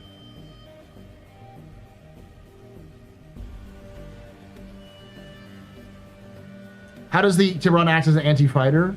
No, the thing about fire, what I'm saying is that the Tiburon is basically the hammerhead doesn't fucking function. Its job can be done by paladins and other ships, which are much smaller and better than it. And I don't think CIG has any desire to fix the hammerhead. They're just going to make the hammerhead function and then abandon it. So no one's going to actually want a hammerhead. So if you want to use a hammerhead like vehicle, people will just buy the Tiburon, because the Tiburon kind of is smaller. It's clearly like 2 to 4 person ship, similar to a paladin, but with much more firepower, and can punch up and punch down a little bit, or punch to the side a little bit. So it's a little bit more of a ship designed for Star Citizen, given its size, and it can work very in tandem with all the other ships of its size. And they'll just see, like, either have a ship that is smaller, that is basically a hammerhead that's smaller, but they're going to have that with a Paladin. They'll probably have an Aegis version of it too.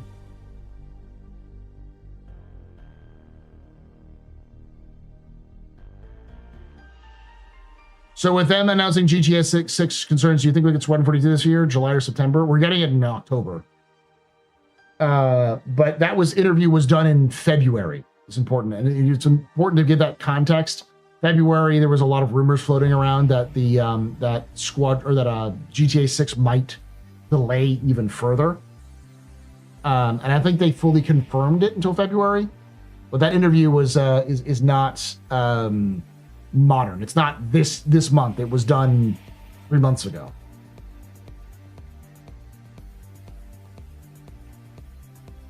The reason, and in fact, it's even more evidence. The fact they're not doing any CitizenCon whatsoever proves that CIG is going to be focusing on something in October. And what's that thing they're going to be focusing on? Squadron 42.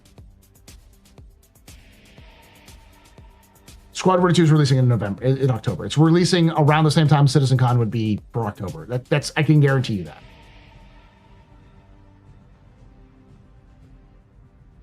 which means that Squadron 42 releases October 6th. They have 1, 2, 3, 4, 5, 6, 7 weeks before GTA 6 releases.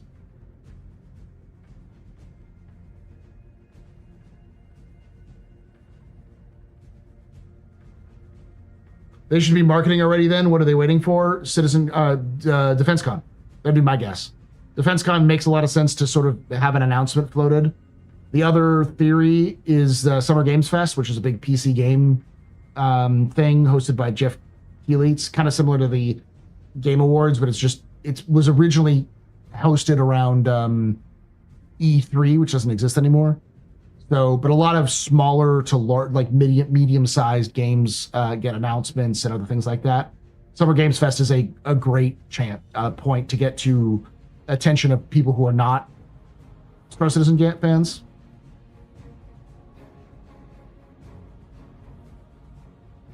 Gamescom's in August, yes, but I don't think they'll announce it in August. I would be very concerned if CIG waited till Gamescom to announce the release date of Squadron in October, because that would be like 2 months. I think it's a shitty, bad idea.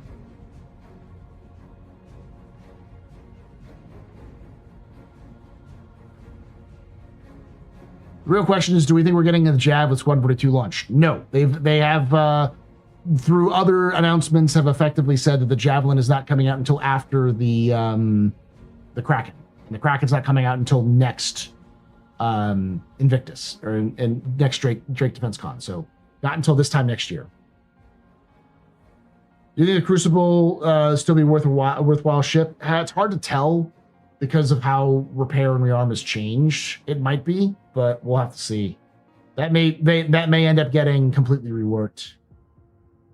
Danny Raymond called attention to the International Bar Citizen and the fact that they are all the studios for potential Squadron 42 announcement. And it's, I think, around the same time as Summer Games Fest. Let me look up the International Bar Citizen event. They made the announcement about it, right?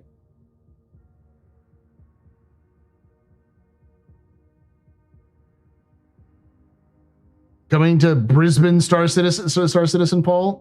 That's a long way. I'll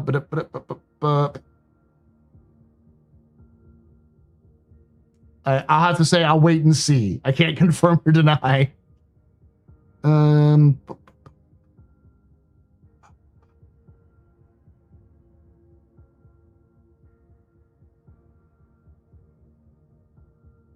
Did they announce a International Bar Citizen?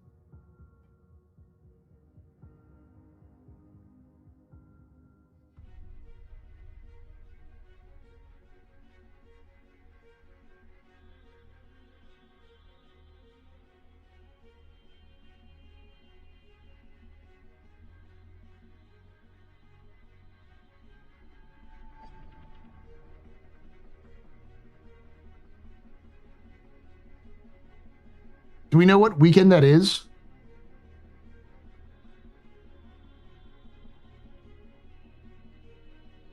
'13th and 14th. June 13th and 14th, right?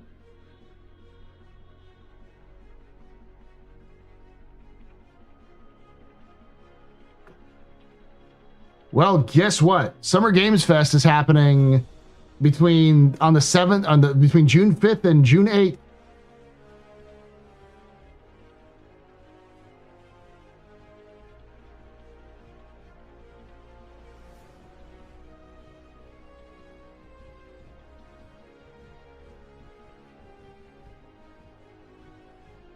To give you context, Summer Games Fest, these are just some rumors that we might see. They're going to have a DLC announcement for Resident Evil Requiem, announce a remake of Code Veronica for Resident Evil, the Tomb Raider Legacy of Atlantis release date, Control Resident launch release date, Intergalactic Heretic Prophet gameplay reveal, new Witcher 3 DLC announcement, Witcher 4 release window confirmation, new Mortal Kombat game showcase, Final Fantasy Remake Part 3 announcement, a GTA 6 trailer 3. Like, there's a lot of possible releases. These are just rumors that people are doing. So Summer's Games Fest would work really well because there's already a bunch of other big names that could be coming in there. So three months is enough? I don't know. I don't think 3 months. I mean, because if it announced in June, you have June, July, August, September, October. So that's 6 months. If you announce in August, it's August, September, October. It's 3 months. That seems really, really fast. I don't know if that would be a good idea, especially since CIG right now is every day they don't announce is adding more anxiety to the community. Because if people begin to think that it's not going to come out this year, they're going to not plan for it to come out. And if they don't plan for it to come out, you're going to see a lot of people start getting angry about it because, again, people are angry about it because they see it as psychologically, they see it as a detriment to Star Citizen itself. They say as long as Squadron 42 isn't released, then we as gamers who play Star Citizen are getting sucked dry by Squadron 42. And so it gets animosity, which could build up people to just be like, fuck it, I'm not going to buy this game. Just fuck this game. Just ruin everything I fucking like to. But an announcement earlier would change some of that animosity to relief and also get a lot of players to sort of being like, oh, I'm interested in it. Especially because you want to queue up your fans, the people who are actually going to buy this game anyways, Star Citizen fans, to start talking about it and making videos about it and tell their friends about it and all that kind of stuff. That's a lot easier to do when you announce in June or May than it is when you announce in August.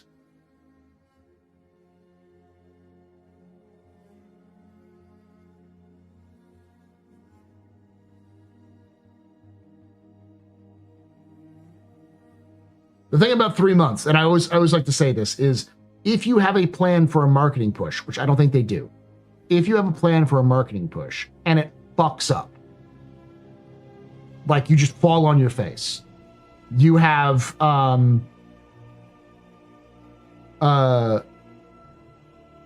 significant chance to not recover.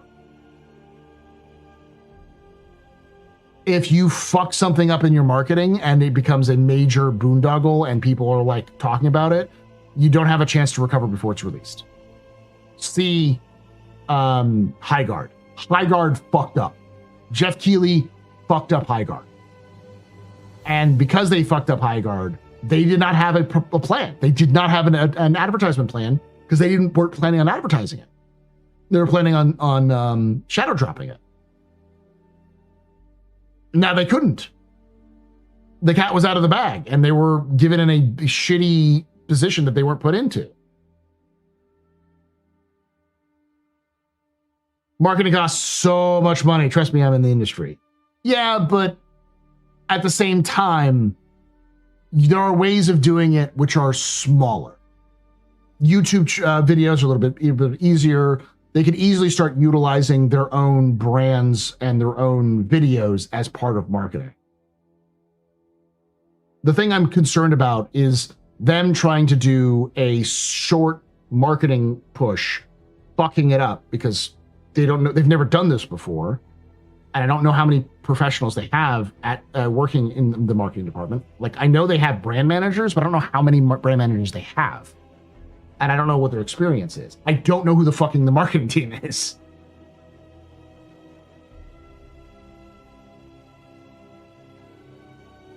What costs more, marketing or lost sales? Well, marketing it depends on what they do. Like, so far, CIG's marketing has basically been YouTube ads, which are extremely cheap. You can buy fuck tons of ads on YouTube for very, very cheap amount of money.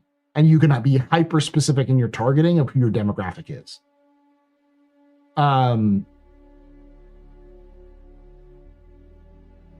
And they've had, they like give some streamers like myself, like free ships to give away, that kind of stuff. So I think CIG is going to rely heavily on word of mouth. the problem about word of mouth is that it requires us to break through to a community that thinks we're all cultists. That's like saying Scientology is a great Scientology going, our new marketing strategy is to have our have chosen members of our group go out to middle schools and start preaching about Scientology in front of middle schools to try to win over all of these Scientology speedrunning kids. Our new strategy is Tom Cruise. Yeah, basically.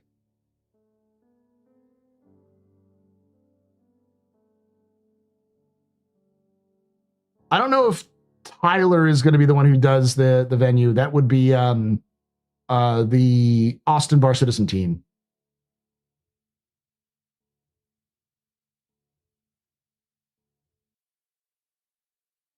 I don't think they do know the importance of marketing. CIG has good sales. They don't have good marketing.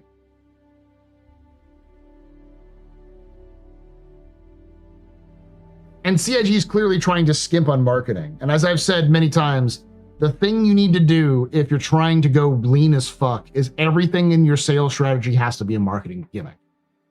Everything you do to sell your product for an activation could be selling the product itself. It should be hyping up the advertising. Like, one of the things that I suggested and have suggested is pre-order Squadron 42 for $42.42 for the first 42, or $42.99 for the first 42 days of its pre-order. So it's on discount to $42. So you can pay for Squadron 42 for $42. That alone is going to get people to write fucking articles. There will be articles written. There'll be people doing videos on it. It'll catch the news because it's funny. And people think that's funny. And if they think it's funny, it automatically spreads the word for you. And you're not losing that much money. You were selling it at $45 beforehand.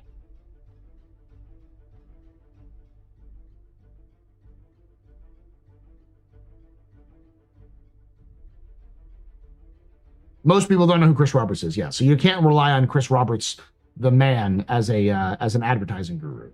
You need to have the community, the fans, but you also need to have some way of getting beyond just having fans talk about it, which is why going to things like Summer Game Fest and Gamescom are good ideas. As long as CIG doesn't just go, we're announcing release date of Squadron 42 in June or in May for October, what did I say? October 6th?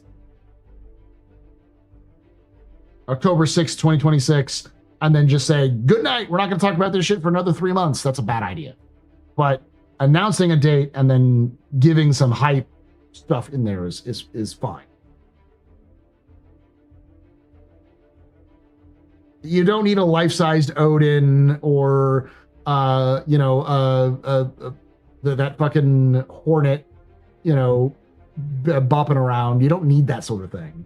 Because a good game that is advertised well will do well. If you just took that intro cinematic that they did of like, my name is forgot his full name, Doc, I fly Navy, that sort of clip with some good music behind it. Squadron 42, some music and then some gameplay. Squadron 42. For the rest of us, whatever the fuck the quote is, October 9th. I'm Ryan Enright. I fly Navy, Yeah,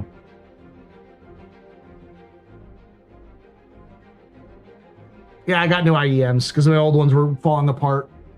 These are nice. They're okay.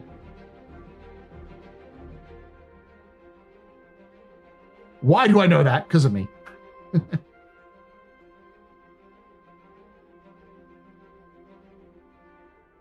Generally speaking, CIG claims that the PTU servers do not affect live servers, but they do.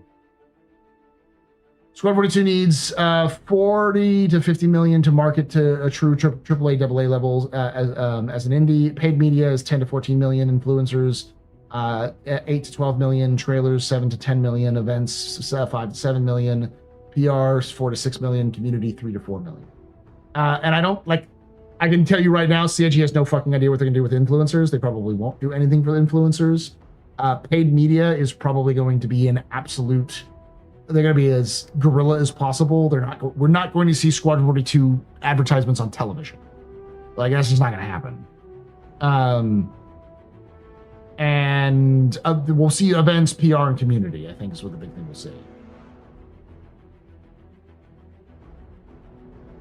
Do we know if Squadron 2 have DRM protection, like the Nouveau DRM? It'll probably have easy anti-cheat, just like Star Citizen does.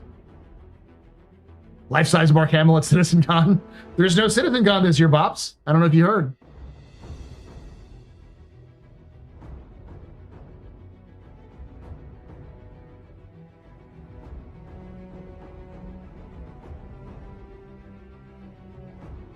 Yeah, they canceled it. That's another reason why I'm pretty sure that we're going to get the release date of release of Squadron is in early October. Because where would we normally have CitizenCon? Early October.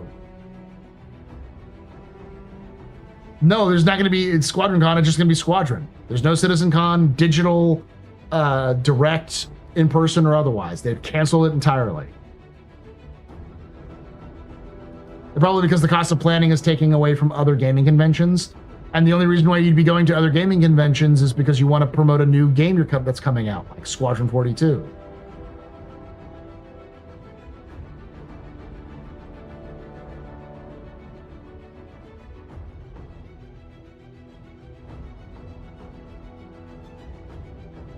Yeah, they just announced it. Like, Star Citizen, Inside Star Citizen, like today, a couple hours ago. Sent out a list of letters from the UEE. That'd be cool, but I don't know if they'd pay for that.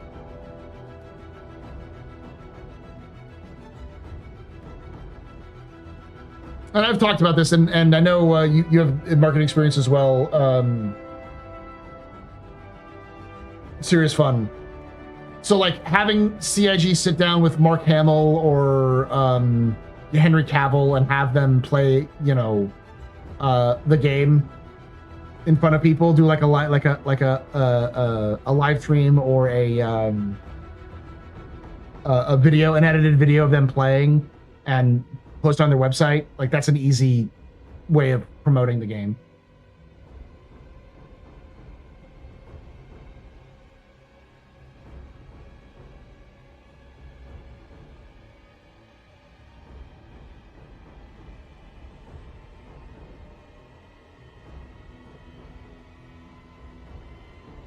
I don't know. I mean, yeah, I get what you're saying, Sirius. Like, don't forget the cast books themselves: Cavill, Hamill, Oldman, Anderson. All of existing publicists' relationships with Fallon, Myers, Kimmel. Late night shows don't get paid and don't pay guests. What they need is a reason: a movie, a show, a massive game launch. Squadron 42 launching in 2026 is the reason. I would see that, but I also don't know if that's going to be as effective. Late night is kind of dead. It's not a very effective, like, eyes on the ball sort of thing. The people who watch late night shows are older. I mean, us. But, and what you really want is someone in the ballpark of 18 to 25 to pick up Squadron 42. And I don't know if they would be watching those things.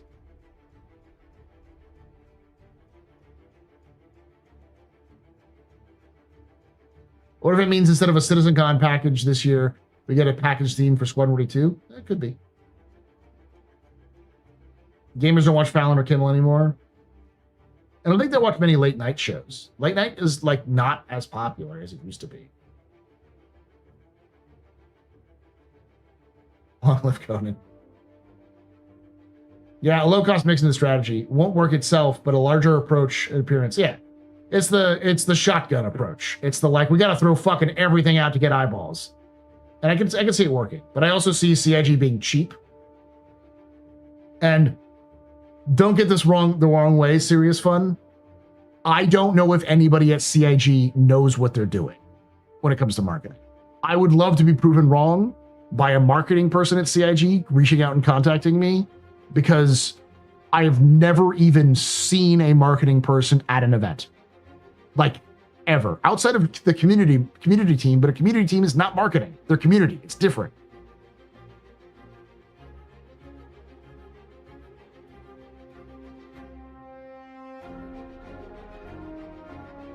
iShowSpeed is one of the biggest live streamers and content creators on the planet. He's bigger than Mr. Beast. Yes, the actress who plays the female main character. Yeah.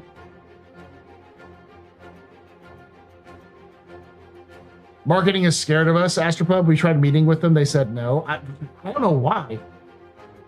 We're their fucking allies. we want the game to succeed as well. They should be talking to us to understand, like, generally speaking, who they're dealing with.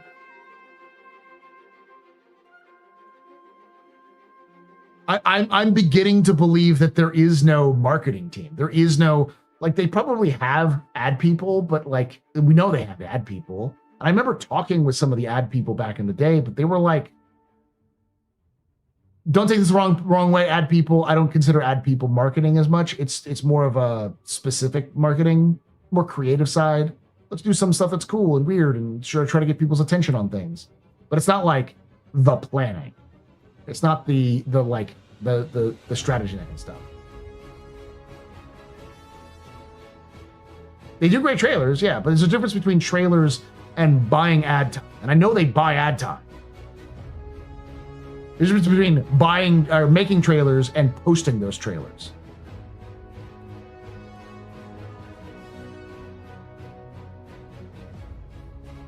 Thor, I get the instinct. If CIG doesn't want to do it, we should do it. No. CIG is a corporation that is makes $130 to $150 million a year. They collectively raised over $1 billion. They can do it themselves. They should be paying professionals to do that. They shouldn't have random people on the internet doing their jobs for them. And even if they do want to harness the community, you need to have marketing talking with the community team, and having the community team direct what players should be doing or what fans are doing and like what they want to see. The cult is designed to fund the game. Yeah.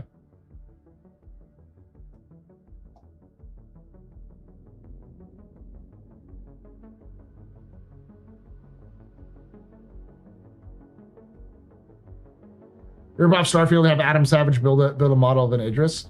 I mean, that's what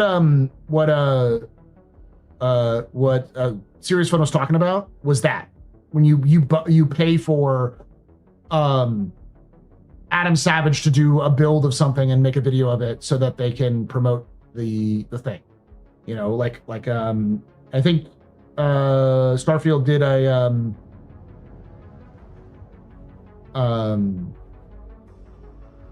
paid like people to do, like cosplayers to do full versions of like armors from the game or characters from the game, and then have them like post it on their Instagram and post videos of them making it, all kind of stuff. Yeah, sponsored content.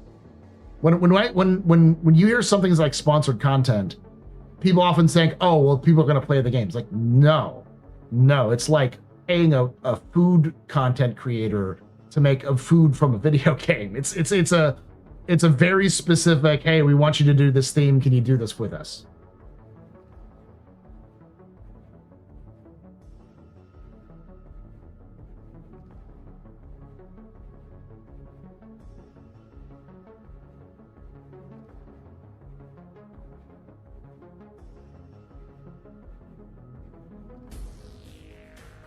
Thor, I'm going to give you a real life example of us doing exactly that and CIG not learning the lesson. The MPUV.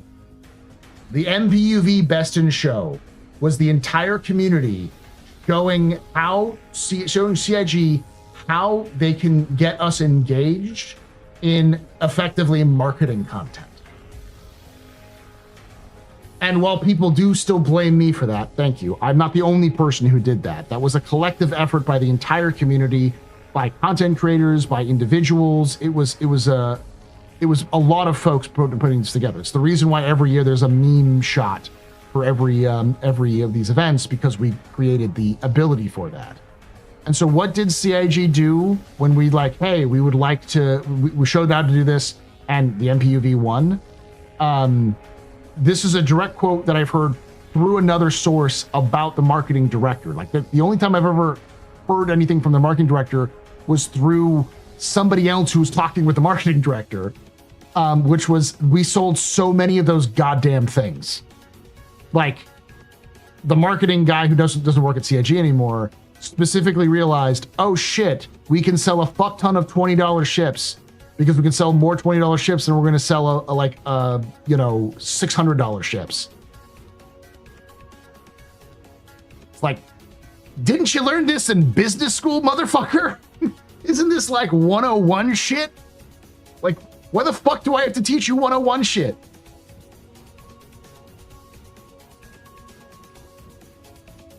Would I do sponsored content with them? Of course I would. Especially if they asked me to do like a lore synopsis of Squadron 42. Fuck yeah, I'd do that. You know, I wouldn't ask for fuck tons of money either. It'd probably, I mean, it is sponsored content, so it'd probably be in the thousands, but it wouldn't be like, you know, some of these people require like $10,000. It'd be like $1,000 or, you know, $500. They're probably $1,000. Yeah.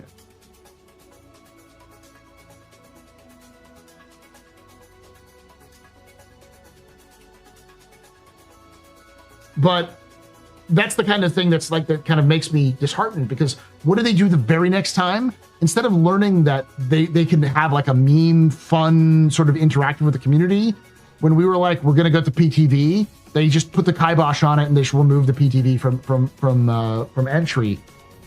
Their excuse was because it didn't have skins, but it was like, yo, what the fuck? That was clearly because you didn't want to have another MPUV on your hands. But they didn't learn. They just didn't learn how to harness the community. And while they've gotten better at it, I still don't think they've learned that lesson. They have a community they could harness that could help them, but they just don't know how to talk to us.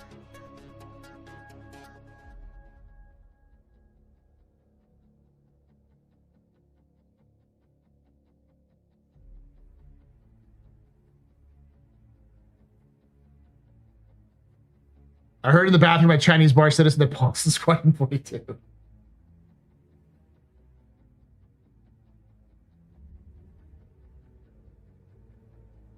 $85X, yeah, that's the next one we're going to be doing this year is the $85X. We're going to make sure it at least gets to the top 4. It's a good little shit. They try to talk through Spectrum and no one wants to talk there. Why the fuck would I go to a toxic pile of garbage? Like, every time I go to Spectrum, even just a chat, someone's like insulting me in chat.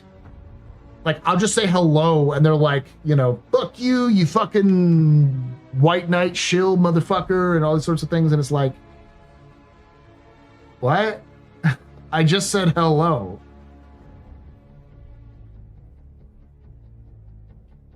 So it's like I don't go to the subreddit. I don't go to Spectrum, because there's nothing to learn in Spectrum or Reddit.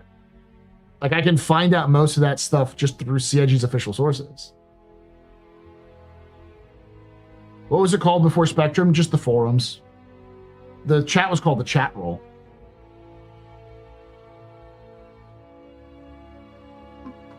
It's amazing how toxic the boards are. The game's full of awesome people. There are some toxic people in game, but it's more of a...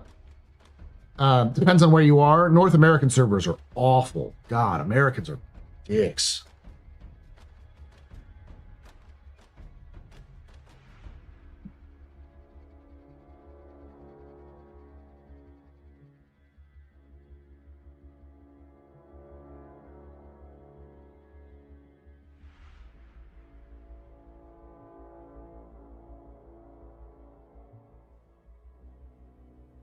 No, but like the server, like the chat and in-game chat for Americans is just straight up toxic.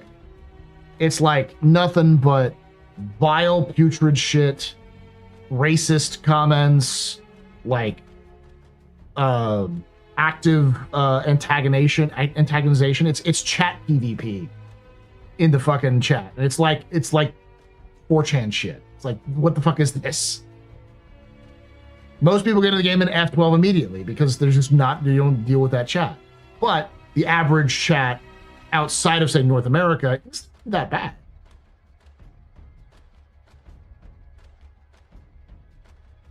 Yeah, social tools.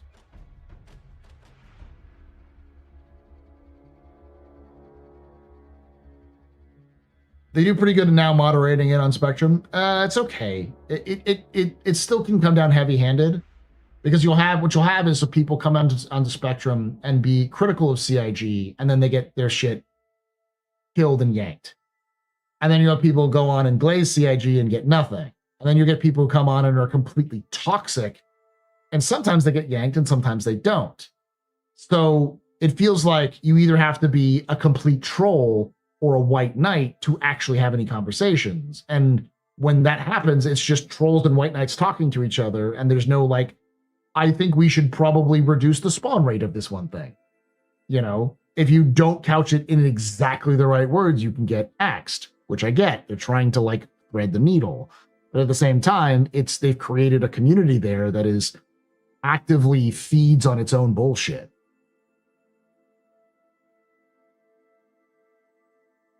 They don't like when you talk about Chris Roberts, but at the same time, you go to Reddit, and the Reddit there's an old meme about the cycle.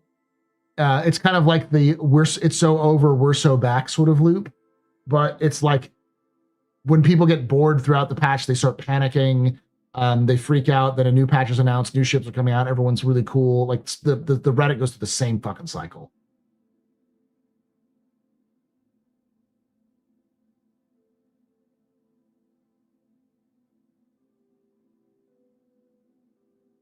You get the community moderate, yes. I think Knight Rider is a good dude. I've known him personally for a while. I just think that whoever's given him the main charge, I don't know if they know what they're doing. I think they're sometimes too afraid to pull the trigger, and then they're too eager to pull the trigger. Like they don't really have a steady bone to it. Yeah, no, it has been a lot more. It was a lot more chill. It's in the last 4 years, last 3 years, it's gotten pretty toxic.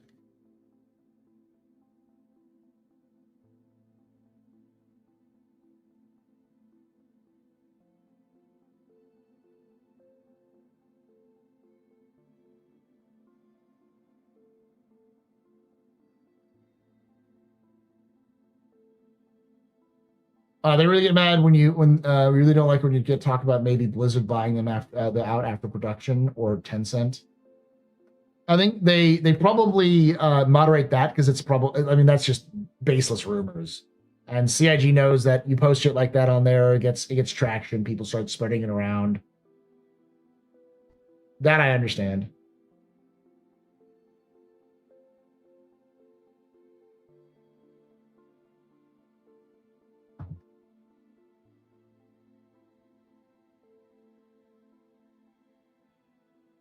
What did Bob say? There's always got a guy calling people nerds and challenging them to fights at checkmate. Yeah, but I hear he's handsome, so that cancels everything out.